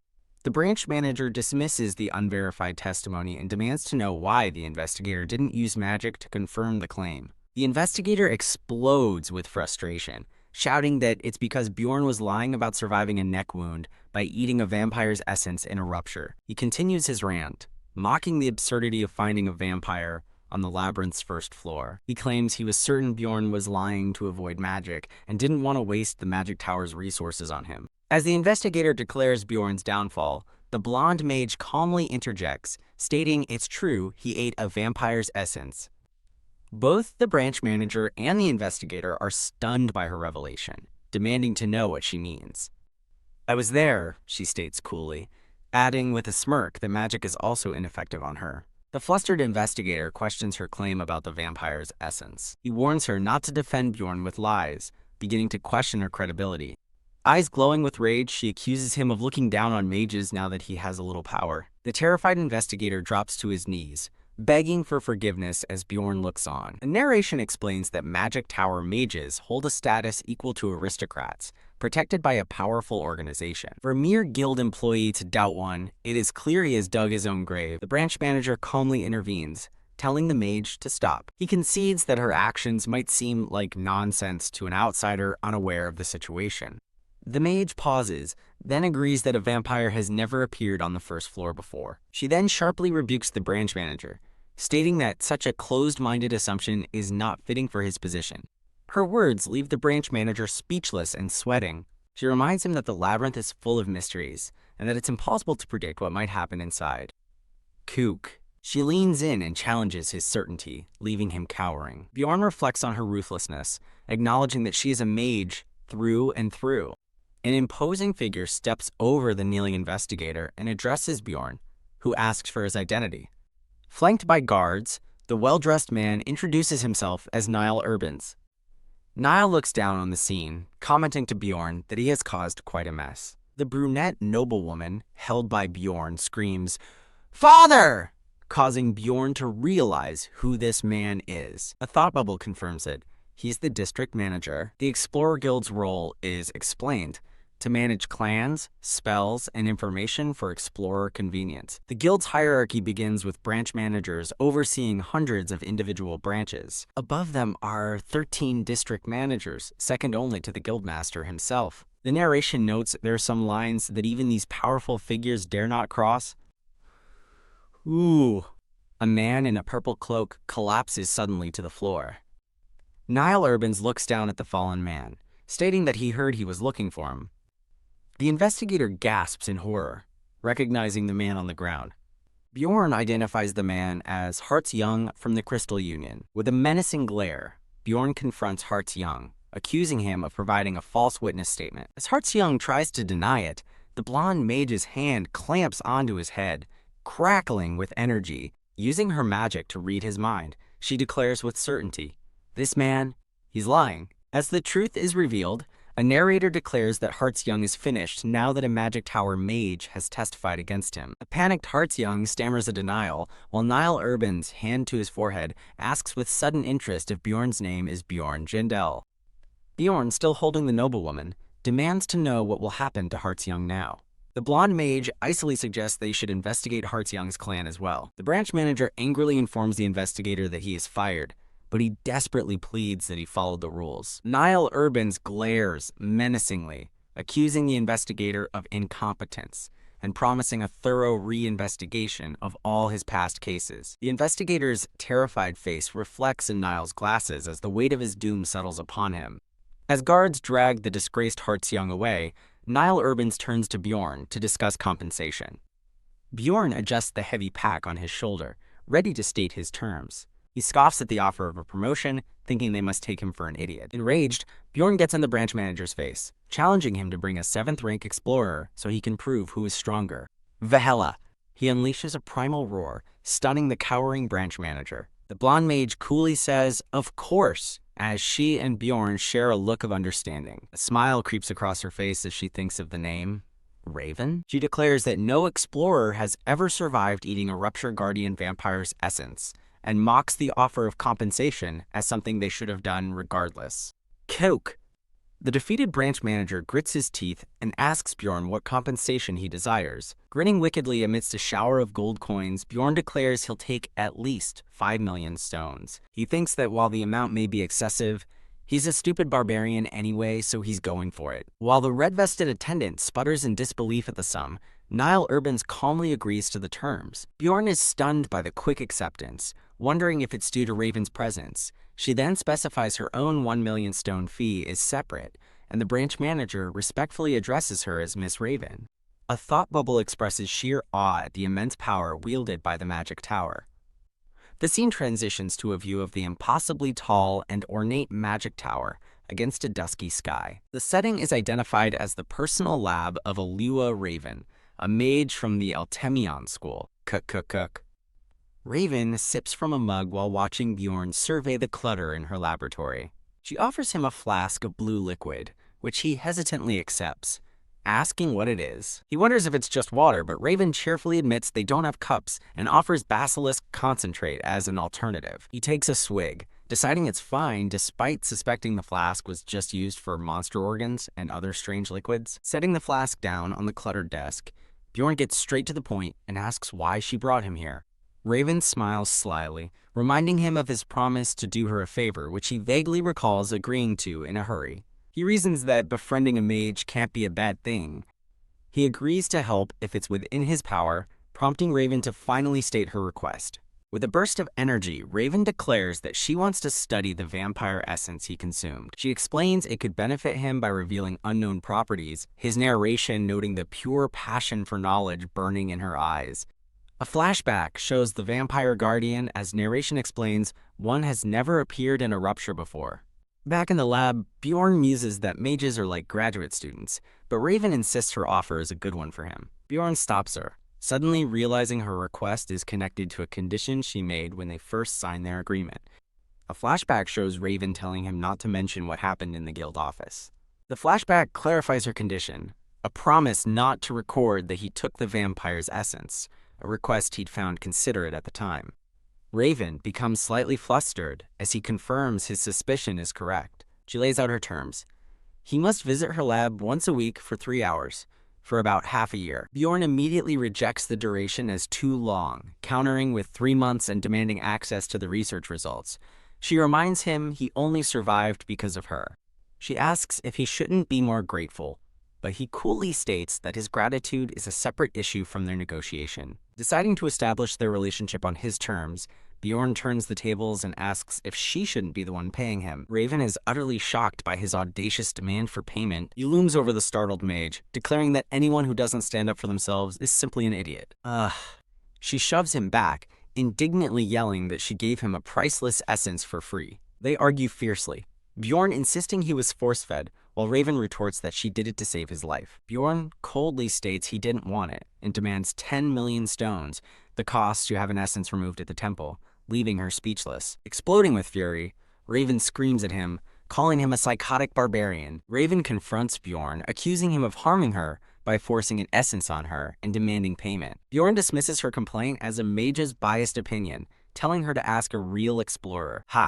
Confident in her connections, Raven vows to prove him wrong and turns to a crystal ball. After connecting through the orb, Raven greets Mr. Patron from Altemion's school. Patron's voice responds, recognizing Raven and asking why she's calling. Raven poses a hypothetical question to Patron about being force-fed an unwanted essence. While Patron thinks, Raven waits anxiously, but Bjorn smirks, already knowing the answer. The answer hangs in the balance as Patron prepares to speak. Patron declares he'd be furious, shocking Raven, who can't believe he'd reject even a rare essence. He confirms an unplanned essence would be harmful, leaving Bjorn looking completely vindicated. Bjorn smugly reflects that explorers can't advance by taking random essences, a concept mages don't get, as Raven flushes with embarrassment. A nervous Raven asks how to compensate for such a mistake, and Patron replies he'd demand money. Patron names his price 15 million stones, and Raven is utterly horrified by the amount. He explains that erasing essences is costly, cynically noting that explorers worship money. Raven asks what he'd do if money weren't an option, but Patron is unsure how to answer. The connection fades into a blur, leaving the question unanswered. Panicking, Raven wonders what to do as Bjorn internally criticizes their lack of imagination. Bjorn muses that Patron, being a skilled explorer, understands the importance of essence balance. He smirks, thinking a desperate, low-rank explorer would have taken anything, proving Raven chose her expert poorly. That's why you lose, Bjorn declares, demanding she admit her mistake. Ha ha ha! A new voice echoes through the room, amused that a barbarian bested a mage in an argument, as a figure steps out of the shadows. An elderly mage introduces himself as Dion Tivahilion, Raven's mentor, as she tearfully denies crying and Bjorn realizes who he is.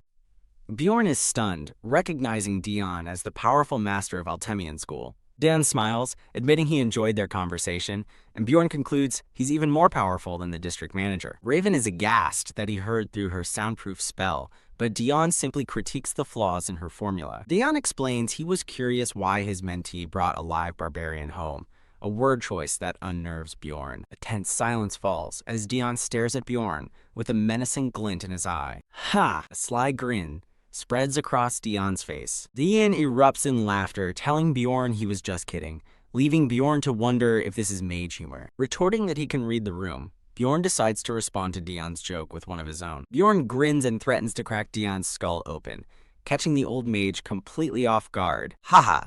Leaning in, Bjorn calls him an old geezer, reasoning that anything can be a joke if you say it is, as Dion looks shocked. Bjorn pats Dion's head, saying his threat was a joke too, while Raven yells at him for being out of his mind. As Bjorn wonders if he went too far, Dion begins to chuckle deeply. Dion bursts into a hearty laugh, delighted as he declares Bjorn is a real one. The two laugh together, with Dion praising Bjorn for taking the joke so well, leaving Raven completely baffled. After admitting his own boldness, Dion gets back to business, offering an item instead of the 10 million stones. Dion presents a small box containing a magnificent gold ring with a purple gem. A caption reveals the ring is a rare numbered item. Bjorn is shocked, recognizing the ring as a numbered item, a powerful artifact dropped by Rupture Guardians. He inwardly questions why Dion would give away the legendary Frost Spirit ring so casually.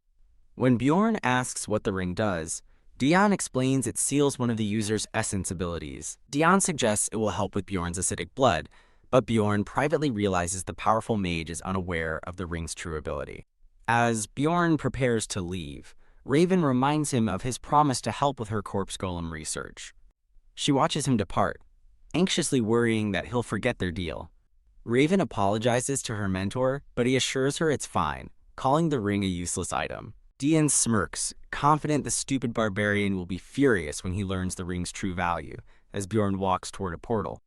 Walking through a city, Bjorn reflects that Raven's ignorance about the goddess Tears proved his suspicion. He smirks, certain that even powerful mages are novices compared to him and don't know the Frost Spirit Ring's real worth. The scene shifts to a bearded man, staring in utter shock, exclaiming, "You! I thought you died." An innkeeper informs Bjorn he emptied his room and threw out all his belongings, assuming he was dead. Enraged, Bjorn reminds him that he paid in advance, causing the terrified innkeeper to offer repayment. Seething with anger, Bjorn grits his teeth, realizing he can't simply resort to violence here. He suddenly pauses, questioning the source of his increasingly natural and violent thoughts. He recalls witnessing a decapitation without flinching, his mind completely calm amidst the chaos. Even his first murder, he remembers, was carried out with an unnerving and unexpected ease. He thinks back to his jailbreak, noting he felt only a brief, fleeting moment of hesitation. Looking at his own hands, he reflects on how strangely little he hesitated during any of these brutal acts. He remembers confronting the old mage, an act his former self, the office worker Lee Hansu, would have never dared to do. He once dismissed these changes as a reaction to his environment, but now starts to realize the truth. He concludes that his personality has become simpler and more violent, driven by this new body's powerful instincts. As the image of his past self fades behind his current form, he wonders if he is truly becoming a barbarian. Snapping back to the present, Bjorn extends his hand toward the innkeeper, his decision made. The innkeeper offers a paltry 30,000 stones, accidentally revealing he sold some of Bjorn's items instead of discarding them. The man flinches as Bjorn menacingly repeats the word sold, realizing his critical mistake. Hick. Bjorn grabs him, pointing out the lie about throwing the items away as the man whimpers in terror. Now, in a much more luxurious room, Bjorn relaxes, noting the upgrade is well worth the higher price. He appreciates the new room's many amenities, which include large windows and a personal tub. Lying back, he also notes the added convenience of his new lodging being much closer to the city square. Wondering about Einar, he resolves to find her the next day to split their earnings. The scene shifts to the Angry Bull Inn. Suddenly, a woman appears, screaming Bjorn's name with wild emotion. Einar tackles him with a hug, demanding to know where he was, and he vaguely explains that he ran into trouble. Holding him close, she excitedly asks if he's heard the news, leaving him completely confused. Another barbarian excitedly interrupts, shouting about the legendary Barbarian of Freedom, who has the entire city buzzing. Realizing they are likely talking about him, a nervous Bjorn asks for the legendary barbarian's name. The man admits no one knows his name, and Bjorn breathes a sigh of relief that the guild protected his identity. The barbarians erupt in cheers, proud that one of their own single-handedly defeated hundreds to clear himself of false accusations. Hailed as a hero who led his fellow prisoners to freedom, he is celebrated as Bjorn watches on, realizing the situation has escalated. The scene shifts to a grand, domed building as the narration identifies the location, Commelby. Einar marvels at the new city, having never been to Commelby, which is explained as the district surrounding the central capital. A map details the city's layout, identifying Commelby as the free market district where Rafdana's middle class resides. Bjorn hands Einar a pouch, explaining that after selling the plunderer's gear and his old equipment, they earned 800,000 stones. After deductions, he presents her with 300,000 stones for her share, and Einar is left stunned by the enormous sum. After thanking him, Aina's attention is immediately captured by people eating what she calls clouds on a stick cotton candy. Clutching her new bag of money, Einar drools, completely mesmerized by the strange, wonderful new food. Now enjoying her own cotton candy, Einar marvels at its existence and excitedly calculates how many more she can buy.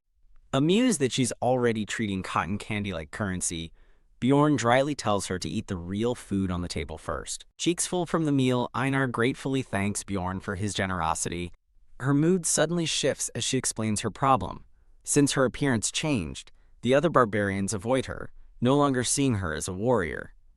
To make matters worse, she laments that human men constantly hit on her now, a problem she never faced before, and she cries out to Bjorn in frustration. Bjorn stares back in utter confusion, completely baffled by her question and her logic. With sudden resolve, Einar looks down and solemnly declares that she can no longer enter the labyrinth with him. He recoils in shock, completely blindsided by her sudden announcement. A system-like message declares that Einar has left the party. Bjorn muses to himself that her changed appearance wasn't the true reason. The real reason is revealed. One of the shrine's elders, an expert swordsman, took notice of Einar and offered to become her mentor. Bjorn asks if she can't spare a single day, but she explains that her special training requires her to remain at the shrine for 6 months. Her words trigger a memory for Bjorn, who realizes she must be referring to a specific, incredibly intense training method. Recognizing it as a great opportunity for her, he listens as she makes it clear she won't ask him to wait or to let her rejoin the party later. Instead, she makes a solemn promise. She will return as a great warrior, strong enough to never be a burden to him again. Reflecting on recent events, Bjorn takes a long drink from a wooden mug. Setting his drink down, he admits to himself that he couldn't hold Einar back from her decision. He flashes back to Einar's past struggles, from brutally defeating a plunderer to being beaten and bloodied herself. His memories continue to the rupture, where an injured Einar could only watch helplessly as he fought. Bjorn concludes that her powerlessness during the rupture was the final straw that led her to leave the party. Slamming his mug down, he considers either finding a new party member or simply continuing on his own. He feels confident, knowing he's become much stronger over the last 2 months. Having consumed both the corpse golems and a guardian vampire's essence, he believes no enemy on the second floor can stop him. He acknowledges, however, that the game mechanics of Dungeon and Stone mean he can't clear higher floors alone, no matter how strong he gets.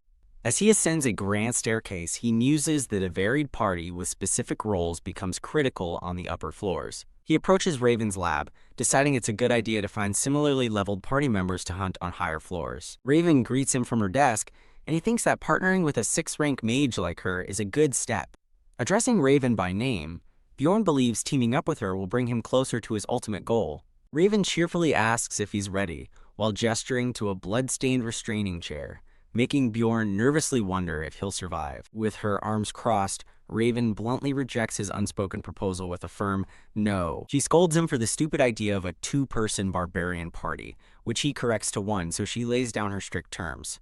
She'll only consider joining if his party has 6th-rank members and a priest, prompting his meek agreement. Raven smirks, noting it would take him at least 3 years to meet her conditions, and he realizes he should have anticipated her refusal. Changing the subject, she hands him a document, presenting it as an analysis of the vampire's essence. Bjorn glances at the paper, dismissing its vague details because he already knows his exact stats.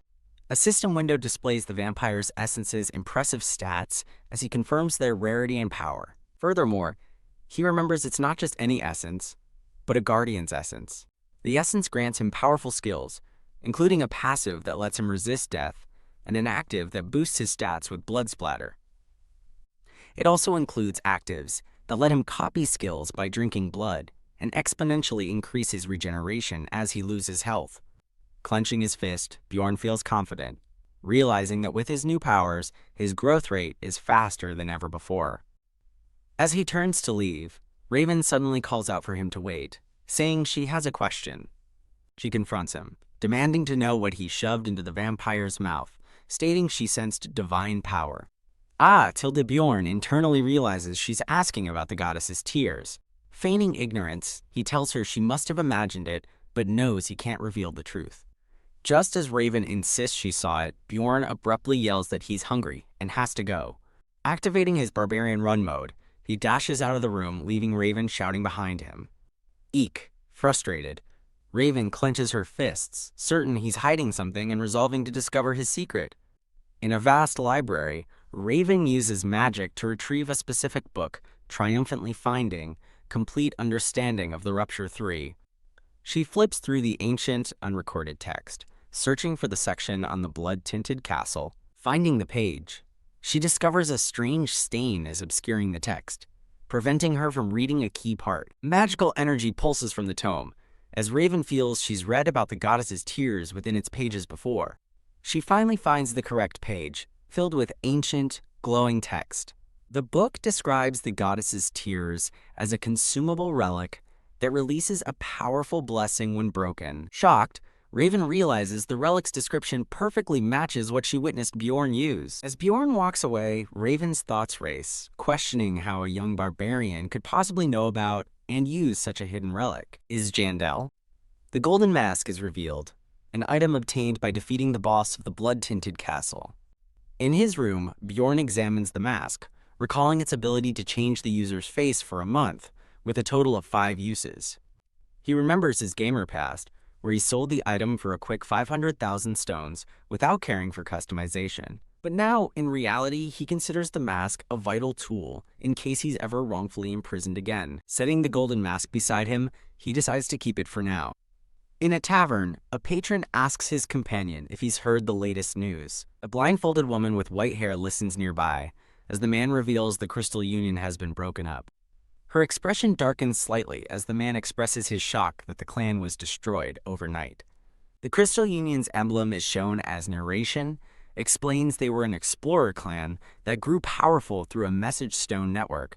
A diagram of their communication system illustrates how they provided invaluable convenience to explorers on the first floor. The men in the tavern curse the Crystal Union, but one admits they were good at first, helping citizens with taxes, as the blindfolded woman listens intently. She recalls how they changed as they grew, habitually committing crimes against citizens and beginners, and sets her mug down with a clank. She remembers how Bjorn intervened, realizing that without him, unspeakable things would have happened to them. As she leaves the tavern, her companion asks why the clan was broken up, and another patron excitedly shouts it was the Barbarian of Freedom. The news that a barbarian was responsible echoes through the conversation. The patrons excitedly discuss the story, noting the barbarian escaped prison, took a hostage, and caused such a stir that a new law will likely be dropped. Upon hearing the hero is just a 9th-rank explorer fresh from his coming-of-age ceremony, the blindfolded woman freezes in shock. She considers the possibility that it's the same barbarian she knows, but dismisses the thought as too much of a coincidence. Staring at the night sky, she quietly wonders if that barbarian is truly dead.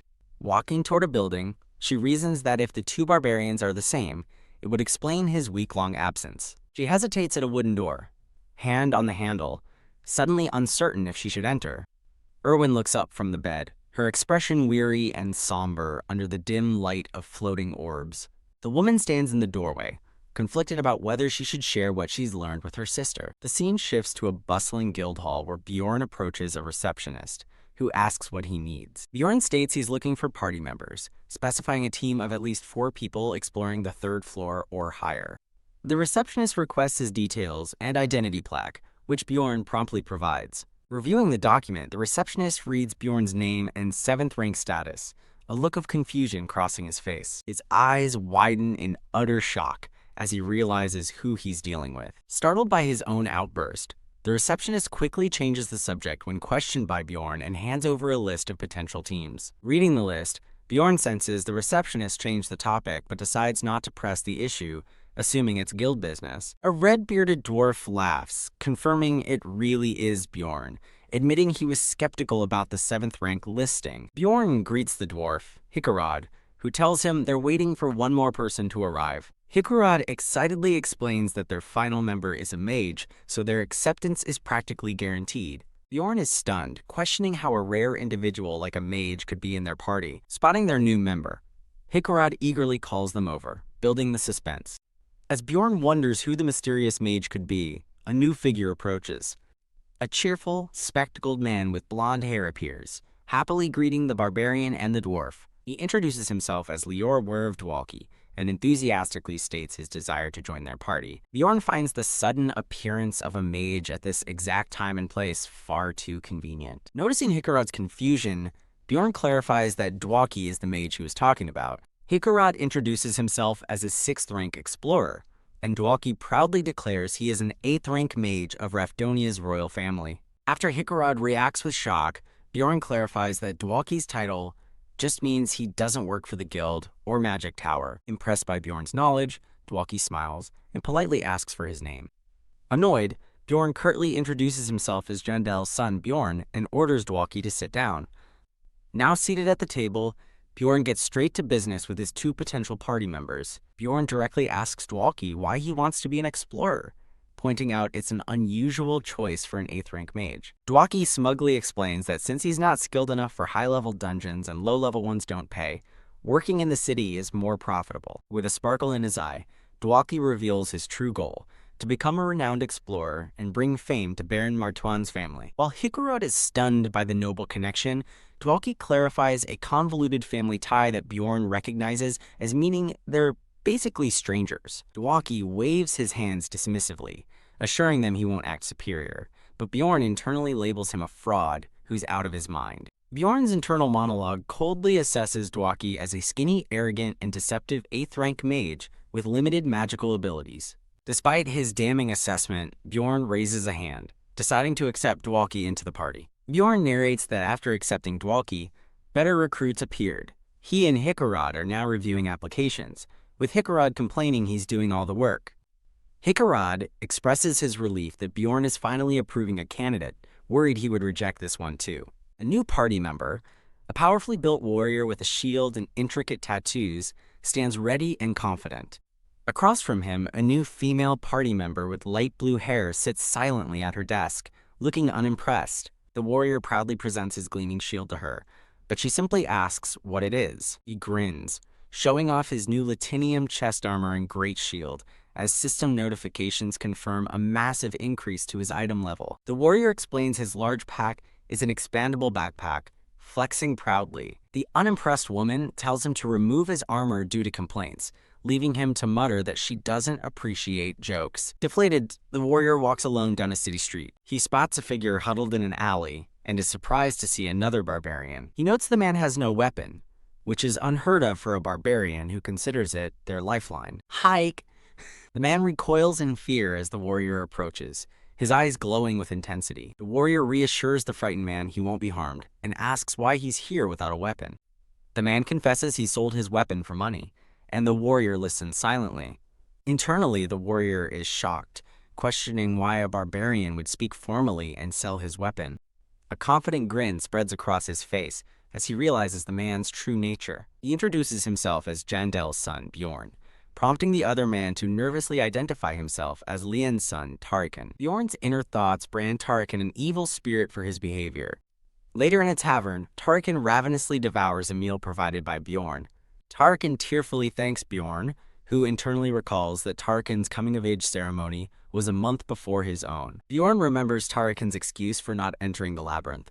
He claimed he got lost. He scoffs internally, assuming Tarikan was just too afraid to fight monsters. Bjorn knows from experience that escaping the celebratory barbarian crowd is easy. The real problem, he muses, is that no one in the city would hire a barbarian afterward. His thoughts drift to a deeper mystery, wondering if it was really players who opened the Gate of Abyss.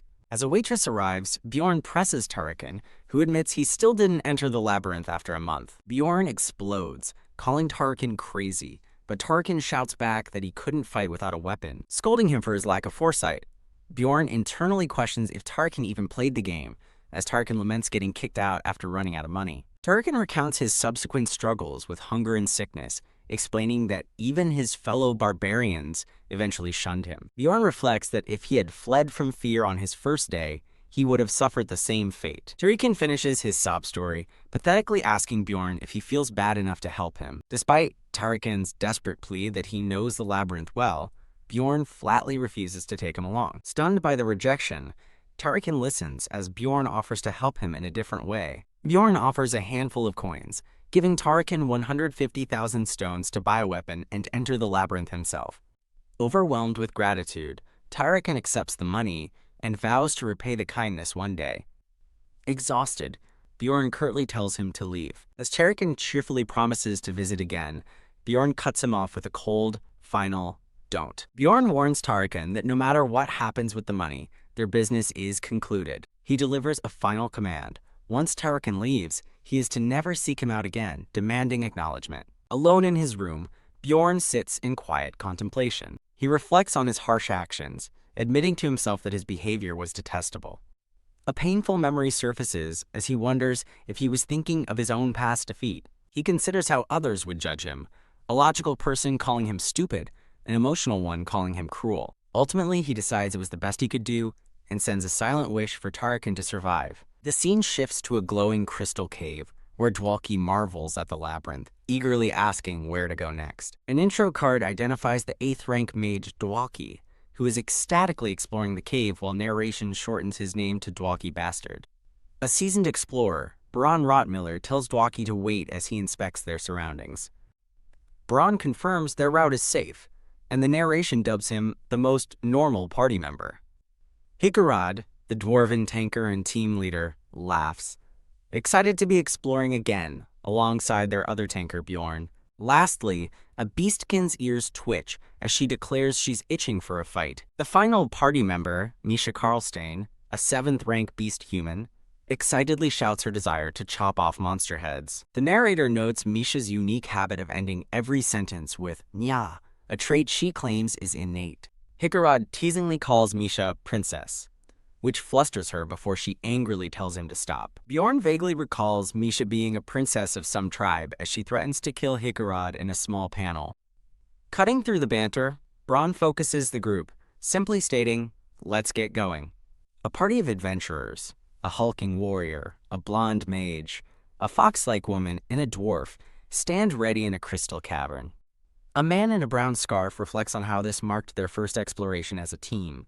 Guided by someone named Rothmiller, they reach a second-floor portal only to find another party has beaten them to it. The man is disappointed, feeling they weren't fast enough even though they set a good record. As the party prepares to enter the portal, the mage is impressed by their guide's innate skill. The armored warrior laments that he can't get the experience points for opening the already active portal. He wistfully recalls how he could have used a bug with his old teammate, Einar, to gain express from it. For now, he decides to save such exploits for teammates he can truly trust. They arrive at a canyon known as the Beast's Lair, where a foul stench fills the air.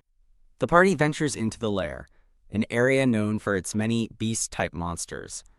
The mage turns to the dwarf, asking, "Dwalki, are you good?" Dwalki grumpily tells him to stay quiet while the foxwoman gags, complaining about the disgusting smell. The warrior checks on the guide, Rothmiller, who possesses a smell-type essence.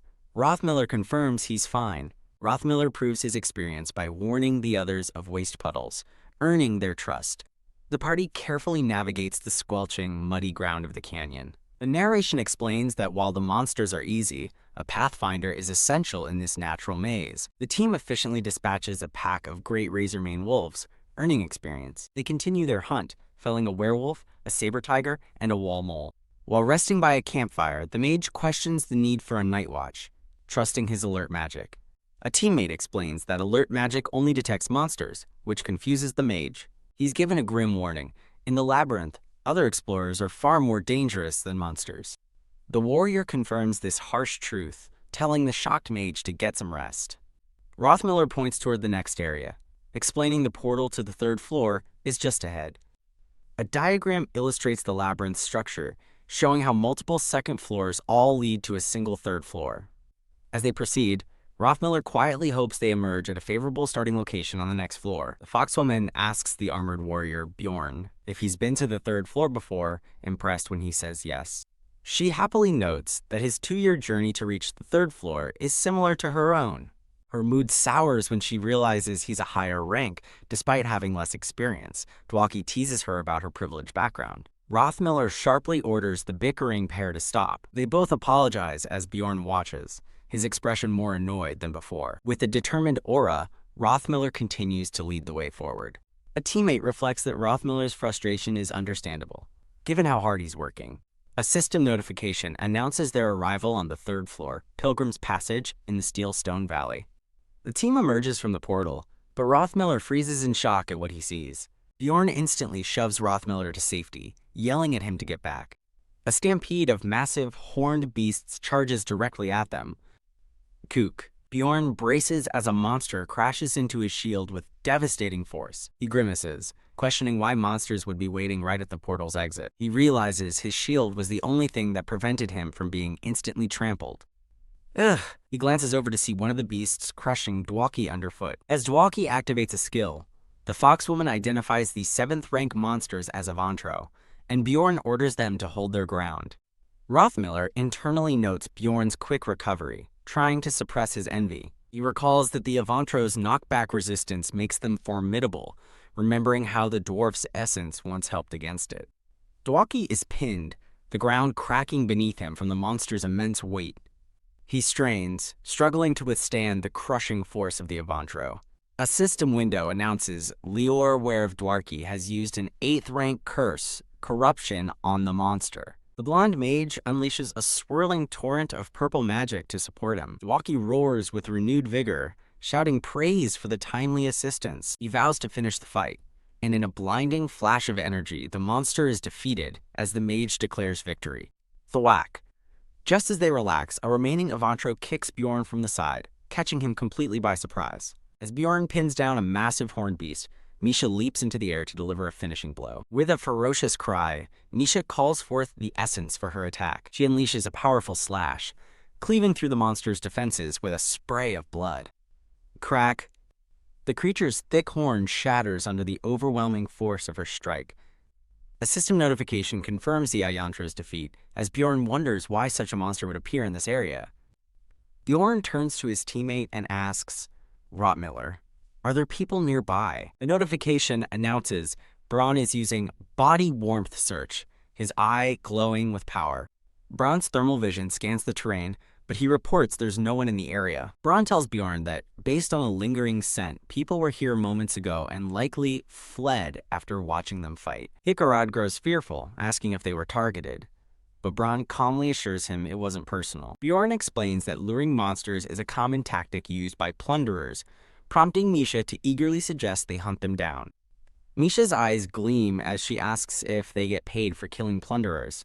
Braun warns it's risky without proof, as they could be blamed, but Misha chillingly counters that the dead can't talk. Dwalki shudders in fear at Misha's bloodthirsty suggestion. As the party continues, Misha expresses her surprise at the plunderer's tactics, admitting it's her first time seeing it, and questions why it's not more common. When asked, Misha reveals she's only encountered plunderers about 8 times in the last 5 years. Bjorn reacts in shock, revealing he's met them 5 times in the last 3 months alone. Misha asks Bjorn how much bad karma he has, while Hikarad laughs and Braun notes how unusual his encounter rate is. Hikarad jokes that Bjorn's bad luck is why they ran into plunderers, causing Bjorn to lament his cursed life. Braun defends Bjorn by pointing out Misha's luck, then casually states he runs into plunderers about once every 3 months. Stunned silence falls over the group at Braun's frequent encounters before he urges them forward as notifications confirm more monster kills. Braun calls a halt for the night, deciding they will camp and proceed to the next area in the morning. At the campsite, Hikarad checks on a quiet Dwalki, asking if he's alright. Hikarad notes Dwalki's unusually grim expression, bluntly asking why he looks so miserable. Gathered around the campfire, Dwalki solemnly admits that his fantasy of being an explorer has been shattered. He continues, acknowledging that the others must think him naive and young. Dwalki reflects on the brutal reality of explorers killing each other and Misha's casual talk of murder for profit. Misha looks on thoughtfully, wondering if she too would eventually have to kill another person. Dwalki explains he tried to prepare himself for this reality, prompting Bjorn to ask if he is truly prepared. Dwalki's expression hardens with determination. The reflection of the campfire flickers across his glasses. He confesses his uncertainty, admitting he doesn't know if he can go through with it when the time comes, revealing his fear. Hikarad looks down with concern at the conflicted mage. Bjorn internally praises Dwalki's honesty, finding it better than false bravado.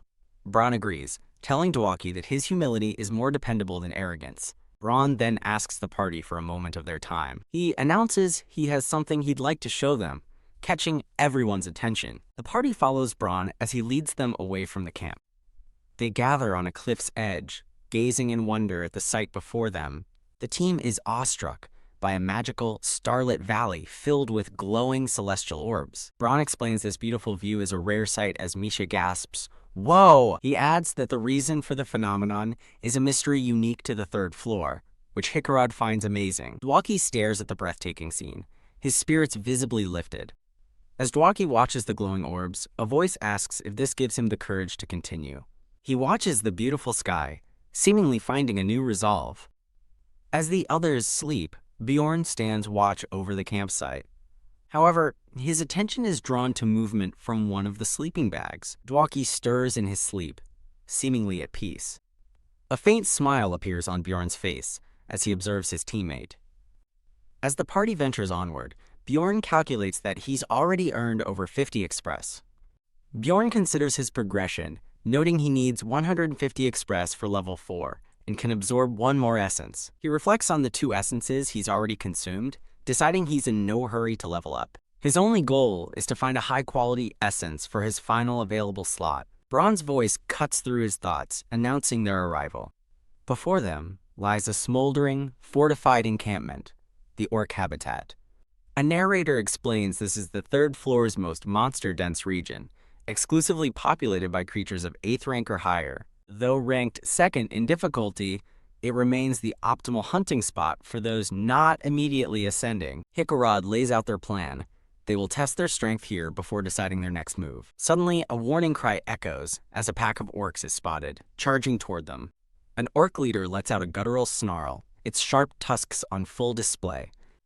All right, let's do just as we practiced Hikarad commands, as the party instantly falls into formation. The horde closes in, a mix of brutish warriors, a deadly archer, and a menacing witch doctor. The party's mage, Dwalki, unleashes the first attack, summoning lances of pure ice.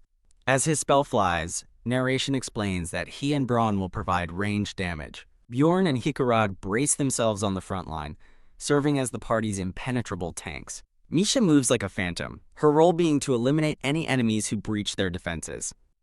From the back line, Braun takes aim with his crossbow, providing steady support. His eyes widen in shock as a system notification reveals the orc witch doctor is casting Berserk. The shamanic orc channels a torrent of crimson energy, completing its empowering spell. An orc warrior roars, its body glowing red as its physical resistance triples for 10 seconds. An incoming attack sparks uselessly against the magically enhanced orc's chest. Realizing their line is about to be broken, Hikarad screams a desperate warning to Braun. Kuwa! With a furious roar, the empowered orc smashes through their formation. Dwalki, behind me, Braun yells, shoving the vulnerable mage behind his shield. Braun takes the full crushing impact of the berserker's charge to protect his teammate. As the red aura fades, Misha closes in at lightning speed, declaring, 10 seconds are up, nya. In a spray of blood, the battle concludes, with system notifications confirming the party's victory. TSK, Misha lands beside the fallen witch doctor, ensuring the last threat is neutralized. The witch doctor shrieks its last as Dwalki and Misha's combined attacks overwhelm it. In the frenzy of battle, a dying orc's attack splatters blood across Bjorn's armor. The party regroups, breathing heavily as Misha and Dwalki express their relief after the close fight. Bjorn mentally assesses their performance, concluding their defensive lineup makes them slow but incredibly safe. He finds himself liking the team's dynamic as Braun congratulates a wide-eyed Dwalki on his first kill. The party continues their advance toward the habitat's center, fighting through increasingly larger waves of orcs. Their teamwork proves effective as they even manage to defeat a formidable 7th-rank Great Orc warrior with ease. The scene abruptly shifts to an elderly man with a white mustache who is shouting an alarm. A colossal fiery explosion rips through the landscape ahead of the party. Bjorn stares in absolute horror at the cataclysmic blast, realizing it would have annihilated them instantly. The rest of the party is frozen in place, utterly stunned by the sudden and overwhelming display of power. Stepping out from the smoke, an elderly mage holding a staff declares the area the territory of the Jarwi clan. The party looks on in confusion, wondering why a clan would go to such lengths to claim a section of the 3rd floor. Hikarad steps forward, questioning their presence, since the Jarwi clan is known for operating on the 6th floor. The clan's leader looks down on him dismissively, stating he has no obligation to explain himself. Hikarad internally recalls that while clans can claim territory, he has no knowledge of the Jarwi clan having rights here. The leader scoffs, used to such questions, while Bjorn notices Hikarad's aggressive stance is driven by his duty as leader. Squeeze! Bjorn feels Misha hiding behind him and sees her staring in shock at a male beastskin with the opposing clan. Trembling, she looks up at the man and whispers a name filled with history. Brother Talon. Nya. Talon glares back, angrily snapping at her for calling him that in public, causing a terrified Misha to apologize. The elderly leader mocks Misha's speech habit before asking Talon if she is his sister, to which he coldly confirms. Though the leader offers a concession due to a debt to their family, Talon harshly refuses, stating their father wouldn't care about her fate either. An elder with a gray mustache reluctantly agrees to explain the reason for his group's presence. He tells another party of explorers they are hunting for the Great Orc warrior's essence, and asks them to leave. The narration questions why a powerful sixth-floor clan needs such a common monster essence. The elder smugly implies the other party should leave, as his clan will be taking all the monsters. The opposing party's leader grimly accepts that strength is law in the labyrinth, and they cannot challenge them. He decides that to avoid dying, they must know when to give up, despite his teammates' frustration. He's startled as a voice calls out, "Dwalkie?" from behind him. A young mage named Dwalkie cheerfully introduces himself, but the elder coldly thinks he's just garbage. The elder scolds Dwalkie, belittling his basic spells and dismissing his claim of being a real mage. He continues his tirade, disgusted by Dwalkie's audacity to call himself a mage. Dwalkie is left stunned and speechless by the harsh verbal assault. A dwarven warrior furiously stands up for Dwalkie, as his leader worries about the dwarf's reckless challenge. The elder taunts the dwarf, whose name is revealed as Hikurad Murad as a system window announces he's using lightning. Crackle. Hikurad unleashes his lightning ability, preparing to attack. A party member panics, questioning if they are really about to fight a sixth-floor clan. The system window confirms Hikurad's lightning skill is active. Wreathed in electricity, Hikurad charges forward with fierce determination. He rushes toward the opposing clan, ignoring his team's fear. Hikurad presses his attack, shield raised against the superior foe. Shirk! The elder effortlessly blocks Hikurad's lightning-infused charge with a single hand. A menacing glow emanates from the elder's eye as he prepares to counter. A powerful burst of red energy erupts from the point of impact. The party leader quickly moves, raising his shield to intercept the devastating counterattack. Dwalkie and Misha watch in horror as their leader defends Hikurad. Their leader grabs the dazed Hikurad by his helmet, telling him to get it together. Sweating, he realizes how close they just came to being annihilated. The elder smirks, telling them they were lucky their teammate saved them from certain death. The party stands in dejected silence as Hikurad quietly apologizes for his recklessness. Hikurad remorsefully admits that he lost his temper and acted rashly. Another teammate scolds him, stating his actions nearly got them all killed, forcing another apology from Hikurad. Their leader, Rotmiller, steps in and forgives Hikurad, much to his teammates' shock. Rotmiller adds that while it was rash, he respects Hikurad for standing up for a teammate. Phew, the other man sighs, thinking Rotmiller is far too lenient to be a leader. Misha apologizes, blaming herself, but Dwalkie quickly reassures her that it was his fault. Misha calls out to Dwalkie as Rotmiller chuckles at his attempt to comfort her. The teammate cringes at the sentimental atmosphere, getting goosebumps and feeling like an outsider. Misha reveals why she hates discussing her family. She was the only one who couldn't form a contract with the spirit beast. The narration explains that therianthropes can contract with ancient spirit beasts. These contracts grant various powers, such as summoning, possession for physical enhancement, or special blessed abilities. The narration reveals Misha is from the direct bloodline of the prestigious Karlstein family. Her inability to handle a spirit beast brought shame to her family, and she remembers a time before she was ostracized. She recalls being happy with her siblings as a child, but they began ignoring her when she came of age without a spirit beast. In a painful memory, a relative shoves her away, calling her a halfling. She explains that everyone called her a halfling, believing her blood was mixed. Unable to bear the discrimination after her mother's early death, she left home and learned to fight. With grim resolve, she declares that this path is how she became an explorer. Sniffle. Hikurad comforts Misha, who thanks him for getting angry on her behalf, feeling like a true teammate. Hikurad then decides to share his own story, revealing his dream was to become a blacksmith. Clang. A flashback shows a younger Hiroku hammering glowing metal at a forge. Hikurad begins to share his own story, confessing he felt dead inside after 10 years of failed training due to a lack of talent. He explains that he became an explorer after 30 out of a desperate need to earn money. Dwalkie tearfully admits that while his family's status got him into magic, he lacked the talent for the prestigious magic tower. He remembers gazing up at the imposing tower, a symbol of the greatness he could never achieve. He recalls feeling like an outsider, believing that if he were a proper mage, he might have earned a shred of respect instead of scorn. He remembers passionately defending another mage in a past party, much to the confusion of his then teammates. Back in the present, Braun admits he's never been in a team like this, and Bjorn silently agrees, completely baffled. Braun then apologizes, shocking Bjorn, and admits he was upset when he previously heard Misha and another explorer, Murad, discussing their experiences. He confesses his sickening envy, admitting he wrongly believed Misha and Hikarad had no right to complain because of their non-human advantages. Misha questions this, asking about the advantages humans have, with Hikarad pointing out their ability to use aura and become powerful mages or saints. A thought bubble adds a harsh reality. Those advantages are only for the talented few. Hikarad laughs, joking that their team is full of misfits, which he sees as a strength since they can all support one another. Dwalki, Misha, and Hikarad rally together with newfound purpose, leaving Bjorn to realize he's the last one yet to confess. Stare! The team turns their expectant gazes on Bjorn, who panics at being put on the spot. Trembling, he wonders what to say, feeling completely out of his element in such an open, supportive group. After a moment of hesitation, Bjorn cracks under the pressure and screams, "I don't have a mom!"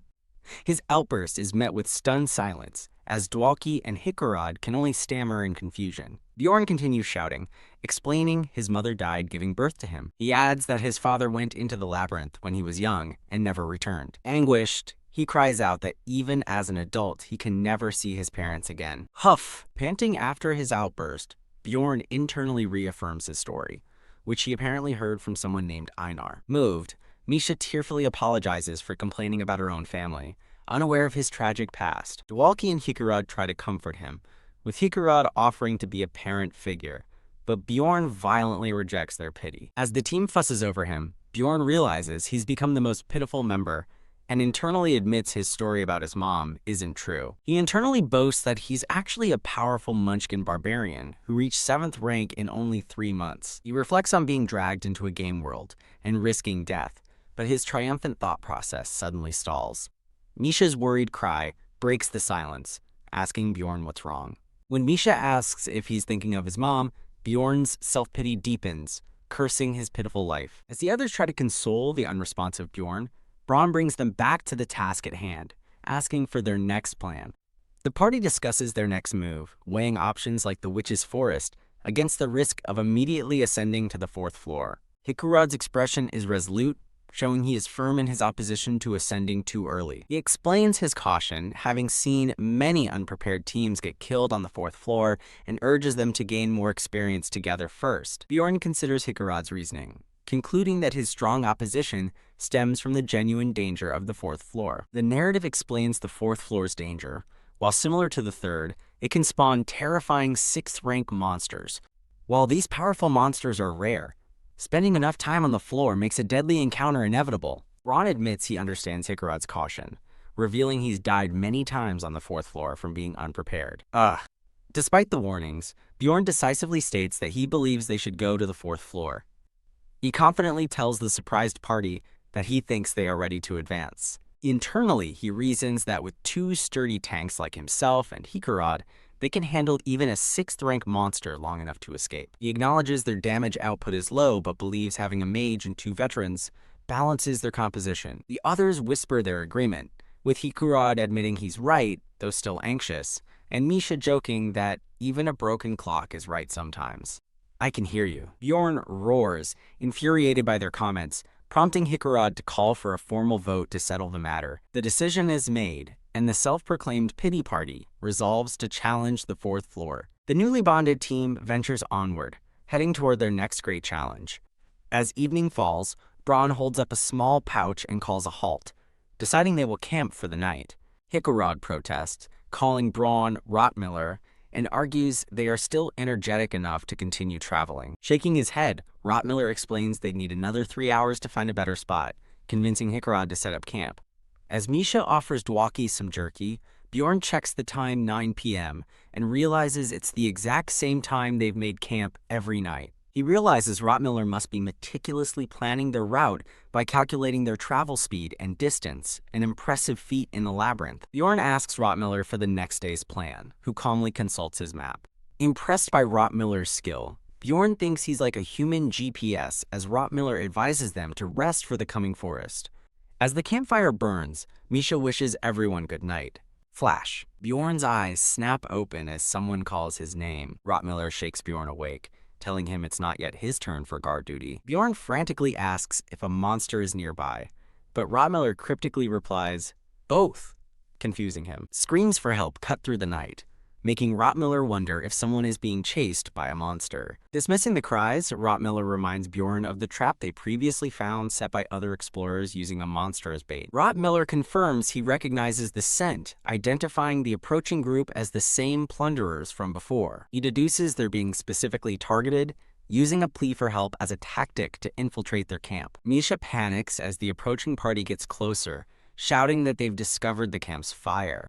Bjorn clutches his head, realizing this is a perfect opportunity. As cries for help echo, Bjorn stands, warning his team not to engage if they can't act convincingly. "Stop!" One of the approaching explorers shouts in alarm, seeing his path blocked. The explorer threatens to crush their skulls if they come closer as Bjorn's party stands defensively. A man with a mustache begs for help, claiming his party is dead and promising a reward while orcs lurk ominously behind him. Bjorn's party demands they drop their weapons, but the man protests, frantically pointing to the monsters behind them. However, the orcs are simply watching from a distance, observing the confrontation. This development is making things easier. Bjorn issues an ultimatum: put down their weapons or get out of here, leaving the desperate party stunned. A long-haired explorer sweats and quickly agrees to their demand.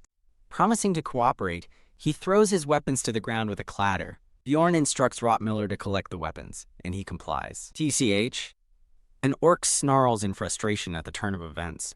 As the orcs retreat, a thought bubble comments on their surprising intelligence for backing off. A blonde woman in purple robes tearfully introduces herself as Elisa, thanking them for saving her. A dwarf, blushing, introduces himself as Hikarad Murad, while an internal thought mocks him for being smitten. The long-haired man states he is Irita Tayson, while the man with the mustache introduces himself as Hans Argo. Bjorn is momentarily startled by the name Hans, recalling a plunderer from his past but dismissing it as coincidence. When Hans Argo asks if he knows another Hans, Bjorn confirms he did, adding that the other one is dead. Elisa tearfully clutches her cross, thanking her god Relentless for their protection. Rottmiller perks up at the mention of Relentless, asking if she is a priestess. Lisa proudly confirms she serves the goddess of light, who watches over all explorers.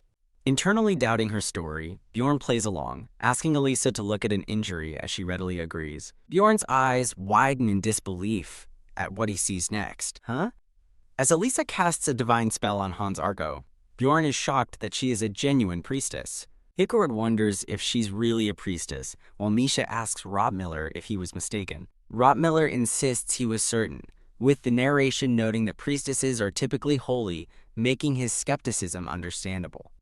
Elisa triumphantly asks if her divine power is proof enough to have their weapons returned. No, Bjorn states flatly, leaving Elisa utterly shocked and asking him to repeat himself. Bjorn explains that her status as a priestess only matters to humans. As a barbarian, he worships his ancestors. He demands a reward for saving them first, declaring that her divine power doesn't change his stance. Elisa concedes, acknowledging the custom, and asks how much money would be enough. Bjorn demands 2 million stones as the worth of their lives, shocking Elisa, who promises to pay later. Rejecting her offer, Bjorn grabs Elisa, stating he doesn't trust outsiders and demands payment in valuable items. He suggests their armor would suffice, causing Irita Tayson and Hans Argo to stare in horror. Phew. Hans Argo sighs, reluctantly agreeing that their armor is a small price to pay for their lives. Having collected their equipment, Bjorn asks if they can finally rest now. Bjorn grips his weapon, thinking to himself that no matter what kind of game this is, Elisa, with a determined smile, offers to heal anyone who gets hurt. Without warning, Bjorn brings his mace down on a blonde healer. His thoughts reveal a cold strategy. It's a given rule to kill the healer first. Pow! His weapon connects with a brutal, explosive impact. The strike lands true, sending a shockwave through the ground as he crushes his target. Bjorn gasps, staring at his blood-soaked hand after the devastating blow. A separate party watches in horror as Ior screams Bjorn's name, asking what he's doing while Misha shrieks. Bjorn smirks, callously apologizing, and claiming he mistook them for plunderers. Nearby, 2 unrelated explorers panic, fearing they'll die because of the crazy bastards who just started a fight. One of the explorers is suddenly grabbed by an unseen force and choked, blood erupting from his mouth. Swirling dark energy consumes the 2 men, and they collapse to the ground lifelessly. What? Healer asks his companion, a helmeted dwarf named Dwalkie, if he was responsible, but Dwalkie denies it. Dwalkie stares in horror as the dead healer rises, enveloped in sinister purple energy. Blood splatters across Bjorn's face as he turns and asks, "How did you know?" The healer's face contorts into a monstrous visage as she finishes his question. "That I'm an enemy. He. A chilling, disembodied laugh fills the air. The undead healer declares that it's too late for them now. Bjorn internally curses, wondering why his life never seems to work out. Misha and her companion are stunned, realizing everyone is frozen in fear, just like with the corpse golem. Taking command, Bjorn shouts for everyone to calm down and promises to handle the situation. To ensure she stays down, Bjorn smashes the undead healer's head a second time. Hickarod watches the brutal act, his face a mask of pure shock and disbelief. Bjorn Hickarod screams, aghast that he's desecrating a corpse and questioning his sanity. Bjorn retorts that he was too scared not to act, believing offense is the best defense against a foe that might resurrect. The truth is revealed. She is a Kurui's priest. This is a hidden class that wields powerful combat and curse spells. It allows the user to command both divine and dark magic, but not without significant penalties. As Kurui is an evil god, any priest whose class is discovered is immediately sentenced to death. Maintaining the class requires regular human sacrifices, which explains why she acted as a plunderer in the labyrinth. A grim vision shows a pile of her sacrificed victims consumed by purple flames.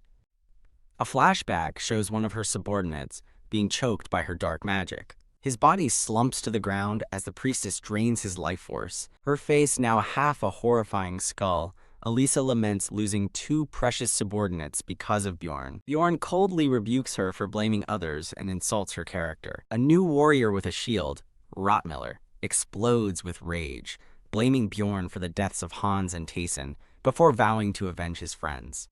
Misha watches with greedy excitement, already anticipating looting everyone's equipment and valuables. A notification announces Elisa Vahench has used Death's Calling, and Hickarod shouts in terror as the dead begin to rise. The narration identifies the skill as the default ability for a Kurui's priest. It is explained that while the skill summons undead, using the corpses of subordinates makes them far more powerful. Elisa commands her newly reanimated minions, Hans and Taysen, to eliminate her enemies. Kai Rotmiller is forced into a brutal brawl against his former, now undead comrades. Leaping into the fray, Misha descends upon Rotmiller's back to join the fight. Misha Karlstein has used her poison attribute, unleashing a toxic cloud. Another message announces Elorv Derv Dwalkie has used Ice Spear, conjuring a massive shard of ice. Keok, the ice spear strikes Rotmiller, and the narration dryly notes their teamwork is improving despite the friendly fire. The undead Taysen laughs maniacally, revealing that zombies are resistant to both poison and ice. As a struggling Rotmiller is overwhelmed, the party's dark-haired man tells him to hold on a little longer. Yelling for everyone to get back, he hurls a flaming bottle at the undead. The bottle shatters against the zombie's face, erupting into a massive fireball. Tarjin watches the blaze, noting that fire is the most effective weapon against the undead. Elisa scoffs that their attack is useless as a system window announces she is using Fire of the Dead.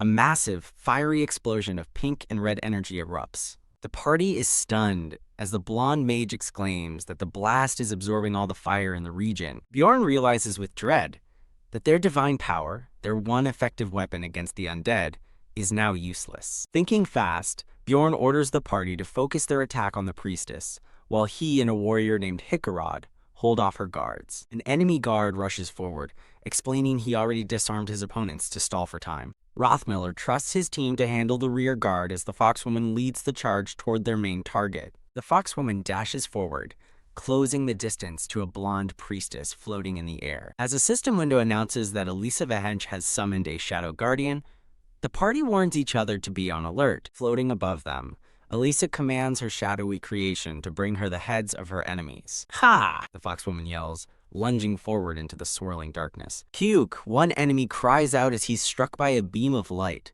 while the blonde mage raises a defensive wall of ice.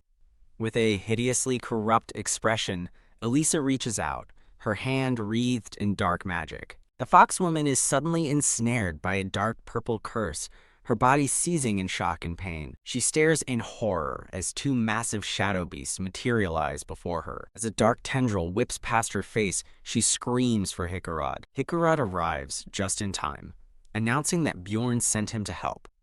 The foxwoman, still trapped by the shadows, realizes with alarm that Bjorn must be fighting alone. Elsewhere, Bjorn is slammed in the face, single-handedly battling two powerful guards. Elisa Vahent watches the tide turn, her expression hardening with rage. She screams at her bodyguards, Taysen and Hans, calling them useless pieces of shit for failing her. Bjorn, his helmet stained with blood, flashes a defiant, sinister grin. He sarcastically apologizes, explaining her guards are a bit busy as he holds them both in a brutal chokehold. Elisa's face contorts into a mask of pure fury. Vowing never to forget the humiliation, Elisa Vahent uses spiritification and begins to dissipate into shadow to escape. She's running away! Bjorn shouts in disbelief and frustration. Elisa delivers a final, chilling threat, promising they will never make it out of there alive. Her dark energy sinks into the ground, dragging the entire party down into the earth with her. Bjorn lands on his feet, lamenting that they almost had her before she escaped. He knows she's fled with a deep-seated resentment toward them all. A status window confirms his fears, listing several active curses: energy decrease, decomposition, and tracking. The list goes on, including vengeful spirit walking and stamina decrease, with a warning that over 15 curses are in effect. Enveloped in a malevolent aura, Bjorn curses the priestess, recalling that Dwalki knows how to use curse magic. Bjorn asks the blonde mage to get Dwalki to remove the curses, but the mage is confused by the request. Impatiently, Bjorn asks if he can use curse magic at all. The mage nervously affirms that he can, but there's a catch. He sheepishly admits that he can't actually eliminate curses. As Bjorn stands in stunned silence, the mage gives him a comically meek and reassuring pat on the chest. "You useless piece of shit," Bjorn finally erupts in a torrent of pure rage. He continues to curse his seemingly hopeless situation. Huff! Panting with exhaustion and rage, Bjorn seethes at the turn of events. When asked if he's okay, Bjorn insists he can make it, while privately admitting he feels like he's going to die. He reveals he's been running for 5 hours straight, surviving the curses only thanks to his vampire essence and darkness defense. He notes his teammates are also cursed, but far less severely, as they call out encouragement from ahead. Elisa's final, chilling threat echoes in his mind. Bjorn struggles to keep moving, explaining internally that the curses drain his stamina with every step, rendering his regeneration useless. Gritting his teeth against the pain, he estimates he has about 30% of his stamina remaining. Rothmiller shouts that they're almost there, urging him to push on just a little more. Bjorn looks up, his eyes widening in horrified recognition of their destination. Ka! A massive red-eyed crow screeches as a glowing purple sigil forms in the murky swamp below. They've arrived at their destination, the dreaded Witch's Forest. The scene abruptly shifts to a crackling campfire, flashing back to 5 hours earlier. A man in a scarf worries, unable to believe a Karui priest is specifically targeting them. Standing over a corpse, he reflects on the priest's 5th-floor skill level, admitting they would have been annihilated in a direct confrontation. As the party rests by a campfire, he concludes that some of them would have died in an instant. Misha clenches her fists with sparkling eyes, declaring that reliable barbarians are the absolute best. She excitedly recounts how she mistook Rottmiller for using divine powers, only for him to brutally bash the priest's skull in. The man in the scarf asks Rottmiller if there's any way to track their enemy, but Rottmiller admits he can't find a single trace. Dwalki cheerfully suggests they can handle the priest now that her identity is exposed, but Rottmiller states he's already done a good enough job. A menacing glint appears in Rottmiller's eyes under his helmet. Rottmiller grabs Dwalki, grimly questioning what would happen if they were ambushed from behind while fighting monsters, leaving the mage speechless. He decisively orders the party to enter the Witch's Forest immediately. A narration explains that the Witch's Forest surrounds the portal to the 4th floor and is home to high-ranking monsters. The forest is considered a poor match for their party, because its monsters have spirit bodies immune to physical attacks, but it is their only option. Upon entering, a system window announces that all status effects have been disabled, causing Misha to gasp in surprise. Misha stretches, feeling lighter now that the curse is gone, which the man in the scarf confirms. He expresses surprise that Rottmiller knew to use the forest's topography, questioning his claim that it was his first time on the 3rd floor. Rottmiller nervously claims he studied it in the library, earning an impressed look from his teammate who inwardly calls him sharp. Misha and Daki burst into laughter, finding the idea of a barbarian reading a book ridiculous, much to Rottmiller's annoyance. A system notification reveals that while the priest's curse is gone, an abnormal status effect from the forest has been applied, causing Misha to panic. Monstrous purple face materializes in the forest, screaming, "Die!" As the voice continues to scream insults like, "motherless bastard." Rottmiller calmly thinks to himself that he does, in fact, have a mother. He notes the mental attack has little effect on him, but then sees Misha screaming in agony, realizing it's working on the others. Misha clutches her head, asking Rottmiller how he can withstand the abuse, to which he stoically replies that it's bearable. The party members with prior experience in the forest are managing, but Misha and Hikarad are clearly struggling with the mental assault. Meanwhile, Dwalki is overwhelmed by the effect, shown vomiting a colorful rainbow. Rottmiller watches his team's varied reactions with a look of intense fascination. He analyzes the forest's effects as hallucinations and directional dyslexia, comparing the sensation to seeing the world through a convex mirror. He asks Dwalki if he can still use magic, and the nauseous mage insists he can, making Rottmiller wonder why mages have such weak stomachs. Rottmiller decides they should rest and adjust, while Hikarad notes that Rottmiller must be tired after not sleeping well. Rottmiller volunteers for watch duty, telling everyone else to rest, as Hikarad comically collapses behind him. Lying on the ground, Rottmiller curses his exhaustion, admitting the ordeal is killing him. Hikarad approaches to talk about Lady Elisa, but Rottmiller curtly corrects him, calling her that bitch, which Hikarad quickly agrees to. In a flashback, Hiro recalls a smiling blonde woman persistently questioning him at the Explorers Guild during team recruitment. He suddenly realizes with a shock that the woman was the priestess who attacked them. Hikarad admits he foolishly boasted about receiving a powerful numbered item, the Guardian's wrist guards, and now believes she overheard him. Number 3112 Guardian's wrist guards, a rare item typically found only in high-level ruptures. Rottmiller seethes internally, enraged that Hikarad acquired a million-stone item so easily while he had to slave away just for an essence. He angrily asks Hikarud why he didn't recognize her, and the dwarf explains she was dressed differently and her clothes were dirty. Rottmiller sarcastically suggests Hikarad was too busy staring at her body to recognize her face, prompting a nervous laugh from the dwarf. Hikarad concludes she must have overheard their team meeting in a bar and set them up, imagining her smirking sinisterly from the shadows. Hikarad sighs that treasure invites trouble, but Rottmiller shuts him down, blaming his own carelessness. Lying back, Rottmiller dismisses him as pathetic. Hikarad coughs awkwardly, clearly embarrassed by the harsh critique. An internal monologue questions the very competence of their party. The man in the scarf urgently shakes his teammate, shouting, "Bjorn, get up." As Bjorn groggily awakens, Misha pats his head, amazed he could sleep so soundly through all the noise. Bjorn sits up, disoriented and clutching his head, demanding to know where the monster is as his teammate points it out. A close-up reveals Bjorn's now focused and determined eyes.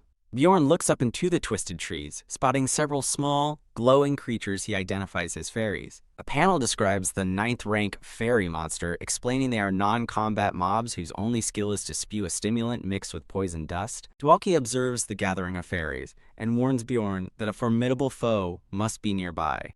A teammate notes Dwalin seems to be recovering as he crackles with energy, vowing to draw their enemy out. A system window announces that Hikarad Murad has cast lightning, though it is Dwalki who is shown gathering the electrical energy. As a system window declares Hikarad has cast Unleash, Dwalki unleashes a massive burst of power, shocking a nearby teammate. An ethereal, winged figure appears to be caught within the brilliant surge of energy. Kai'aha.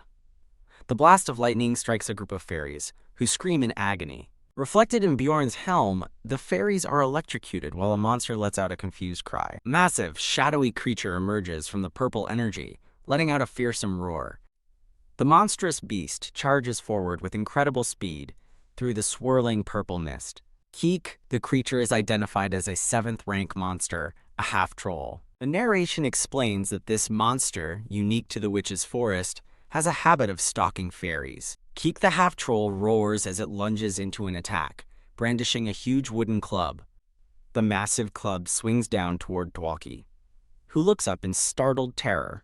URGHK. Dwaki grits his teeth and lets out a pained grunt as he endures the blow. He stumbles back as Bjorn internally notes that Dwaki lacks his high tolerance for pain.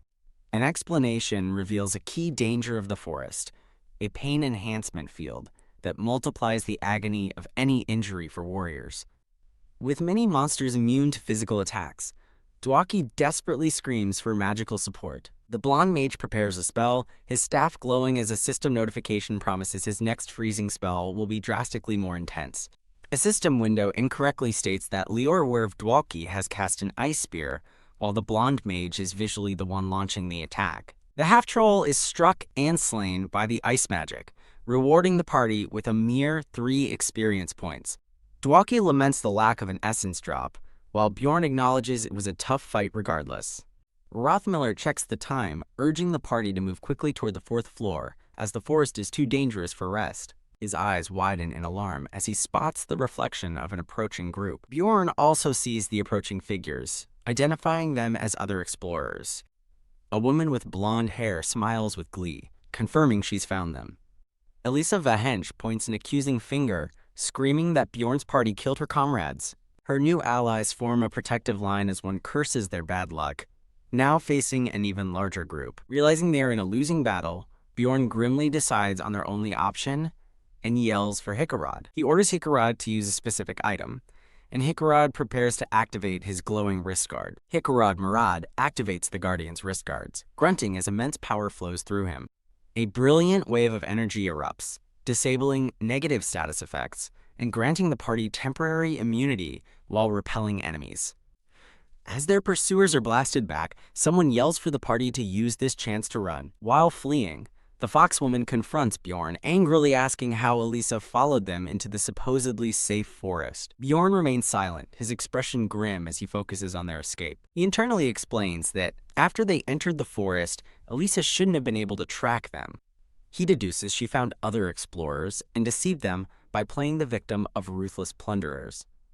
A sinister vision of Elisa reveals her true plan, to pit both parties against each other and then devour the survivors. Bjorn snaps at his teammate to stop talking and run, noting the wrist guard's 5-minute effect is almost up. As the party flees, a system notification announces the protective effect has ended, reinstating the Witch's Forest field effect. The narration highlights the role of a scout, whose keen senses are the first to detect enemy movement. A scout's duty is to guide their team along the best path, just as Rothmiller is doing. They use their accumulated data and experience to navigate the treacherous labyrinth. The Witch's Forest, the final gateway to the 4th floor, is where a scout's true skills are put to the test. Rothmiller's main power is his sense of smell, which he enhanced with a specific essence. He shouts directions, his keen nose proving surprisingly accurate in the disorienting, ever-shifting forest. From the enemy's perspective, their own scout notes that Rothmiller can even smell mana, realizing he's no average guide. The enemy scout announces he's increasing his speed to catch up. The chase becomes a desperate race to the 4th floor portal, but the party is clearly showing signs of fatigue. Huff. The foxwoman pants for breath, sweat dripping from her face as she struggles to keep running. Her foot catches on an obstacle on the forest floor, sending her stumbling forward in surprise. Ack! Misha screams as she trips and falls hard on the forest floor. Dwalki rushes to her side, asking if she's okay as she insists it's just a cramp. Internally, Bjorn knows she's lying about the cramp as he effortlessly scoops her up, causing her to cry out his name in surprise. He tells Misha to stay still, and she blushes, meekly agreeing. Now carrying her, Bjorn suddenly stops, realizing Dwalki, who is just in front of him, has vanished. Misha panics, asking Bjorn if they've been separated from the team, and he grimly realizes it happened in an instant. She frantically asks why he isn't following them, struggling in his arms. Bjorn tells her to be quiet, explaining it's best to stay put, and that Rothmiller will surely come looking for them. His thoughts reveal the true danger, getting lost in the Witch's Forest. A narration states that without a scout, it's impossible to find your way. Huff, huff. While Bjorn pants from exhaustion, Misha nervously asks how long they have to wait before a loud crash echoes through the woods. Whoosh. The sound startles them both. Bjorn stares into the darkness with wide eyes, realizing the voice belongs to Hikarad. Misha panics, asking what they should do and if they should go help. Huff, huff. Bjorn decides against it, reasoning that following the sound will lead them somewhere strange and they need to escape first. A narration weighs the importance of supplies like water, food, and tools for survival. But ultimately, the single most important asset is revealed to be mental strength. Huff, huff. Bjorn runs through the forest with Misha on his back. Crying, Misha despairs that she can't die in such a meaningless way. Bjorn tells Misha to calm down, stating that in a bad situation, one must accept reality without denial. As Misha blames herself for falling, Bjorn yells that unless she wants to die, she must do as he says and focus on the present. He orders her to find the potion in his bag, drink it, and walk on her own, to which she tearfully agrees. Huff, huff. Bjorn stops, announcing they're taking a short break. Misha catches her breath, amazed she drank a potion while on a running barbarian's back and relieved she didn't die. Bjorn asks if her foot is okay now and if she is able to fight, to which she tentatively agrees. A narration over a crackling fire reveals they are 4 days into the labyrinth, with the remaining days promising to be even harder. Bjorn reflects that he has to survive for 11 days with just a melee dealer and a tank. He laments that he can't attack the spirit monsters and desperately needs attribute powers. With a grim look, Bjorn thinks to himself that he's made his decision. By the fire, Bjorn suddenly asks Misha if she's married, to which she replies no, confused by the question. Bjorn says, "That's great," as he takes a small pouch from his helmet. As he presents a bottle, Misha asks what's so great about her answer. He removes his helmet and Misha yelps, telling him to stop and not come any closer. Flustered and crossing her arms, Misha shouts that she's not ready as he tells her to take what he's offering. Bjorn holds out a small glowing ring in his palm. He places the ring on her finger, explaining he's been saving it for someone worthy, and asks why he's giving it to her. Looking her in the eye, Bjorn tells her to swear to her guardian god that in exchange for the ring, she will stay by his side.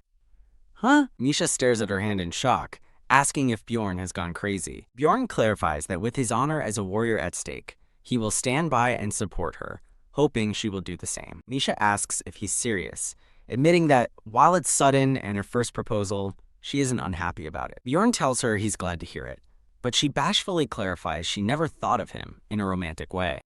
She struggles to explain, saying it's just that he's him. Bjorn looks on in confusion, internally wondering what on earth she is trying to say. Misha suddenly shouts that she likes skinny guys, shocking Bjorn with the random declaration. She yells that she doesn't find him attractive as a man, calling him a stupid barbarian, as a small panel declares, confessions 0, rejections 1. Waving his hands frantically, Bjorn insists there's a misunderstanding, explaining he meant a pledge to be comrades, not a proposal. Misha falls silent, looking stunned by the clarification. Ha ha ha. Misha laughs it off, saying he almost got her, as Bjorn adds that she can end the agreement by getting him the same ring or a profit of 15 million stones. As he asks if she understands, she erupts, shouting, "As if!"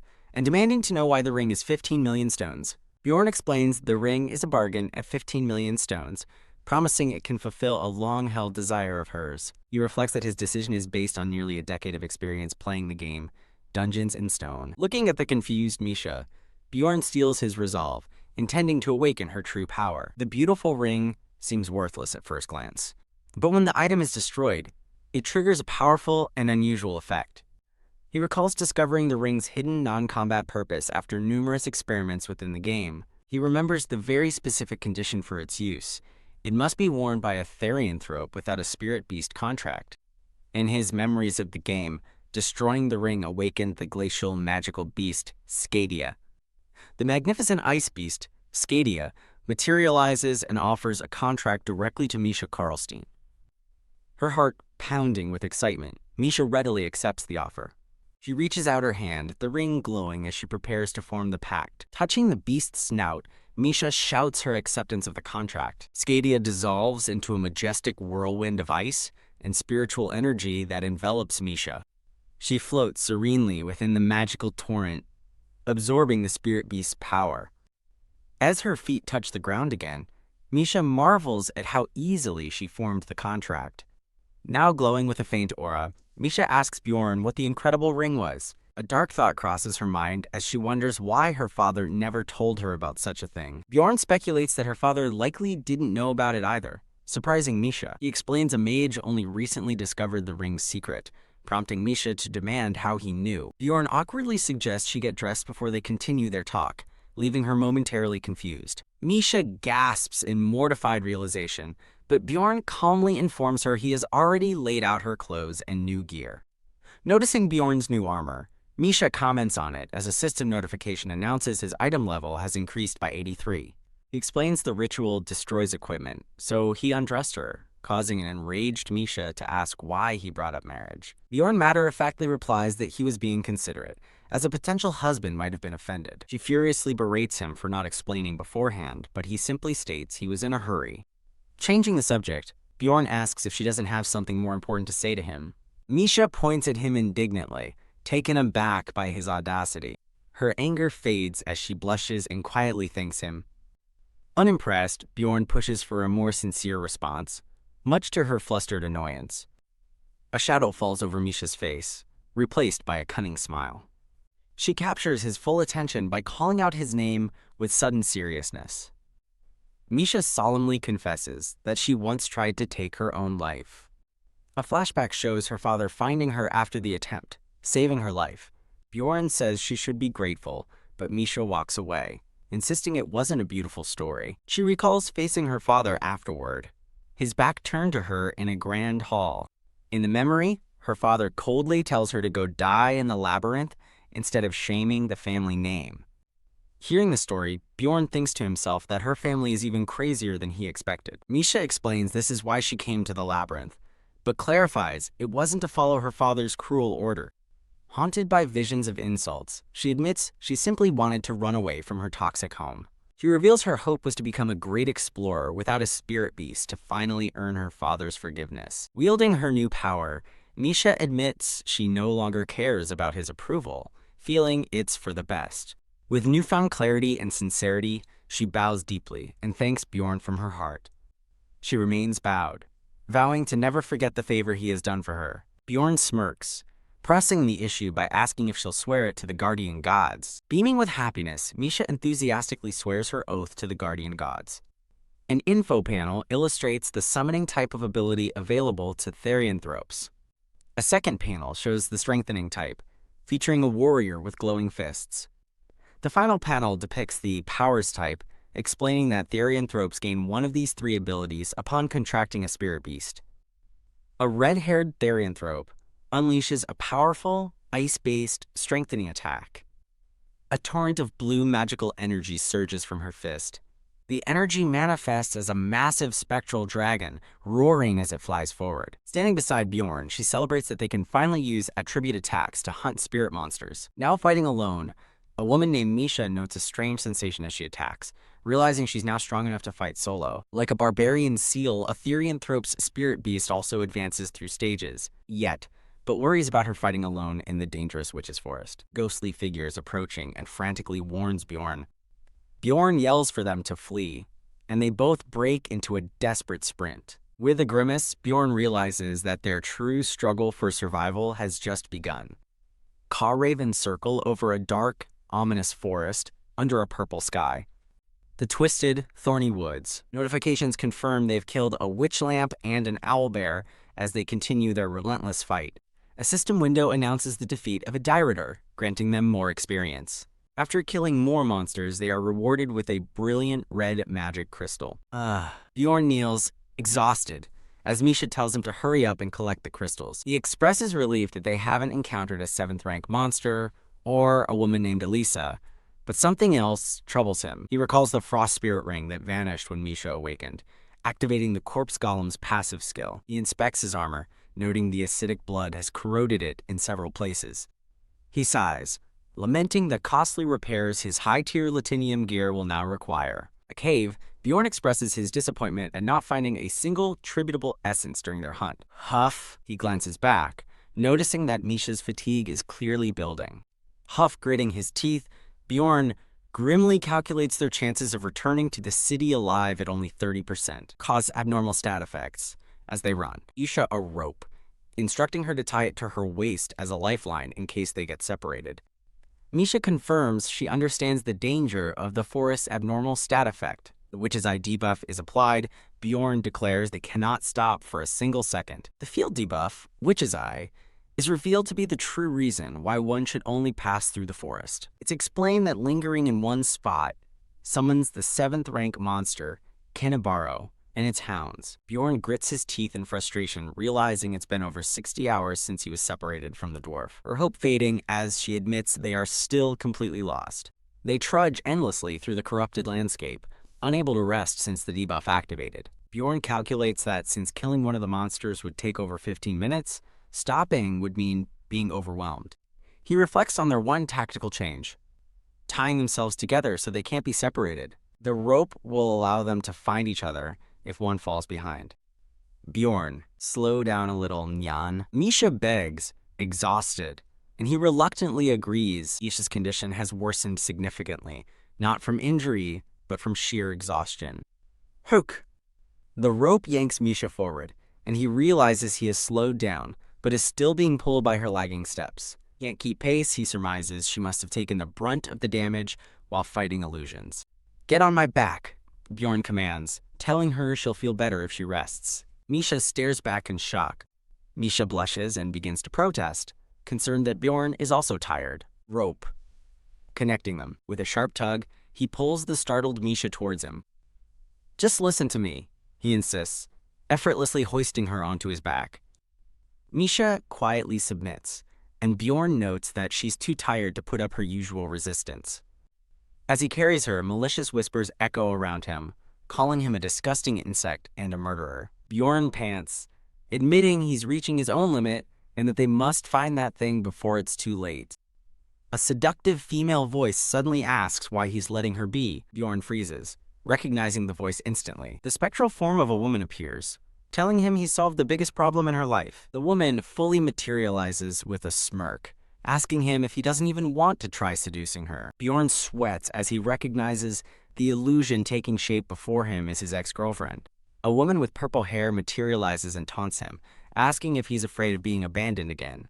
While Bjorn imagines her warmth, she scoffs, calling his thoughts dirty. He realizes her behavior is perfectly recreated from his memories, but she criticizes his tendency to overanalyze everything. She leans closer, seductively asking if it's fair that he never reveals anything about himself. He thinks she was just as secretive, which annoys her as she challenges him to name something he doesn't know about her. She then whispers, asking if he knows her even better than she knows herself. Her hand touches his helmet, startling him out of his thoughts. Bjorn is horrified with himself, questioning why he's feeling aroused by an illusion of his ex. She presses against him, whispering that he belongs with her. Thump. Lost in the moment, Bjorn drops his bag. She holds him from behind, insisting that other women will never understand him like she does. A look of triumphant seduction crosses her face. Misha's voice yells for Bjorn to wake up as he's violently choked by the illusion. The scene breaks as Misha slams her weapon into the creature that was enthralling him.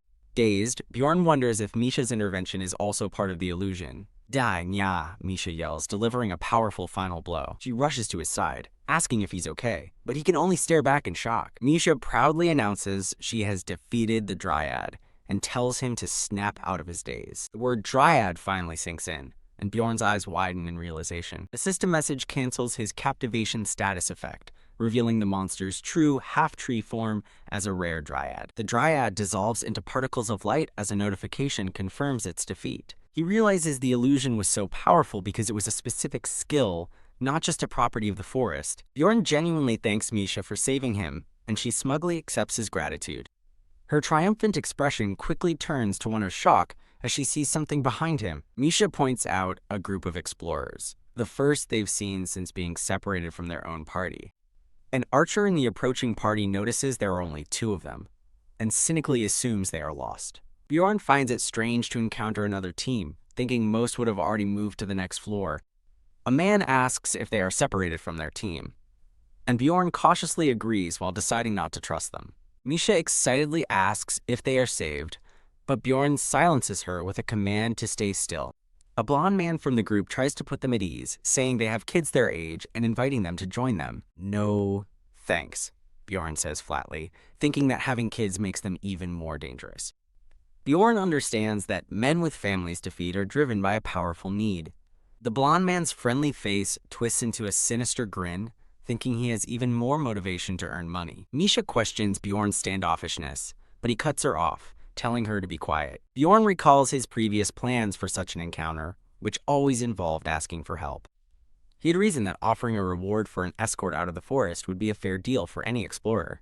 To gauge their character, Bjorn decides to negotiate and introduces himself as the son of Jendel. The other party's leader, a pathfinder named Hans Stove, introduces himself and notes Bjorn's caution. Bjorn flinches at the name Hans, while Hans laughs it off as a common name.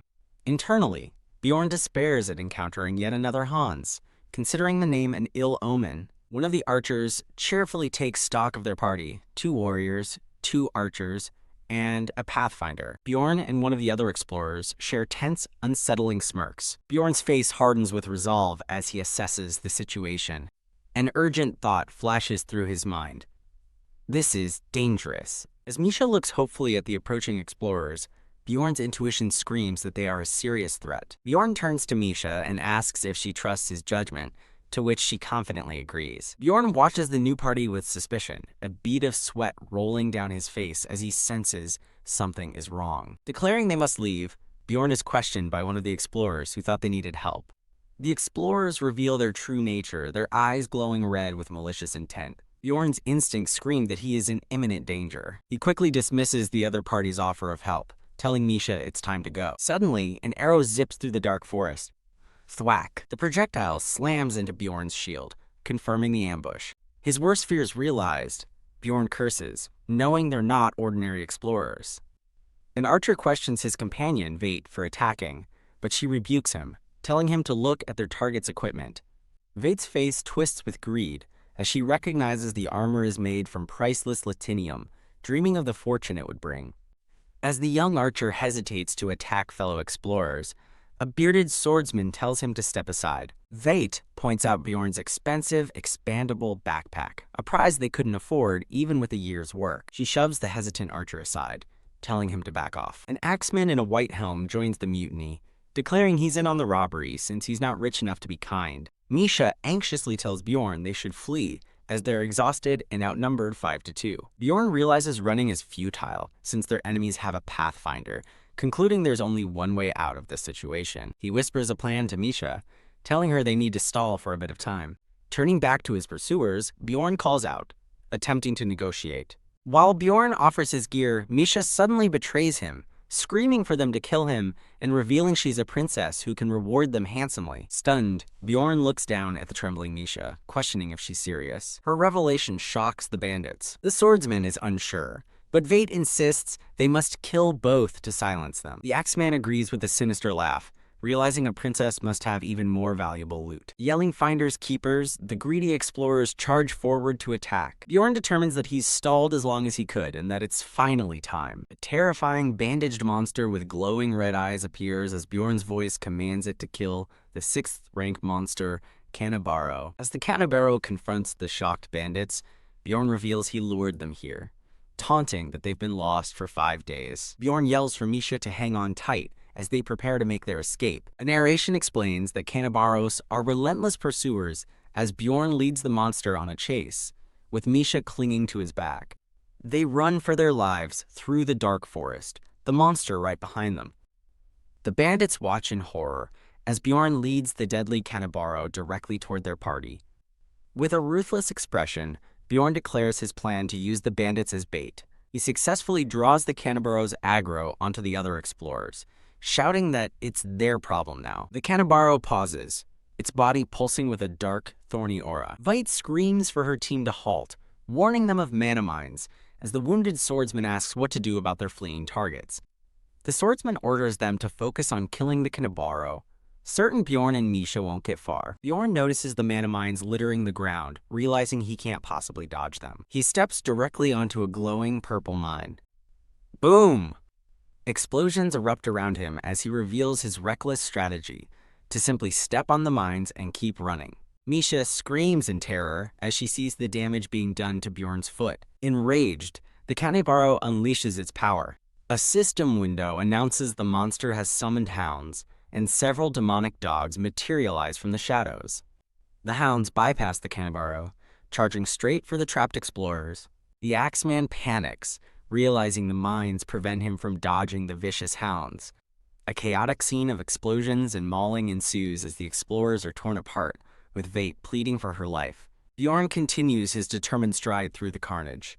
Bark, bark. One of the demonic hounds roars aggressively. The hound lunges, sinking its teeth into Bjorn's already damaged leg. Boom! He unleashes a flesh explosion skill, blowing his own foot to pieces to escape the hound's grip. He stumbles, clutching his leg in agony and realizing he can't feel anything below his ankle. A system warning flashes, alerting him to permanent injury as he grimly wonders if his foot is gone, leaving him unable to run. Bjorn's mind is made up. There's been a change of plans. He tells Misha he'll leave the rest to her, and she instructs him to throw her toward the Kanibaro. With a mighty roar, Bjorn yells, "Misha, I choose you." He launches her through the air like a projectile. Misha's face is a mask of feral determination as she soars toward her target. "Die!" she screams, closing in for the kill. Dagger drawn, she twists in mid-air for a devastating strike. A burst of energy explodes on impact, sending Misha reeling backward. Her eyes widen in horror as she realizes the fate of the other explorers. She sees the rest of the party lying dead or dying, with one woman desperately begging for help. The woman cries and reaches out a trembling hand, pleading for her life. As the survivor begs for a potion, Misha stares down at her with a cold, silent expression. A violent splash of blood signifies the end of the plea. Misha rushes to Bjorn's side, worried that his severe injury is beyond a potion's help, but he reassures her. A system notification announces his life force is increasing explosively due to his immortal skill.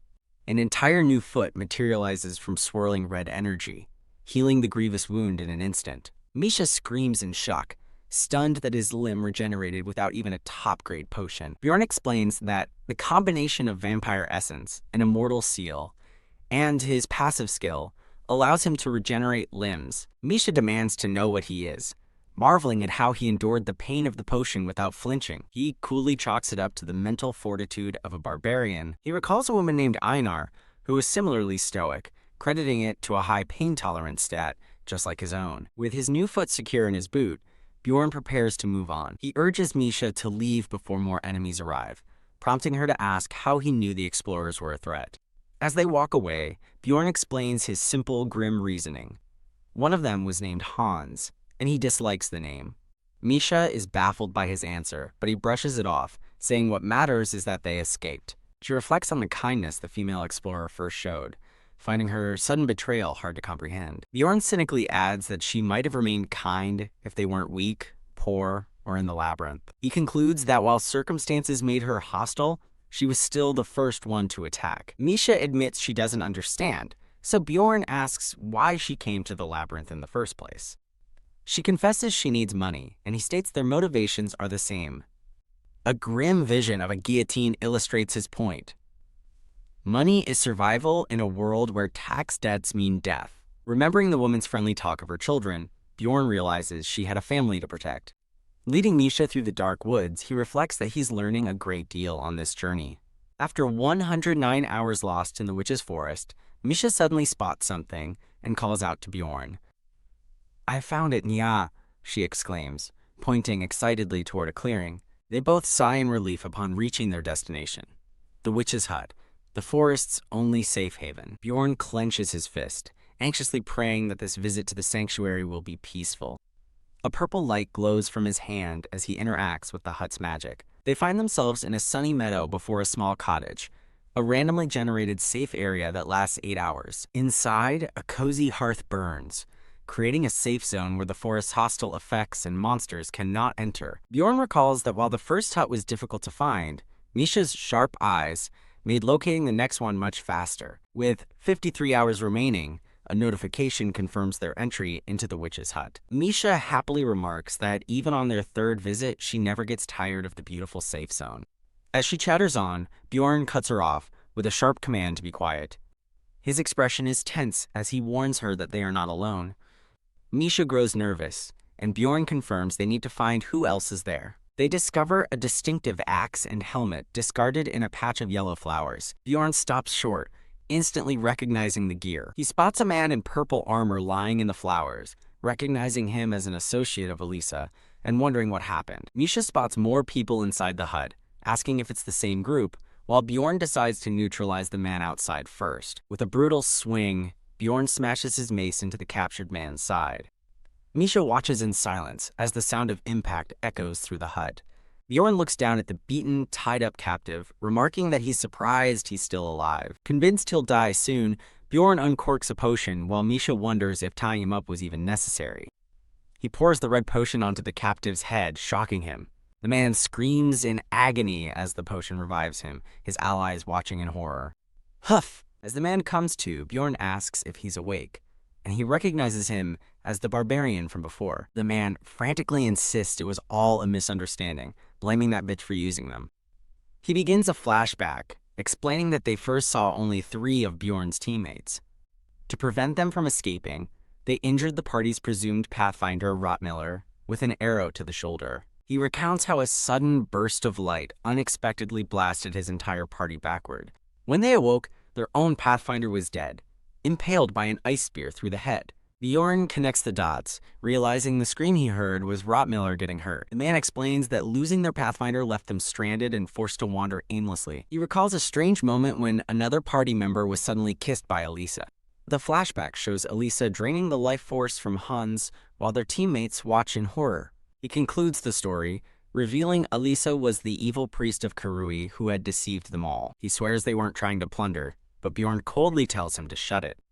The man breaks down completely, apologizing profusely and begging for mercy while promising compensation. Misha looks to Bjorn for guidance, promising to do as he says and asking for his decision. Bjorn reflects that all the people he's killed so far were in self-defense against irredeemable enemies. He considers these men, who are now begging for their lives, noting that no one on his side died. Crossing his arms, he acknowledges that this situation is fundamentally different from his past encounters. He internally struggles with the question, is it right to kill these people?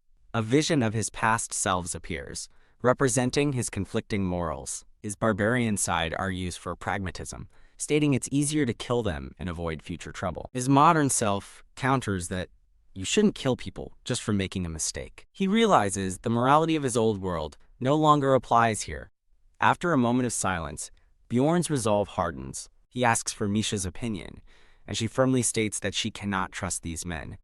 She explains that trying to kill them, mistake or not, is an unforgivable act. Hearing her words, Bjorn's uncertainty vanishes, and his mind becomes clear. Grasping his mace, he decides that when in Rome, one must act like a Roman. Otherwise, you might end up dead, he declares, raising his weapon as the man screams in protest. As he swings, Bjorn thinks that even if it was a mistake this time, they would only make it again. A system notification confirms he's accomplished the murder 10 times achievement, permanently increasing his mentality stat. Standing over the bloody scene, Bjorn reflects that he's known this grim reality since his first day in this world. Blood drips from the end of his mace. A bloody text declares that this is the name he'll have to live with now on. Misha notices his hand shaking and asks if he's okay, as he accepts he must live as a barbarian to survive. I'm fine, Bjorn says, sweating as he instructs her to gather their equipment. A brief, peaceful vision of a cottage flashes by as someone calls his name.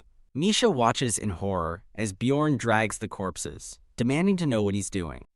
Doing what I have to, he replies, placing a body onto the hearth's fire. As the body burns, a notification confirms a new sacrifice has extended the witch's hut duration by 8 hours. Bjorn notes that extending the safe zone by sacrificing bodies is just like in the game. With 2 more bodies, he calculates they can rest for a full 24 hours while a worried Misha checks on him. Bjorn, now unhelmed, asks Misha why she isn't going to rest, but she remains silently concerned. He collapses onto a bed, finally allowing himself a moment of respite. He closes his eyes, thinking how comfortable it is to sleep on a proper bed. Bjorn sleeps soundly, his tattooed muscles relaxed after the ordeal. In his sleep, he reflects on the grim turn his life has taken, thinking it's not even ironic anymore. His bloody mace rests on the floor as his thoughts conclude. The more monstrous he becomes, the more he can live like a human. A dream takes him back to his old life, working in an office, then waving to a woman after work. The memory continues as he shares a happy meal with her. They share a quiet evening at home, him at his computer, while she reads on the bed. The peaceful dream ends with them sleeping soundly together. A serene smile graces his sleeping face. His eyes snap open in shock, back in the grim reality of the hut. Huff! He catches his breath, startled to find Misha purring peacefully while using his leg as a pillow. He jolts upright, bewildered by the unexpected situation. Looking down at his leg, he wonders if the peaceful memories were just a dream. He grapples with his new existence, a monstrously strong body, fighting real monsters to survive. The burning embers of the hearth remind him of his current brutal reality. Still groggy, he realizes he slept for nearly 7 hours, and hears Misha's purring again. Looking down, he sees her sleep-talking about food and wonders if she moved from her chair because it was uncomfortable. "Misha, get up," he says firmly, but she sleepily asks for 5 more minutes.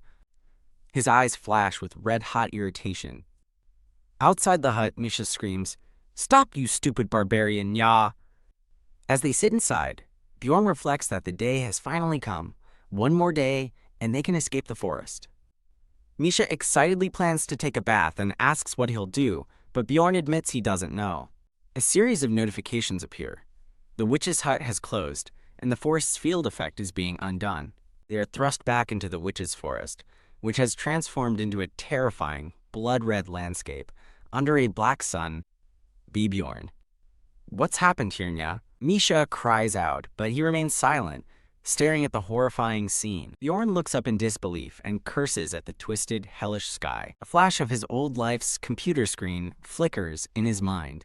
A colossal, shadowy monster begins to rise from the twisted landscape. He remembers that in the game, these were called floor masters. Misha panics, shouting that the third floor isn't supposed to have a lord, but Bjorn reveals its summoning was a secret. He explains that summoning the third floor's master, the Lord of Chaos, Ryakis, was forbidden because it meant countless deaths. When Ryakis is summoned, it affects the entire floor, massacring everything it sees until it's killed. All portals are disabled, making escape impossible. Those on the floor must be prepared to die. Then, why did it have to appear now? Misha shrieks, and Bjorn reluctantly admits it's probably because of them. He confesses that burning the corpses at the hut was one of the summoning conditions, leaving Misha horrified. He explains that since Ryakis hadn't been summoned in 10 years, he thought 3 bodies wouldn't be enough, realizing someone else must have burned 4 corpses before them. Misha erupts in fury, screaming that they're all gonna die because of his mistake. Bjorn warns her to keep their involvement a secret, Riley noting her change in tone from when she called him her savior. He tells a distraught Misha that since the forest's status abnormality is gone, they need to leave as fast as possible. Their escape leads them to a large encampment where a leader announces his group will head to the orc habitat. The emblem of the Jarwi clan is displayed. Bjorn realizes their only chance of surviving Ryakis is to stick with the powerful clan. The scene transitions, focusing on the large gathering. Misha whispers that there are a ton of people, and Bjorn estimates at least 10 teams from the clan are present. A clan leader stands before the crowd, shouting, "Please calm down and follow orders." The explorers are in a panic, begging for a portal, blaming each other for the summoning, and fearing their imminent deaths. Bjorn sighs at the complete chaos, while Misha looks on with an annoyed expression. A priestess in the crowd clasps her hands, praying as a holy light emanates from her. The divine light spreads, casting a calming glow over the area. The clan leader announces that their priest has activated a skill to create a safe zone and that their searchers are on watch. He declares that the labyrinth will close if they can survive for 1 day, vowing the Jarwi clan will protect as many as they can. The clan leader bellows that anyone who breaks the rules or starts a conflict will be dealt with. He concludes his warning, telling everyone to keep it in mind as Bjorn and Misha watch. Bjorn reflects that the speech effectively calmed the panicking crowd, allowing them to rest thanks to the priest's skill. A diagram illustrates the proclamation, destruction of evil skill, a holy barrier that allows humans free passage but blocks all monsters. The scene shifts to the dark, eerie trees surrounding the encampment. Sitting against a tree, Bjorn feels they are safe from being kicked out, but must remain alert for an impending problem. His thoughts darken as he anticipates the problem will soon arrive. Bjorn asks Misha if her ears are good, but she misunderstands and cheekily replies that she gets compliments on their appearance. Annoyed by her response, he clarifies that he was asking about her sense of hearing. Ahaha. Misha laughs, confirming her hearing is excellent, and Bjorn instructs her to eavesdrop for useful information. He listens in on a nearby conversation, learning it has been 10 years since the third floor lord last appeared. Bjorn glances at the crowd, wondering which crazy bastard summoned it, but feels lucky the powerful 6th floor clan is present. Other explorers express their awe at the wide-range priest skill, acknowledging the power of a large clan. Hearing this, Bjorn reaffirms his decision, believing their best chance of survival is to gamble on the Jarwi clan. A close-up shows Misha drooling as she dozes off. Bjorn remains silent as Misha falls completely asleep against his shoulder, a snot bubble forming from her nose. Uog! He suddenly shoves her away, startling her awake with a cry. Misha rubs her head, asking what's wrong, but Bjorn only replies with a terse, "Soon." Confused by his cryptic warning, she asks what he means, and he tells her to look around. He points out the massive crowd, estimating there are at least 500 people gathered. Misha asks what will happen, and Bjorn explains the Jarwi clan has only 50 members at most, and they'll have to see how they manage such a large group. The clan leader once again shouts for the crowd to calm down. Standing on a platform, he announces that this is the only safe zone, and that the priest requests they show respect to God. He then reveals the price of this respect: 1,000,000 stones per person, payable immediately in cash, magic crystals, or other items. Bjorn realizes their clever plan: disarm the crowd and maintain order by demanding a fee no explorer would carry in cash. The leader frames the 1,000,000 stones as a fee for their protection, acknowledging they will have to part with some equipment. With a manic grin, he asks what's there to worry about when the Jarwi clan is protecting them. Bjorn is deeply concerned, knowing that while the priest's skill is powerful, it's nothing compared to the floormaster. Concluding that the clan cannot defeat Ryakis, he tells Misha to prepare their least valuable items to pay the fee. Misha cheers that their looted goods mean they won't lose their own equipment, while Bjorn hands her more items to offer up. A sudden anger fills Bjorn as he thinks, should we just starve to death then? A group of explorers complains loudly about the ridiculousness of paying 1,000,000 stones for just one day of safety. As expected, Bjorn watches several explorers leave the safe zone, refusing to pay the exorbitant protection fee. Misha returns from paying their fee, and Bjorn tells her she did a good job. Misha reports they took money from about 300 people, a 300 million haul, and Bjorn realizes they've made a fortune while reducing their defensive burden. The grim reality sets in. Ultimately, they can only pray to the heavens as the eclipsed sun hangs in the sky. While Misha snacks, Bjorn gravely states that if the floor lord enters the safe zone, they are all finished. He grits his teeth, realizing everyone, both those who left and those who stayed, is being foolishly optimistic about avoiding the Lord. Bjorn prefers to prepare for the worst, noting that while it usually doesn't happen, there's never a guarantee. A sudden tremor runs through him. He realizes with dread that the worst-case scenario has just happened. He recognizes the falling particles as the rain of despair, the passive aura skill of Ryakis, the Lord of Chaos. 2 notifications confirm his fears. He is taking continuous damage from the Chaos attribute, and his mana resistance has dropped significantly. The skill's description appears, explaining its wide area of effect damage and its ability to nullify all field effects, warning of a potential chaos status abnormality. A trembling Misha calls out his name in terror. In the distance, the monstrous, hulking form of Ryakis emerges from the chaos. The floor lord's ferocious, red-eyed face fills the frame as it lets out a roar. Kekia. An explorer screams in pure horror, identifying the floor lord and begging for someone to stop it. Panic erupts as people fear being abandoned, while others angrily demand the clan uphold its promise after taking their equipment. Phew. The clan leader sighs, facing the monster and grimly noting that the expedition's losses will be severe. His expression hardens as he roars. The Lord of Chaos, Ryakis, is here. Bring out what we have prepared. As Jarwi clan members use concentration and energy regeneration scrolls, their bodies glow with power. The clan leader imbues his massive weapon with a brilliant golden energy called Ursium's Light. Bjorn watches, noting the clan used hundreds of millions of stones worth of buffs and items in a single minute. The leader rallies his troops, roaring that they have plenty of items and will all make it back alive. Bjorn looks on in disbelief, shocked that they are actually planning to fight Ryakis head-on.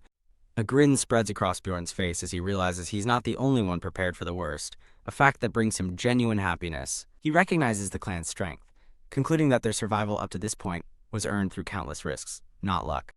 With a fierce battle cry, the clan leader orders everyone to their positions. The battle begins in a violent, chaotic blur. Terrified explorers who paid the fee watch from the sidelines, convinced this is a nightmare and they are all going to die. As Ryakus charges, warriors shout for everyone to get away and not try to stop it. A warrior named Laios is crushed by the monster, and a comrade desperately asks how long until their spell is ready. The battle rages as warriors barely block attacks, with one screaming for a potion while another warns his comrade not to rush in. Mage heals a battered warrior who, despite his injuries, grits his teeth and immediately rejoins the fray. Amid the chaos, a grieving explorer mourns a fallen friend, cursing that he didn't deserve to die like this. The clan leader bellows at his men not to get distracted and to focus on the battle as he assesses their grim situation. The clan's losses mount quickly, with one warrior crushed and 3 long-range fighters killed by Ryakus' breath. Watching from the crowd, explorers begin to panic, complaining that 4 are already dead and they were robbed of their money. Bjorn dismisses their complaints, knowing the warriors on the front line are doing their best while facing the monstrous Ryakis. Mages weave a complex magical sigil, working in concert to hold back the Floor Lord. Unleashing its power, Ryakus begins summoning multiple swirling orbs of dark, chaotic energy. The clan leader urgently orders his men to stop attacking Ryakus and destroy the orbs first, confirming Bjorn's suspicion that they know about the Dark Sphere. The command echoes through the ranks as everyone is ordered to focus their attacks on the spheres instead of Ryakis itself. Mages redirect their spells to target the spheres, and Bjorn realizes the clan is trying to prevent Ryakus' second phase from activating. As other explorers question the strange tactic, Bjorn confidently states that the Jarwi clan knows how to defeat Ryakus. A spark of hope appears. At this rate, they might just survive until the labyrinth closes. Checking the time, Bjorn notes there's only an hour left until the labyrinth shuts down. Bjorn grimly calculates their casualties. Though they've lost 20% of their forces, he considers it a manageable loss. Just as he thinks this, another explorer begins to panic, screaming that it's over for the clan. Bjorn identifies the true danger, not the monster, but the panicking crowd of explorers behind them. He grimly reflects that the explorers who died were killed by their own inaction, simply watching the battle unfold. Misha anxiously asks if they should intervene, but Bjorn tells her to wait as he continues to think. The explorers' panic turns to resolve as they shout that they must fight together to survive. Their momentum hits a wall, as one of them remembers the Jarwi clan took all their equipment. A wave of horrified realization washes over the crowd. A tempting pile of confiscated armor and weapons glints in the chaos. The crowd erupts, turning on the Jarwi clan, accusing them of breaking their promise and declaring they're getting out. Chaos ensues as the enraged explorers rush the guards to reclaim their confiscated equipment. Gritting his teeth, Bjorn orders Misha to stay behind him, knowing this riot was inevitable. Misha runs with a terrified expression as Bjorn leads her away from the bloody free-for-all erupting behind them. Misha spots new threats, screaming that the spirits of chaos are directly in their path. To the right, Bjorn shouts, swerving to avoid the monsters, knowing they have no time for another fight. As they flee, Bjorn yells that they must get away from the monster herds as fast as they can. He pushes onward, thinking they just need to get a little further to escape the forest center. Bjorn continues his desperate sprint through the hellish landscape. His eyes dart nervously, sweat pouring down his face as he remains on high alert. Suddenly, a notification announces Ryakus' ultimate skill, Crevice of Evil, plunging them into an oppressive darkness. Bjorn realizes in horror that Ryakus must have consumed its orbs after all, as a frightened Misha calls his name. Misha screams in absolute terror, her face a mask of despair, as she asks what will become of them now. Gritting his teeth in grim realization, Bjorn thinks, "Fuck, I'm right." A system message announces the activation of the ultimate skill, Crevice of Evil. A description reveals Crevice of Evil is Ryakus' ultimate skill, used after absorbing all 10 of its spheres. The skill has a 45-minute time limit. Failure to escape the area means certain death, no matter how strong the individual. It has one other special feature. It begins pulling everyone into a dark, swirling vortex. Disoriented, the surviving explorers reappear in a dark space, confusedly asking where they are and what happened. Bjorn takes stock of the situation, grimly noting that only about 200 explorers are left. Looking at the Jarwi clan, he sees their numbers have been decimated, with only 20 of the original 50 members remaining. Bjorn concludes it's obvious what transpired while they were running. The riot and monster attacks took a heavy toll. As an explorer demands an explanation, A Jarwi clan member furiously cuts him off, calling the explorers trash. The clan member roars, blaming the explorers for the clan's losses and threatening to attack if they get any closer. The explorers cry out in protest, arguing it was the clan's fault for taking their equipment and begging for help. The clan member scoffs, telling them to be grateful they're still alive and that the clan will no longer protect them. Faced with the Jarwi clan's hostility, the remaining explorers stand in stunned silence, wondering what to do now. A man in the crowd raises his hand, announcing that he knows about their current predicament. He explains that, according to an ancient text, they are on a time limit and will die if they don't escape. He suggests they can escape by traveling 5 kilometers in any direction, proposing they work together, a plan Bjorn acknowledges is correct. Others voice their fear of Riakis' clones, but facing certain death, they resolve to try escaping together. Misha tells Bjorn people are leaving and asks their plan, as he observes more than half the survivors have already gone. Deciding not to risk a low-probability gamble, Bjorn simply says, "Let's go." As Bjorn approaches the Jarwi clan, a red-haired Beastkin man warns the Barbarian to stop, but Bjorn plans a different gamble. The Beastkin man recognizes him, asking in shock what a halfling is doing there. Bjorn greets him coolly, while Misha, terrified, hides behind him and stammers his name. With a sly grin, the Beastkin man asks if Bjorn managed to acquire the orc hero's essence. His expression instantly darkens with shock and suspicion. He glares at Bjorn, demanding to know how he's aware of the essence. Bjorn smirks, thinking to himself that his first gamble has succeeded. The Jarwi clan has only 23 survivors, including a mere 2 close-range fighters. The Jarwi clan's vice-captain, Erasmaglaine, confirms their grim situation with only 2 melee warriors left. Iraz recalls the catastrophic losses during the Explorer Uprising, which forced them to let Riakis absorb its fears. A clan mage approaches Iraz, frantically asking for a plan and reminding him that they are running out of time. Iraz clutches his head in despair, knowing they can't force a path through the monsters with such a small front line. The 2 remaining fighters, a swordsman and a spearman, are shown, highlighting their lack of any defensive specialists. Desperate, Iraz laments their fate, wishing they had just one person who could act as a defender. Another clan member urges Iraz to give orders, stressing that they must act while the monster's attention is elsewhere. A powerful voice suddenly roars, "I will open up the path." Iraz spins around, startled by the unexpected declaration. As one clan member asks who shouted, the Beastkin man furiously tells Bjorn to move aside. Iraz sternly tells the Beastkin man that he'll be the judge of the situation and demands an answer to his question. He reports that Bjorn is requesting the orc hero's essence in exchange for opening a path for them. Iraz activates his special skill, Survival Instinct. His skill, which highlights anyone who can increase his survival odds, causes Bjorn to glow with an overwhelmingly bright light. Believing in his skill, which has never failed him, Iraz walks confidently toward Bjorn. He declares that Bjorn is the key to their survival, much to the Beastkin man's shock. Iraz gets close to Bjorn and intently asks for his name. A confident smirk spreads across Bjorn's face as he thinks that his second gamble is a resounding success.